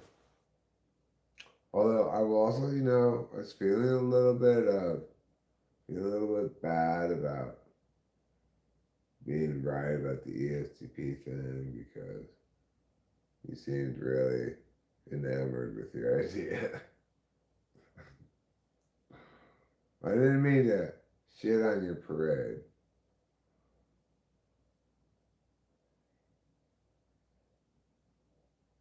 The things that I don't have time for is treating attributed motive like it's established fact and the other is attacking a person for having questions or thoughts. Well, you're only saying that because you're jealous and You need to shut the fuck up.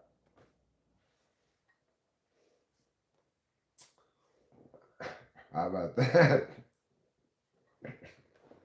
How about that, Ruben?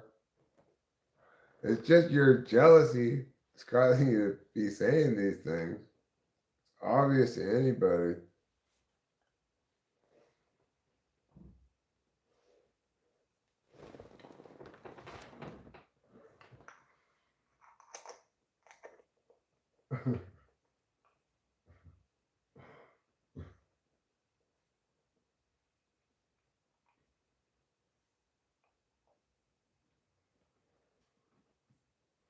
I'm going to the concert on 9/17. It's okay. Good for you. Going to the Tom Green concert. I hear that's a hot take in this time of year.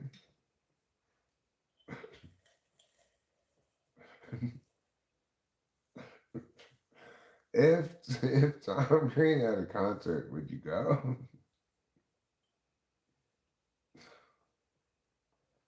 If specifically if it was advertised as that. Tom Green in concert. Wait, is he gonna be doing comedy?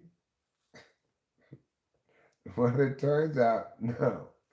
He's playing his new music from his fusion jazz band. Then when you go see Tom Green in concert,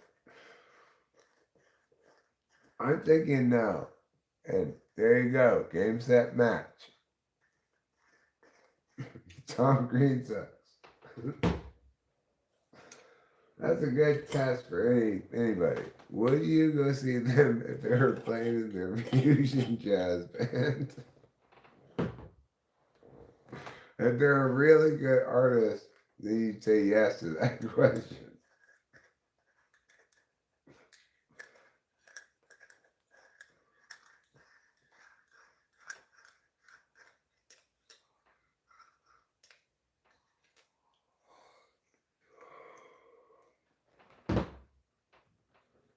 All right. I've ground more weed. I was at a little bit of a barrier to consumption because this container was all empty. You know, when you fill it all up with a fresh grind, you think this container is going to last forever, but it doesn't. Constrictors are a very language stoned nature. Like boa constrictors? I like snakes. I think snakes are cool.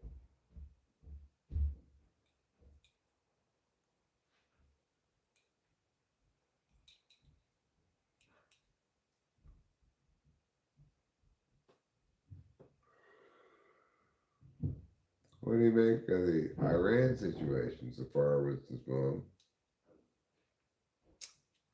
I'll tell you what she thinks about it. She says, Iran can suck it. That's what she thinks. Hope you don't mind me speaking for you, Mrs. Mom. There. Now you don't have to answer because I told you what you think. Annoying the ever-living shit out of her. Why the fuck is my sound messed up? I don't know.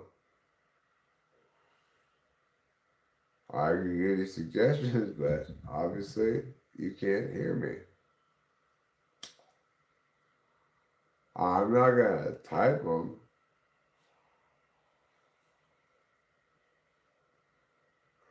I'd say push that little thing at the bottom right. It's like headphones or whatever. And it'll tell you what your audio things are. But, you know, you can't hear me, so.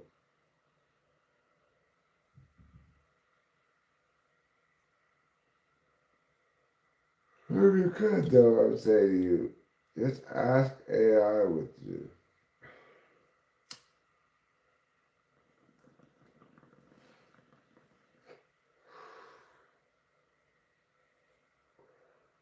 Claude co-work. That's what I'm gonna name my next child. That's how much I appreciate Claude co-work and his co-workiness. Although it can be a little bit of a nag sometimes. Like it, if he brings up something and I don't address it, I just keep bringing it up. Like, also, remember to check that item yeah has all these things included before it ships. It's like, yeah, I checked that already. I packed it all up beforehand. I wrote on the box that it contains every one of the things that was inside of it. And I'm 100% certain that it's all full, like, it has all the things. But I didn't tell him, like, the answer. Like, I didn't say, oh, I've dealt with that. So he just keep bringing it up. I'm like, dude, that already shipped. That already shipped, and yes, I dealt with it. Stop bringing it up now. But, I appreciate it if, it's like, if you gotta tell him an answer or else he doesn't know what to do.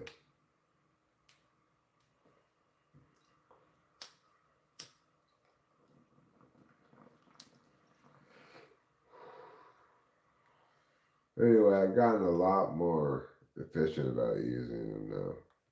One of the key, number one things is mastering which things to do yourself and which things to delegate to Claude. There are certain kinds of things that it takes him too long to do, and I can do it faster myself. There are other kind of things that he'll do a million times faster than I could do it. So figuring out which things are which category, that's a big part of optimizing workflow.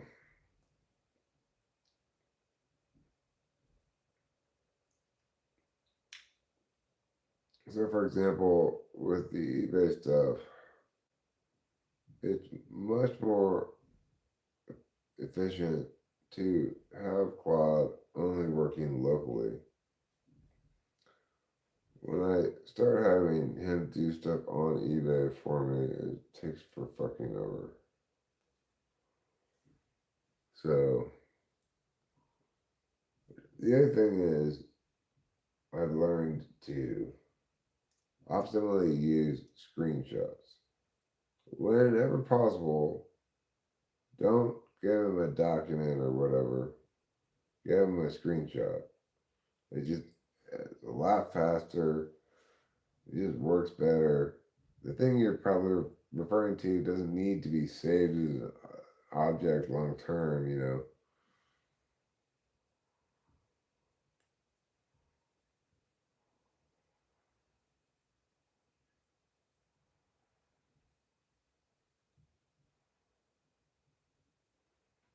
Are you diagnosing despondency as a Tool fan? Winston's mom. Sorry, Winston's mom. Are you diagnosing him as a Tool fan? I think that might be a good diagnosis.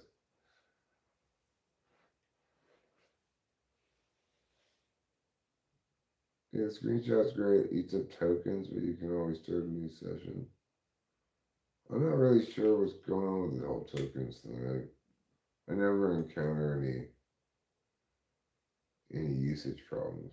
Like I never hit any limits. I have the maximum one, but I do whatever all the time, and I never hit any limits. Like I had Claude make this little video for my disco song. That took a lot of redos and fixes, and like it kept having to render videos over and over again. Like, granted, the video was only a minute and a half long, but still, I never hit any kind of usage limit.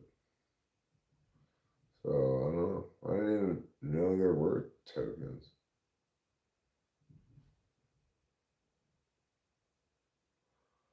Are you just talking about something that's like, the limited capacity or context window?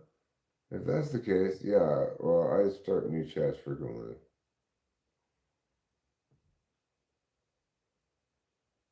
No, no, yeah, I didn't get that. That's what you meant by that. Oh yeah, I start new chats frequently. I, I recognize that what I'm doing, it, it occupies a lot of, it takes a lot of its attention in a fairly short amount of time.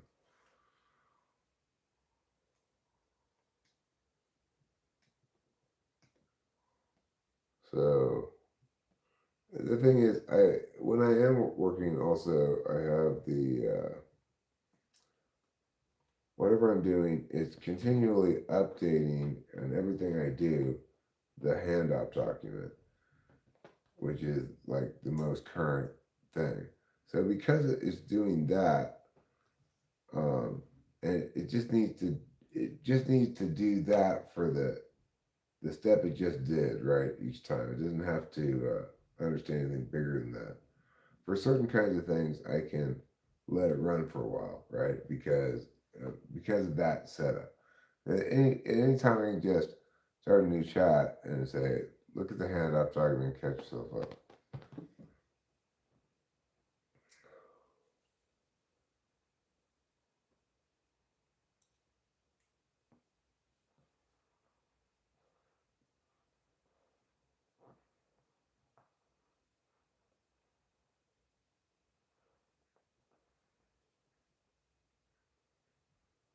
Yeah, so um, I haven't encountered any problems like with it failing to do that process adequately.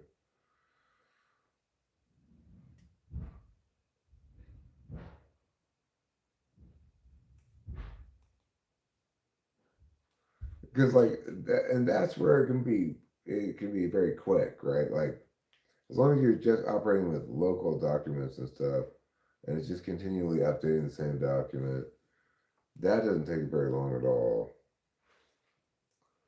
In general, text stuff doesn't take a very long time.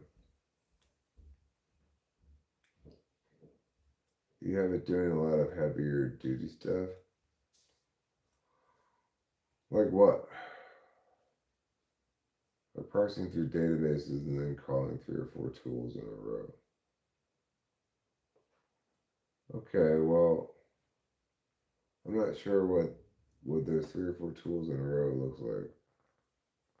Because I certainly have Claude going through the a large database in terms of the spreadsheet, right?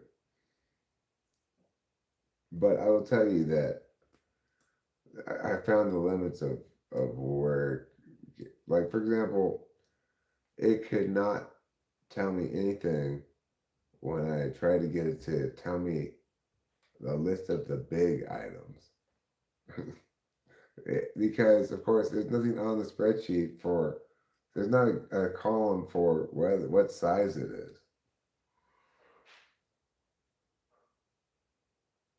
And it's like I didn't think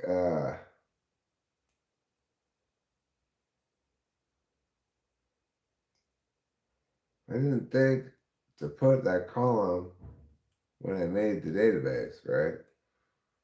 Because it seemed like obvious to me what size it was, right? Like I can see with my eyes whether it's big or small. I don't need to have a column telling me that. But if I didn't anticipate that later on I'd want it to produce a list of the big things for me, and it would be completely incapable of doing it. The only way I would have been able to do it, it would have had to go through each of the items, look at the pictures, and make an independent determination of its size, and then create that column and put that size there, and then tell me. That would have taken an impossible amount of time. the idea, there's no possible way I could task it with doing something like that and have it come out okay at the end.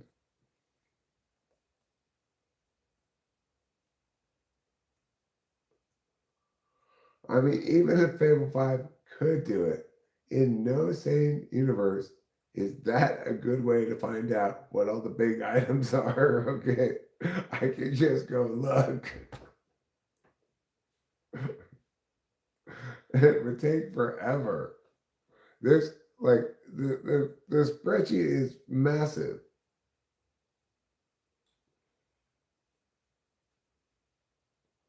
I'm sure, look, even regular, whatever it's called, Opus 4.8 or something, even that one can do the thing that we're talking about, right? But the problem is, if you're doing it, if you're telling it, like, do this task, I want you to do the following task. I want you to uh, look in each item's folder at a picture of the item, or you could say, I want you to look at each item's name, research it, and find out what size it is. Okay. And then I want you to put the size in this column here. I want you to make a new column on the spreadsheet and put the size there. So let's say it could do that, right? But the problem is, if you set this task to do that, it's going to have to repeat that task for hundreds and hundreds and hundreds of items, right? Like over 1,000 items. It's going to take forever. And the idea that you could set do this task and expect it to adequately be completed when it has to do that many iterations is you're fooling yourself, sir. You are fooling yourself. That just ain't gonna work.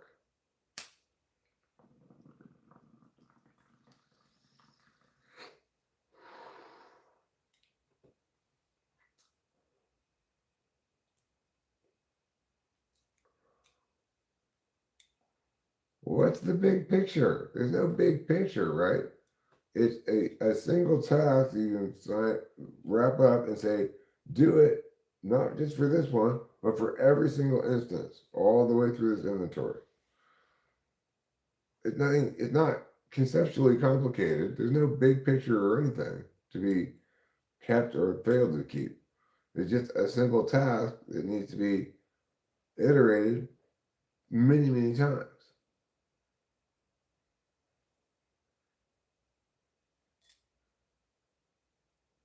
Okay, well, so how long of a task do you think you've set Claude to and have come back, say, in this long amount of time and have that task successfully completed? What's the longest that you've had that be? Because at some point you're having a problem with the context window, right? You're going to need it to start a new chat to continue doing this thing.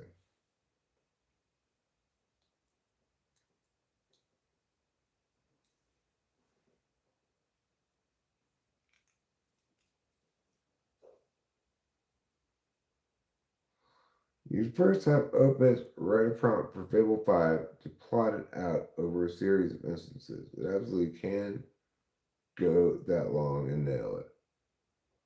Okay. All right, fine. Regardless, an incredibly inefficient way to do things.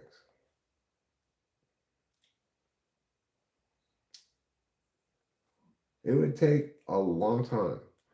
And let's say, just for the sake of argument, you did it the other way. Instead of researching each thing to find out what size it is, you have it look at the picture and try to figure out what size it is.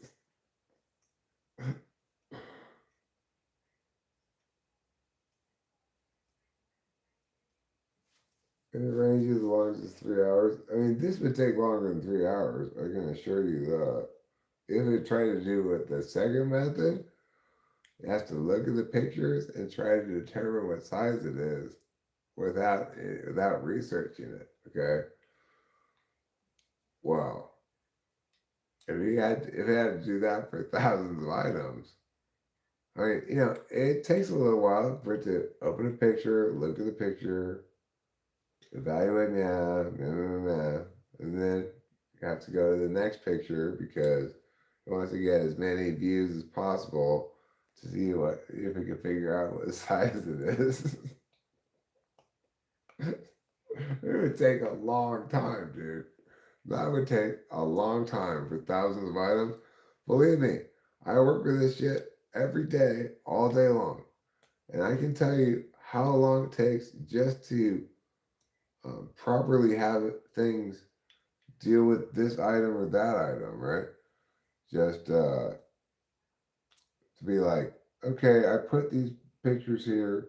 I want you to put them in the appropriate folder. When you look at them all and then put them in the appropriate folder and then write a listing or something, right? Well, that takes a good chunk of time for it to do all that stuff. It's not quick. And that's for one item.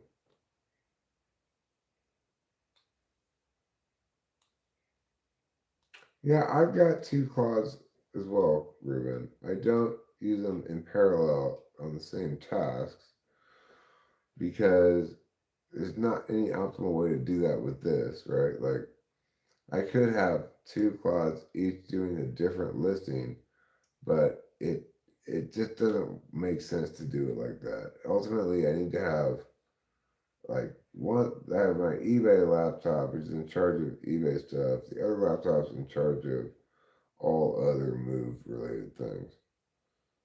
Um, and the reason I do that is because, first of all, I only want one hard drive to be so filled up with pictures. I don't want to have to mirror the pictures on one from one laptop to the other. I don't want to have to copy and paste them all the time to keep both of them current. I have to work locally for it to be efficient, so I need each laptop to have its own domain and have like primacy over certain things because otherwise I'd be spending a lot of time trying to like trying to sync like I could do like sync drive things from the two laptops. I attempted something like that, but well, Google Sync is not an acceptable tool for this at all because I need Claude to be exclusively local.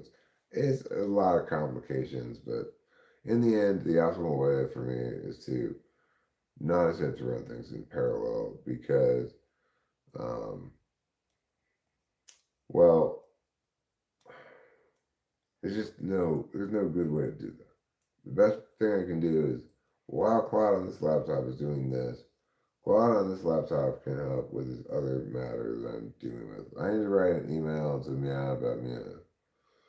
And he's got all the contacts because I've got the equivalent to the eBay folder for the move stuff. So there's handout documents and he's keeping track of everything all the time.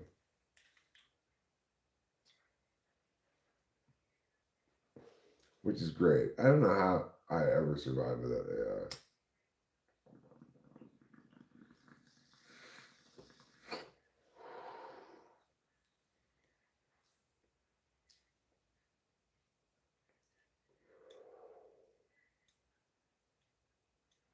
I guess if you set up like 3 or 4 claws to tackle chunks of the problem, because that would be the sort of problem you could easily enough chunk out to multiple AIs. Unlike the eBay stuff, which you can't chunk it out at all. It's already in chunks, and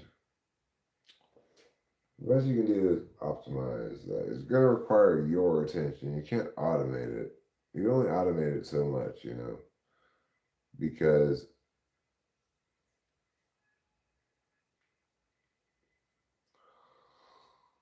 well, because if you try to get Claude to do all the eBay part, then it takes for fucking ever because eBay's interface and Claude's interface with browsers is slow, It it's cool that it can do that.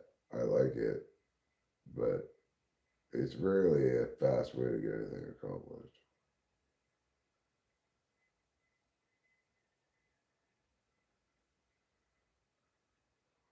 Eric, you don't have to figure that out. How about tail scale? It's free. Connect to your other local machines. No, I already can connect to my local machines.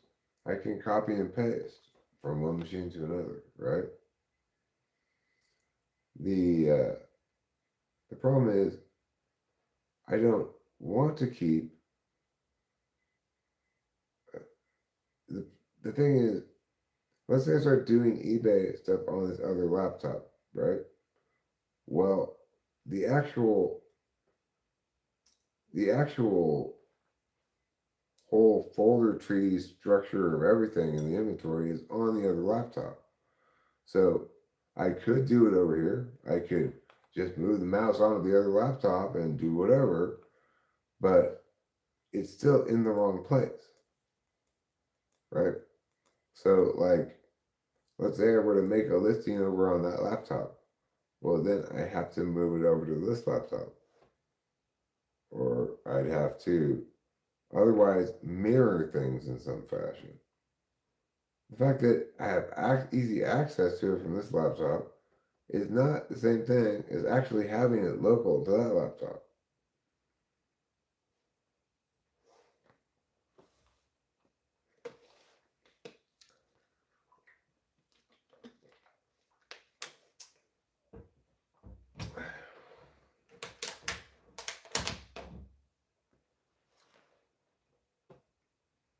So the thing is,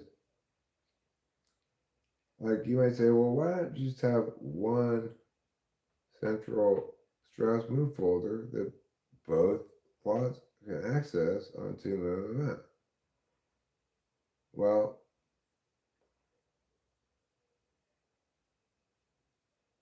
I'm not sure if Claude can reach over to my other laptop or not. I actually haven't. No, well, he can't. He can't talk to the other Claude. I already explored that possibility.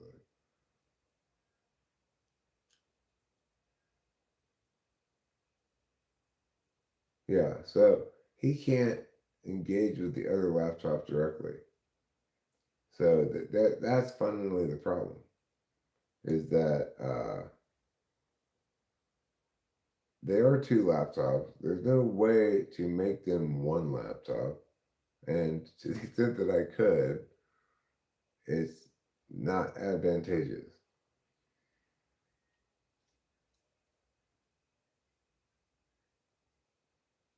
So if I want to do eBay stuff on this laptop over here, even though it's not the correct laptop to do it on, then Claude doesn't have access to any of the files unless I keep all the files over here as well.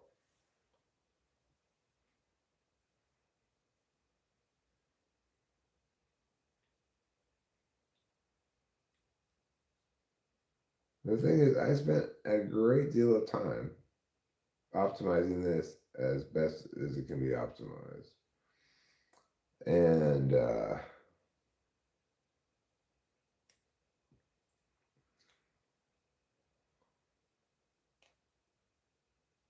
this is the best way to do it. Believe me, I learned the hard way. For example, I was freeing up hard drive space and I decided I was going to, okay, well, where am I going to do my music stuff? Why don't I put all this music stuff on the other laptop and then I'll have plenty of room on this laptop for the more eBay pictures? Only to realize after I had moved them all over, it's a shit ton of files that I don't want them on this laptop because it doesn't have the same number of holes. Like, yeah, that laptop's better for audio, and this laptop is not. So I had to put them all back on the other laptop.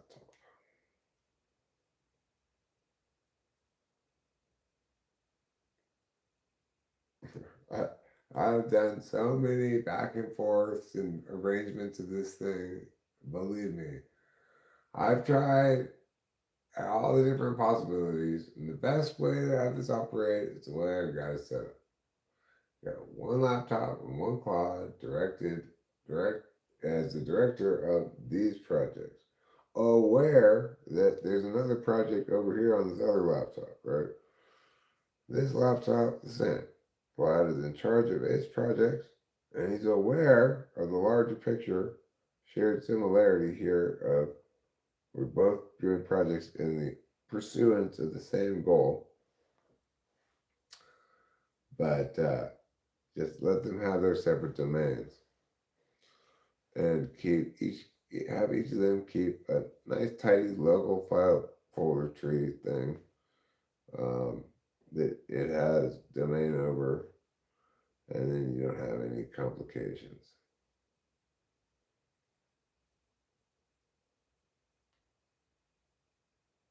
You've solved this stuff. Well, so have I, Ruben. I'm telling you, this is the best way to do it. Not that it cannot be done other ways, but that this is the best way to do it. It is not a good idea to have both quads have in charge of both all the things, right? It's not a good way to do it.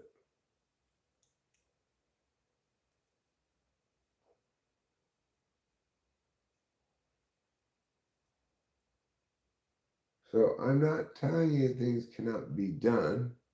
I'm telling you that even if I could get one quad on one laptop to talk directly to the other quad and have them collaboratively be in charge of everything, that is not a good way to do things, right? The good way to do things is to have each thing be its own department, right? That's in charge of its own shit. That's a better way to do things.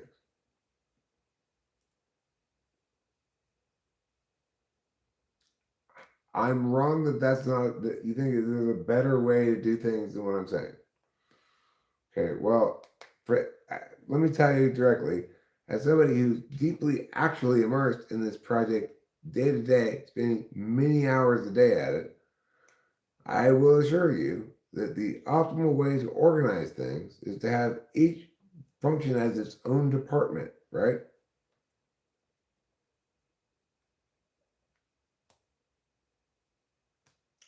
Having them talk to each other is not necessary nor desirable. It's a waste of their time and mine.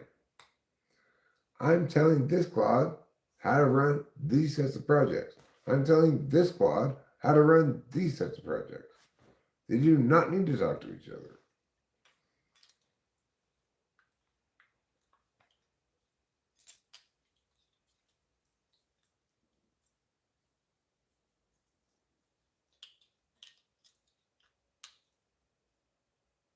Well, what are they going to talk to each other about?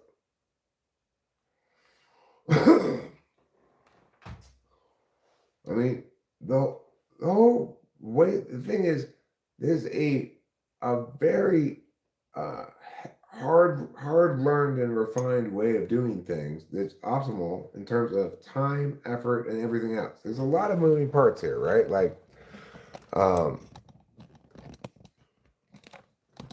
it is not the case that you can, without actually being immersed in the actual project that I'm doing on a day-to-day basis, that you can possibly say there's a better way that I should be doing things.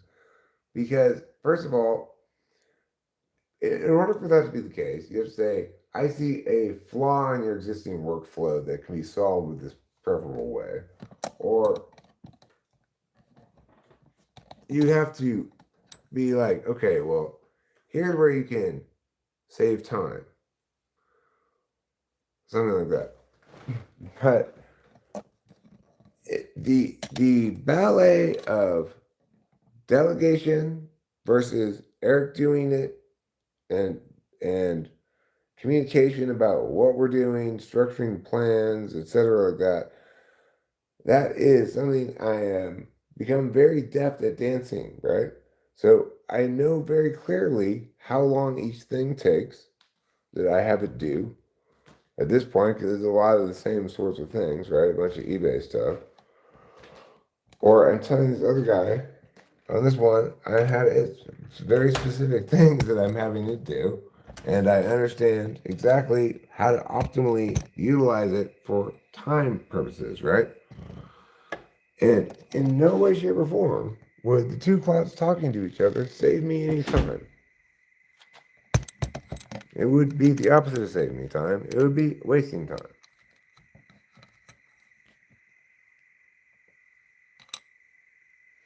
Because whatever they need to say to each other, I can more quickly just say it to the other one. After all, it's like microphone here, microphone here. Lickety split. So instead of saying, Claude, can you update the other Claude about yeah? It's faster and easier for me to just say, here's an update, blah, blah, blah, blah, blah.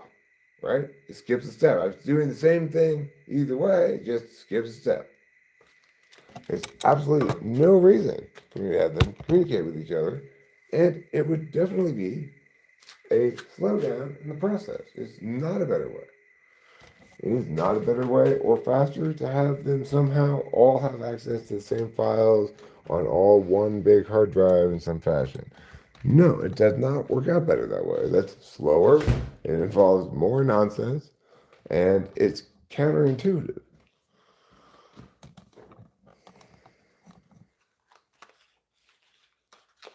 Because they are two laptops, accordingly, they each do have their own hard drive.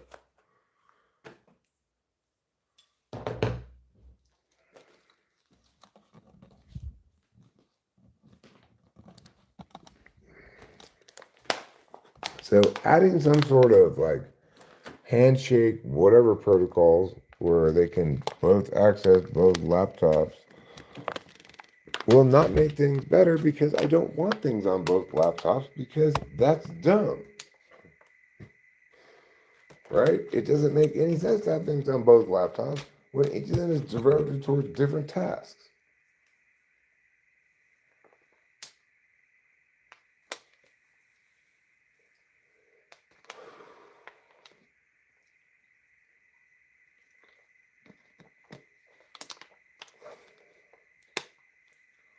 No, they're not really on both laptops. It's just that this laptop would have full access to the files the same.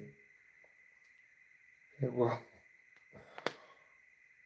but why mush together two things?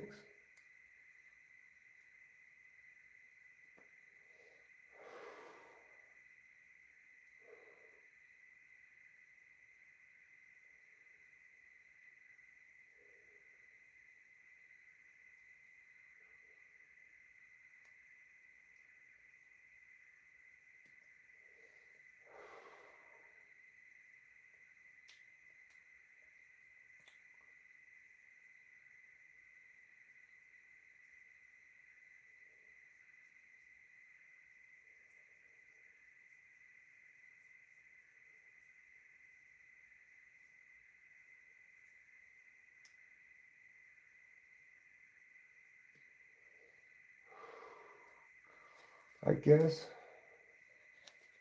if one quad could read and write files to the other laptop as quickly as it could to the original laptop, that would be useful.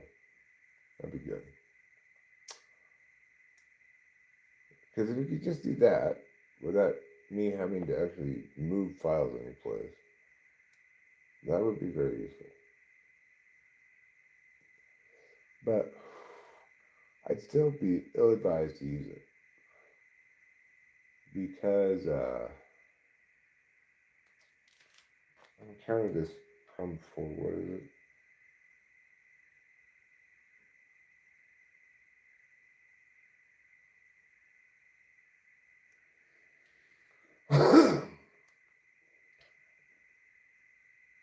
well, for example,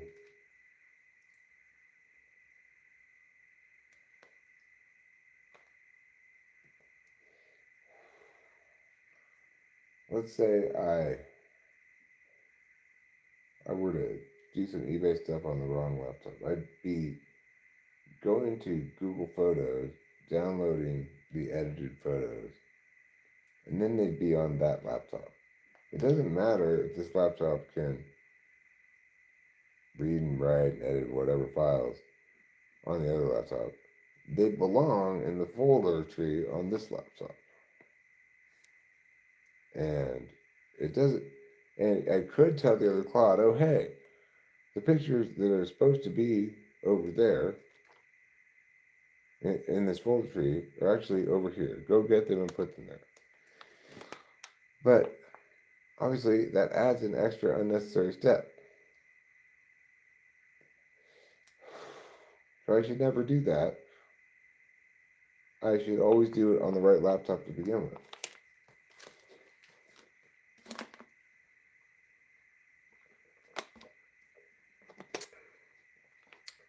Because the other possibility is to have Claude go, okay, well, I'm going to make notations as to where this out of place folder is. So, no, that's not a good idea. It's just best for sure if you just let everything be in its own lane and leave it as that.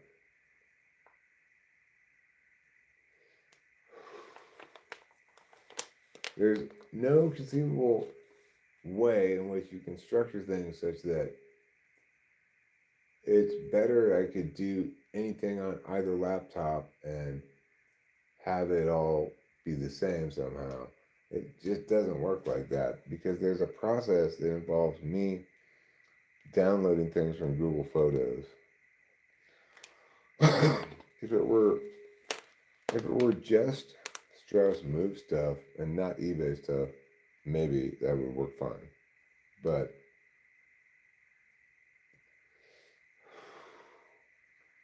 because of the photos, it's not going to work. Ultimately, the folder tree and all the whole big structure is on that laptop, like it or not.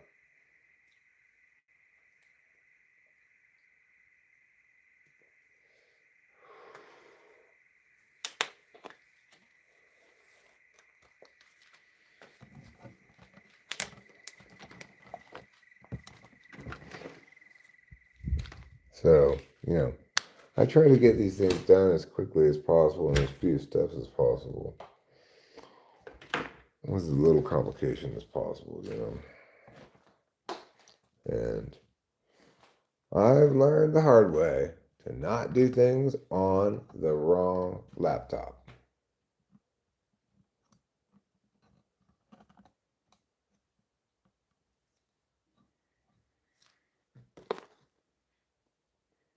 No, I have stuff stored in the cloud, but it's impossibly slow if you integrate the cloud into Claude's workflow. Because then it has to access shit online, right? And if you want to be fast, you got to keep everything local.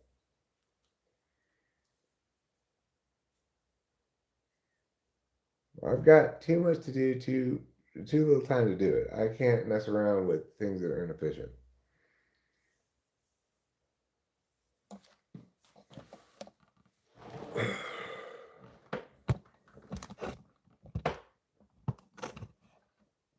And that's one of the things I learned the hard way. Early on, I tried integrating cloud stuff a lot, but it was not a good solution. It just is a bad idea if you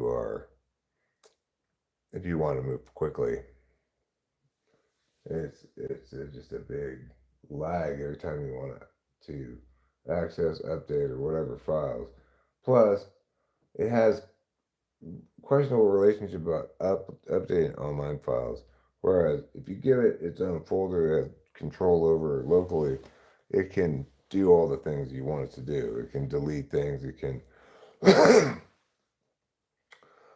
It can update documents instead of creating new versions, etc.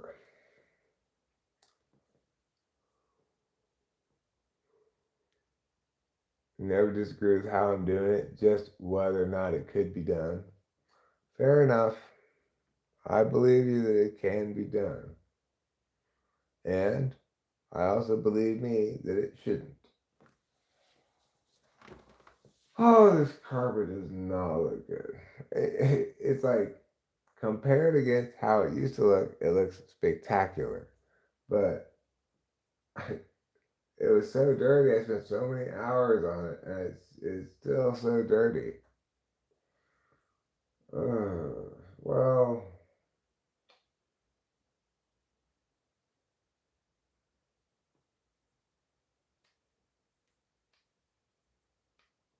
I'm not gonna do any more on it right now. I'll return the thing tomorrow, today. What time is it? 2:45 in the morning. You stop smoking this shit, you'd be something better. I know you're a smart man, so stop smoking. That sounds like a recipe for a bomb rap.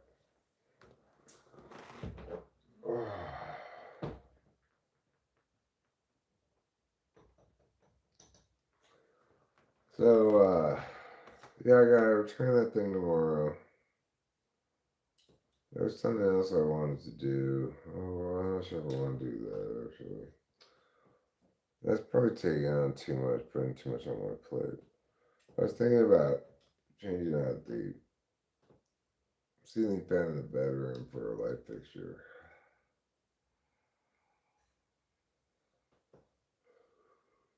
Everything should be partitioned, and there's no use in duplicating purview stuff. Like the stuff I listen to.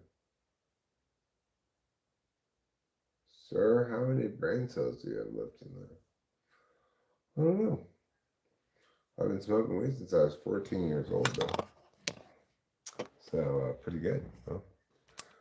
I was pleased to read a recent study that showed that actually smoking weed, lifelong weed smokers, show better scores in terms of cognitive decline as they get older. Counterintuitively, perhaps, but you should listen to Black Sabbath stuff like that. Maybe you should try to turn the record backward. Why would I do that? I don't obviously have any vinyl records. And if I did, I probably wouldn't have Black Sabbath. And if I did have Black Sabbath, I probably wouldn't play the record very often, if ever. And if I did play it, well, I certainly would play it forward.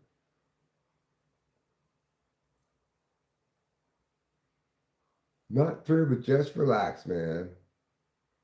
I'm relaxed.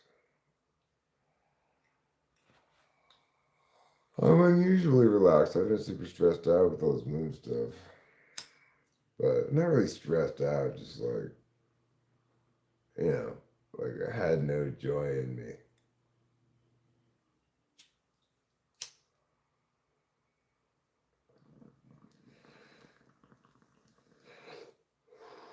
Well, good for you. You like music, I like music. What more can you ask for?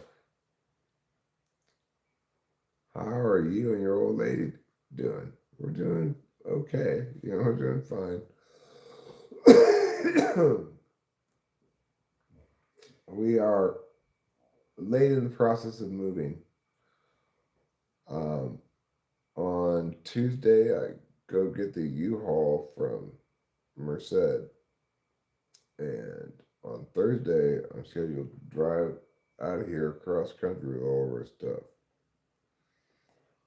There's a lot left to do before that happens. A lot. But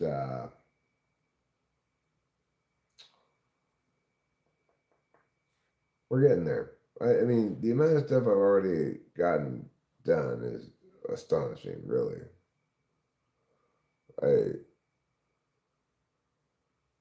I I got to give myself an A, not quite an A, well, almost an A plus.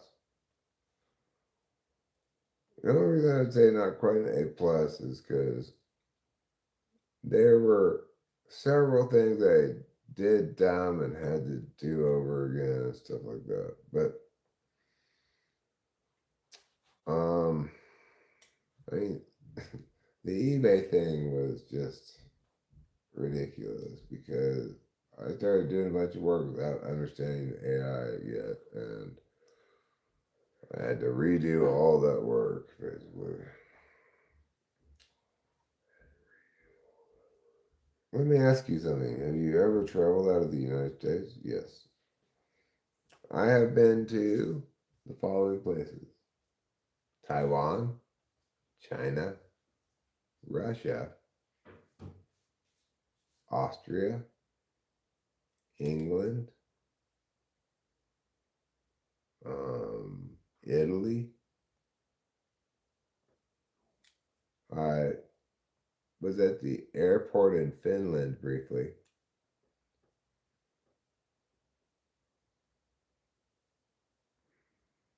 But I like headbanging, not particularly. In general, I'm not a fan of a lot of motion.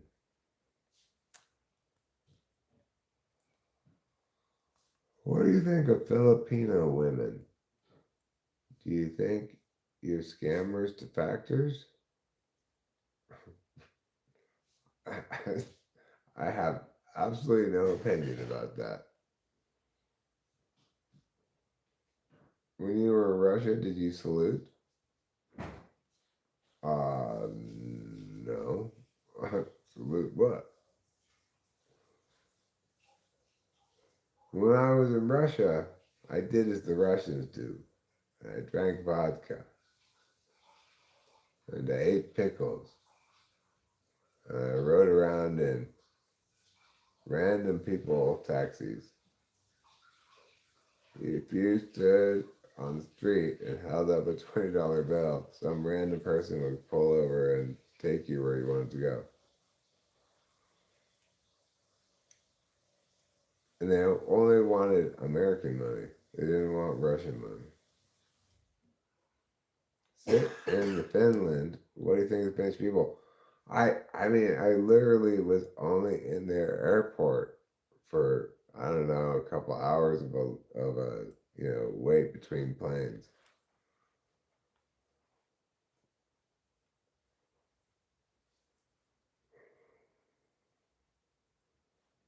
So I don't have any opinion of the Finns. I do know the story of that famous Finnish guy who killed all those people in World War II. He got like his face was shot kind of, so he's got kind of a deformed looking face now. But that guy, his story is really cool. He was such a badass. He just shot all these either Nazis, probably Russians actually, um, because I think the Finns were allied with the Nazis to fight against the Russians who were trying to take over their country. And anyway, even though the Finns didn't have that many, like they didn't have that much army really compared to the Russians who had just infinite amount of troops to just send. The Russians could not defeat the Finns in the heaviness of winter. They fought in their white camouflage suits, shooting all the Russians. Eventually, the Russians just had to give up.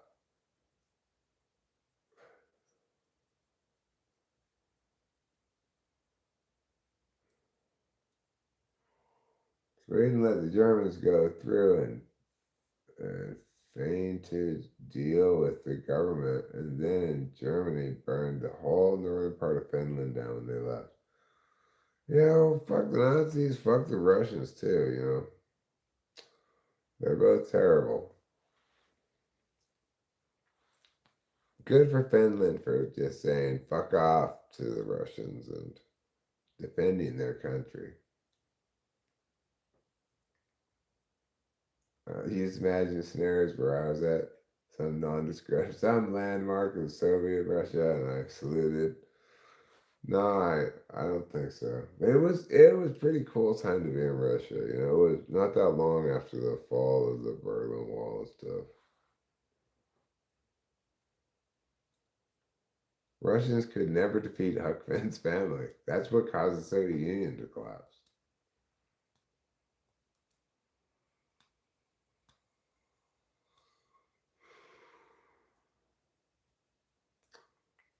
So good for Finland and their wintry climb. They are well adapted to all of that snow and coldness. Because you think, well, the Russians, they're adapted to that too. Not like the Finnish are, though.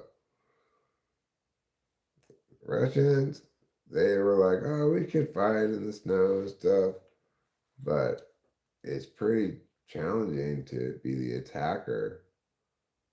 Finns hiding in the snow, putting snow in their mouth so that they don't even have any breath come up from where they are, and then just shooting your guys like one after another, and nobody can figure out where you are.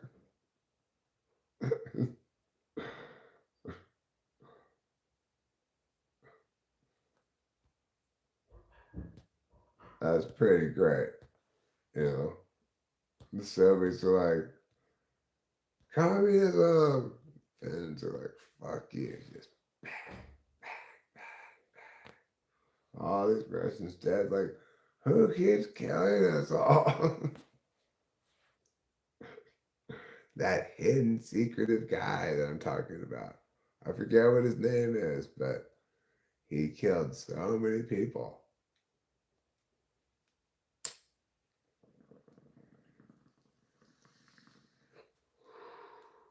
I'm sure he's a real hero in the story of Finland.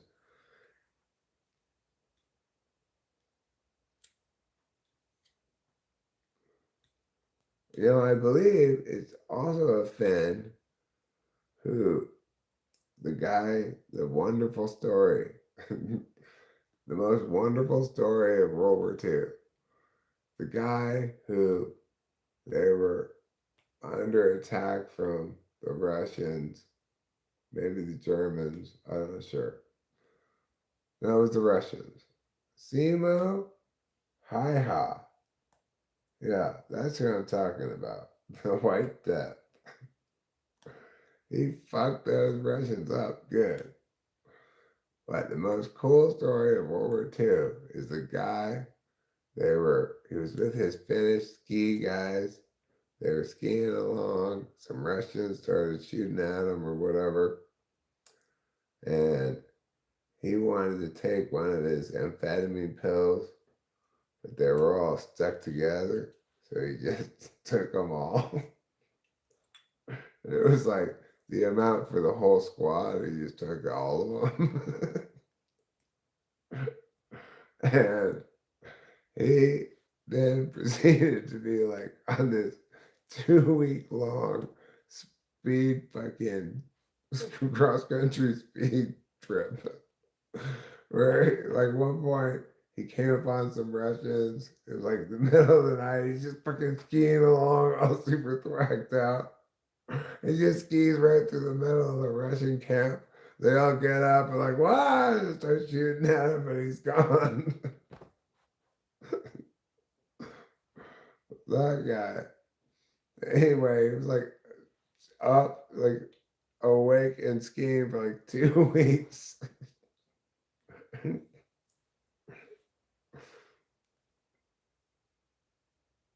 I guess like after he took all the pills,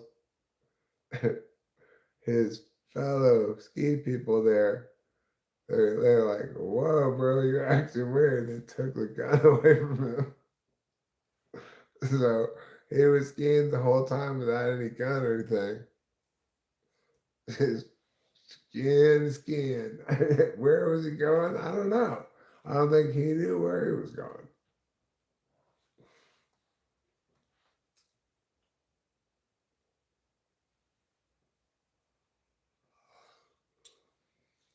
505 confirmed kills.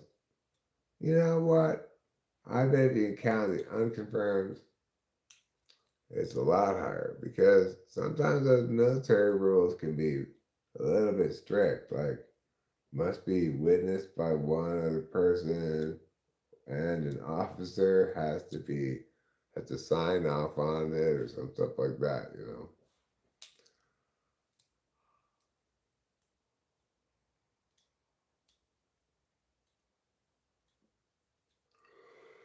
I don't know what the rules are for Finnish military, but they could have some rules like that, you know. I know that in at least some capacities, it's generally thought that certain kinds of soldiers are undercredited with kills by a very large amount.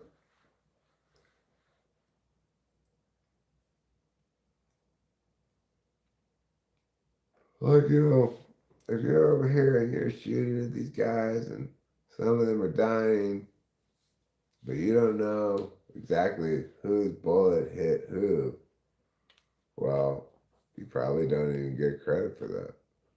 It's like you might have killed a whole bunch of guys, but maybe they were all like, oh, and then they walk back over the hill. You can't see them anymore. So you don't even know if they died. How about that?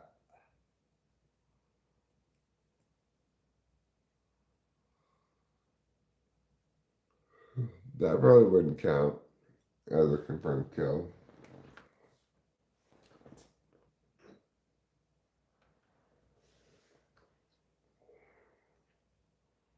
You know what? I think I'm going to nominate myself for the Bronze Star. Because really, is there anything more heroic than moving? I don't think so.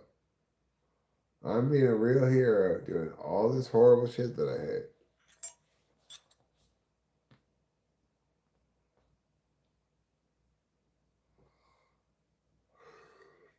Maybe a Congressional Medal of Honor, maybe a Congressional Medal of Freedom is in order for me. Or perhaps I can get a FIFA Peace Prize like President Trump got.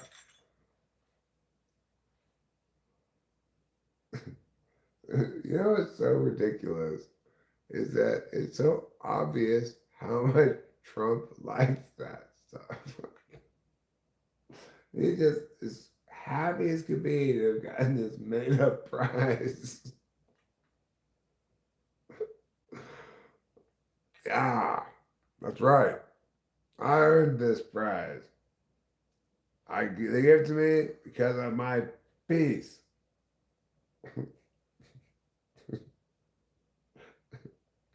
This proves what a great guy I am.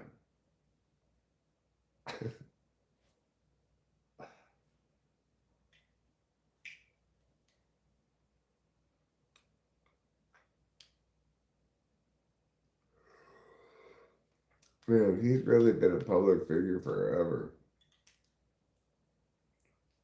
Watching some old boxing thing, like boxing highlights from a long time ago. The Trump Plaza. He likes to put his name on everything.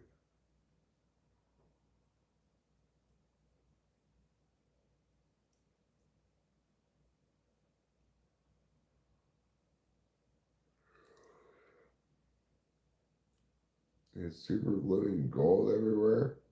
And he glued challenge coins over the doorway.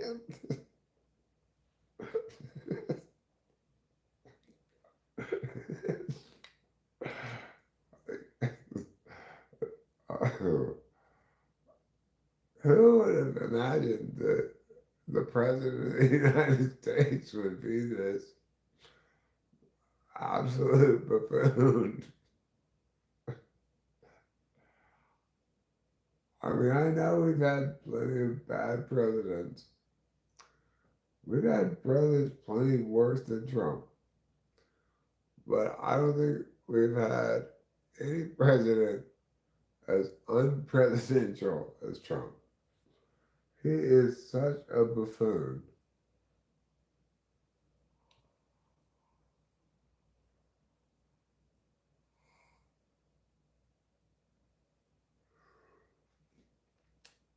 You know what I want to do? I want to start a war with Iran. Let's start bombing that shit. Wait, why? Why are we? Who? What? What? Where did you come up with this idea? Just do it. I want bombs in the air right now. You just show the Iranians who's boss. All right? Just put some bombs right on that. What's their capital there? It's called Iran City? It's called Tehran, sir. I don't care what it's called, bomb it.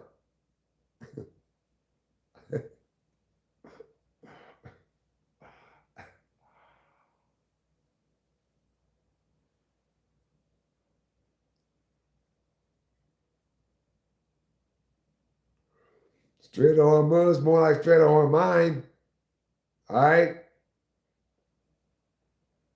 We have some serious military concerns here, President Trump. I don't want to hear it.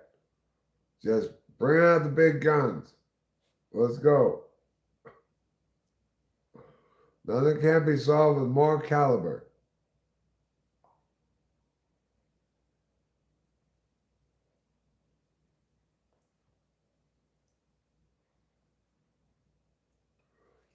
But they keep destroying our $1 billion things with $1,000 things. Go cry to the bank account, lady.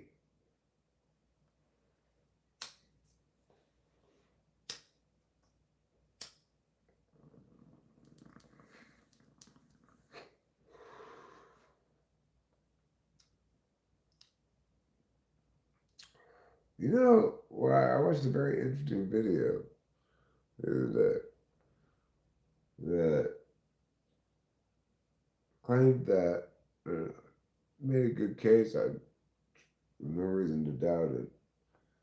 That the reason we had a large-scale economic crisis averted was because China stepped in and like cut their oil imports dramatically so that we wouldn't have an oil crisis.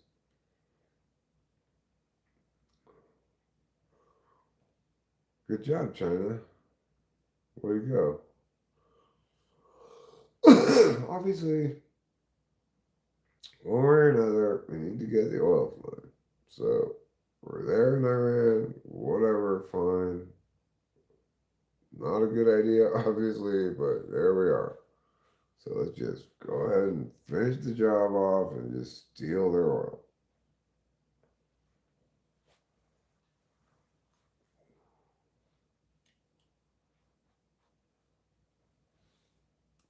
I'm sure that's what Trump was thinking all along.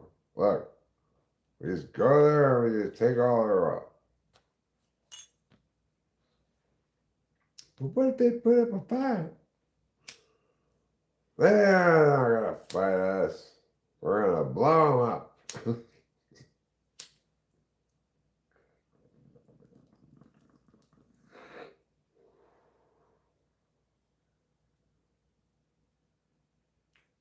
You know what it's going to do? It's going to get rid of all that anti-American sentiment over there, too. Just bomb that shit away.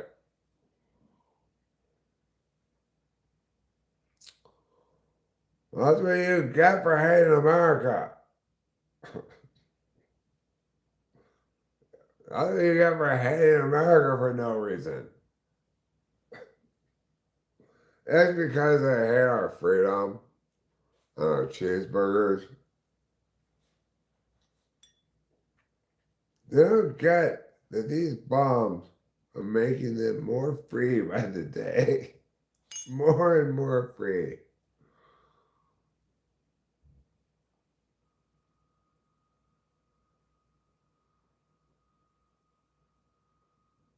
Well, Press Secretary, How much freedom do we impart on the Iranians today? So much freedom. So very much freedom.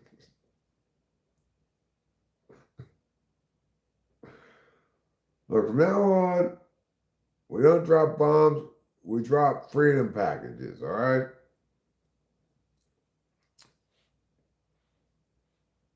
Freedom deliveries would be fine.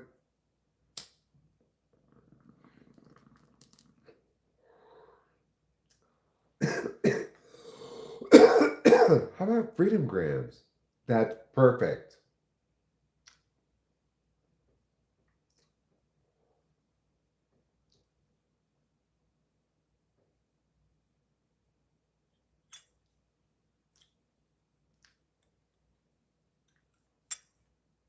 So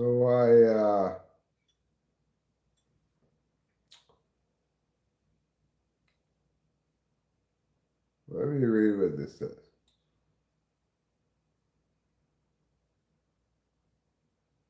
He do that? I didn't know. I admitted my crush here. Those lips. She was overwhelmed and ready to leave before it became too much. Plus, her enemy year is coming next year. It's a good intuitive decision. She's an ox. Well, I'm no expert on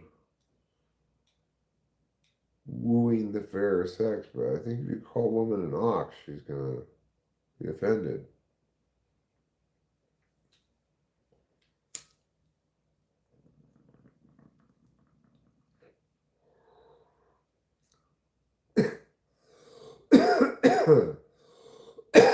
She left before she had to address the whole plane thing. What plane thing?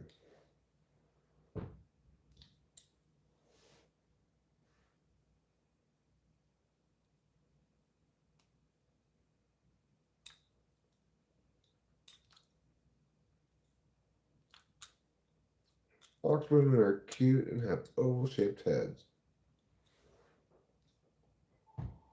Well, good for them. Oval is one of my top 10 shapes. Maybe top 20. How many different shapes can you name? More than 20? I can come up with square, triangle, circle, pentagram, hexagram, dodecahedron, rhombus, rectangle, parallelogram. Don't call her a parallelogram, whatever you do. Hey, you looking good, my little parallelogram. What? What did you just call me? Parallelogram? We are through. Obviously, she self-identifies as a pentagram or pentagon. Either one, she accepts.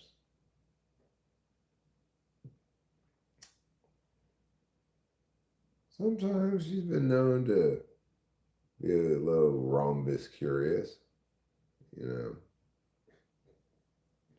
She sometimes tells people she's a rhombus. Just when she's getting out drinking and stuff for fun. When sober light of day, she's back to being a pentagon / pentagram. I once called an Italian girl a pig. She got defensive.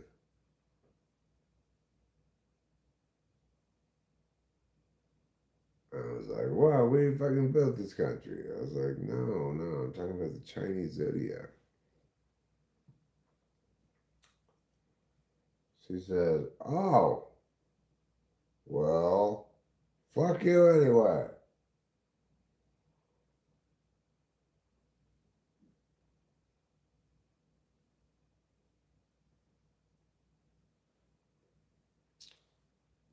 I'm about ready to call it a night. Then we're gonna go outside, have one more cigarette, and wrap it up. David Wilcock. Well, he Wilcock all he wants, but he won't this cock. Who even knows who David Wilcock is? Nobody knows. Could just be a made up guy. Probably is.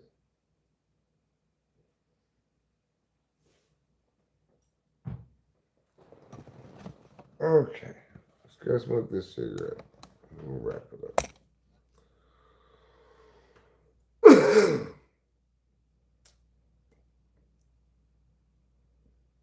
I smoked a lot of pot tonight. Unusual for me.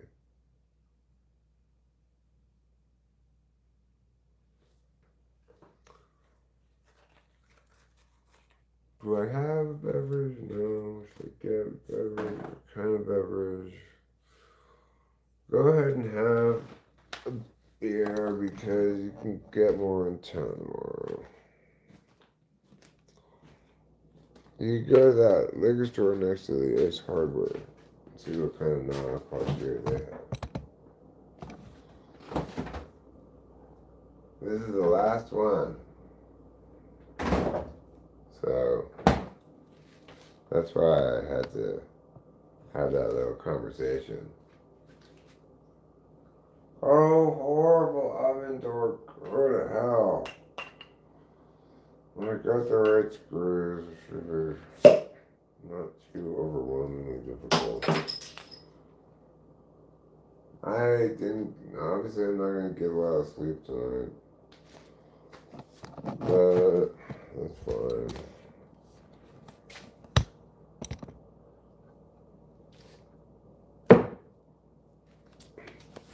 Will you stop already? Will you just be at the right angle? I don't understand what's going on here.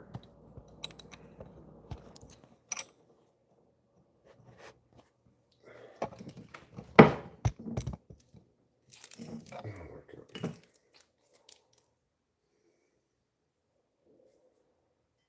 All right. Well,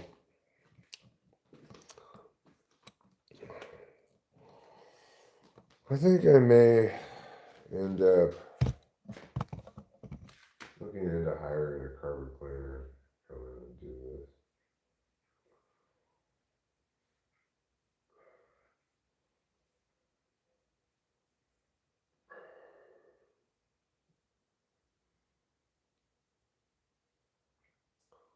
I don't think I have the time, nor is it worth it for me to continue messing around.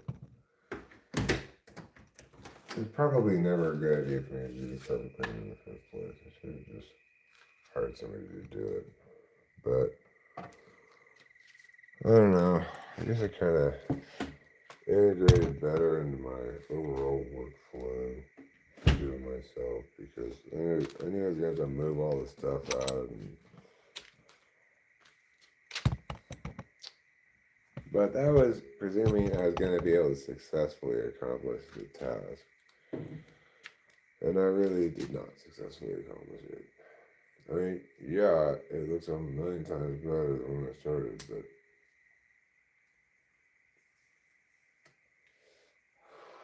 not good enough for showing the house.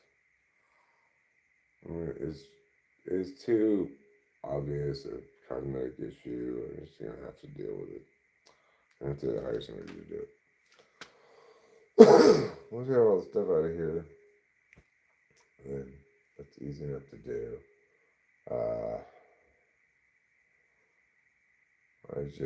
I can schedule that for after we leave.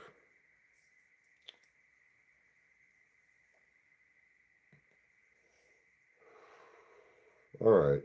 Well, that solves that problem. I need to find a carpet cleaning people who work up here. I'm not sure. So I'm sure there's some place we can find.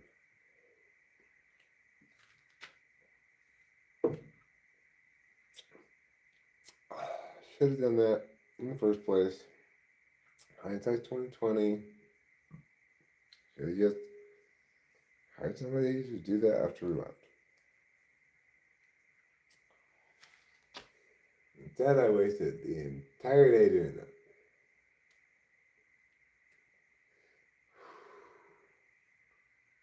Only to have it not even be done.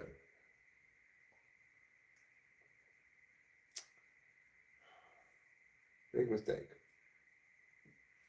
I've got a lot of shit that I do have to do, and should not spend all that time doing that thing that I don't have to do, that I could hire somebody else to do.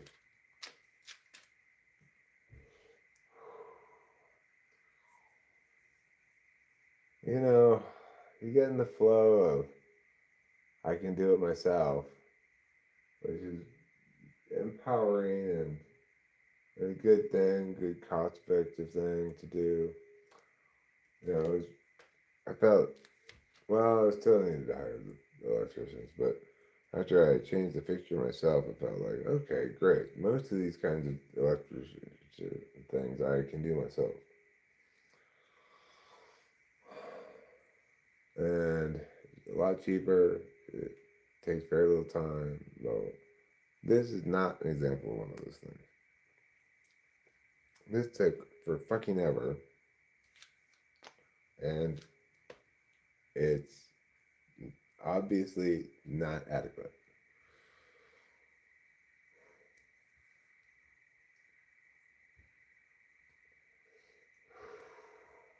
However, I do believe that the rest of the stuff will come out. Just from my own experience of just going over it again and again, it does come out.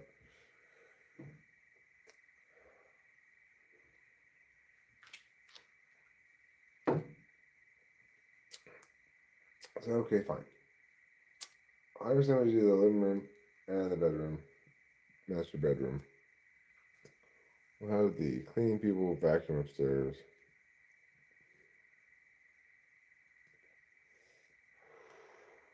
Hopefully the carpets aren't too bad up there.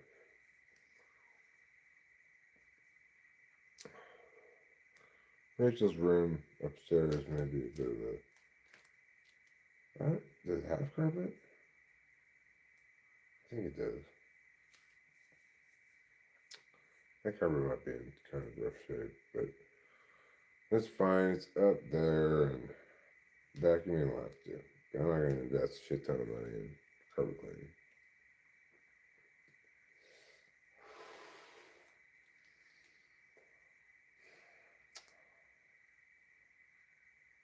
Okay.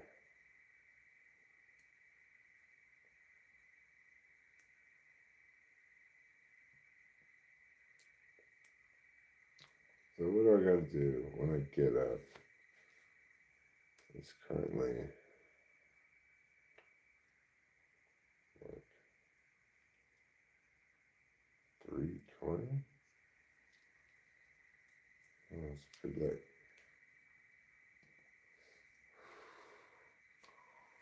Well, what I gotta do when I get up is clean the fucking carpet cleaning machine meticulously. They're absolutely Nazis about it. I've rented one before.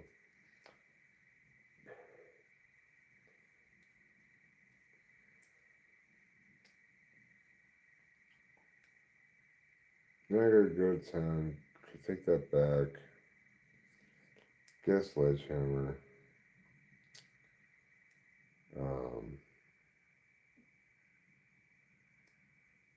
I guess that's all I gotta do at the hardware store. Come back here, take out the rest of the pond.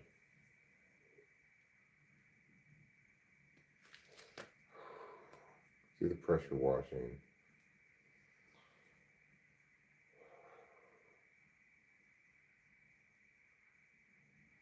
And take some stuff to the dump pile.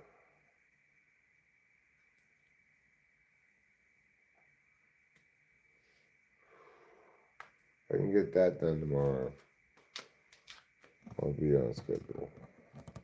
I've got some like things like I gotta change the postal address, and I gotta talk to the bank about my moving, and Oh, I gotta pay the water bill for a couple months of this. We're not gonna pay the year, right? We're just gonna pay a couple months in advance. A lot of things to do, but a not unmanageable amount of things to do.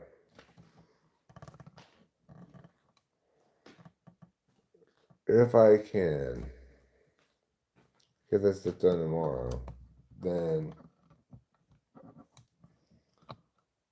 I'll basically be tidying ends and stuff until I get to U-Haul. Because at that point, that's when the actual final separation of things happens. What can we fit in the U-Haul? What's worth taking? What do we have to leave behind? Put in the dump pile, free stuff pile.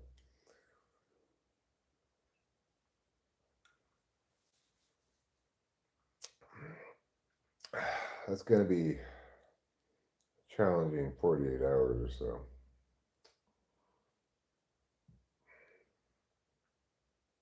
Wow. Things are really happening. The weed I do doesn't bang like in the good old times. Is my weed strong? No, not right now. I've got old weed. So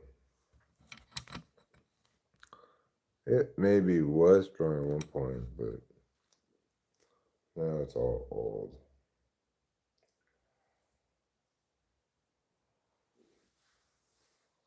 All right. We're coming to the finish line of this whole horrible process. It's been horrible.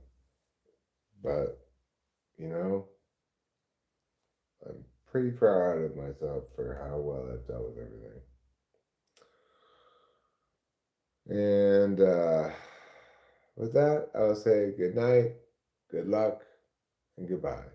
I love you. See you later. And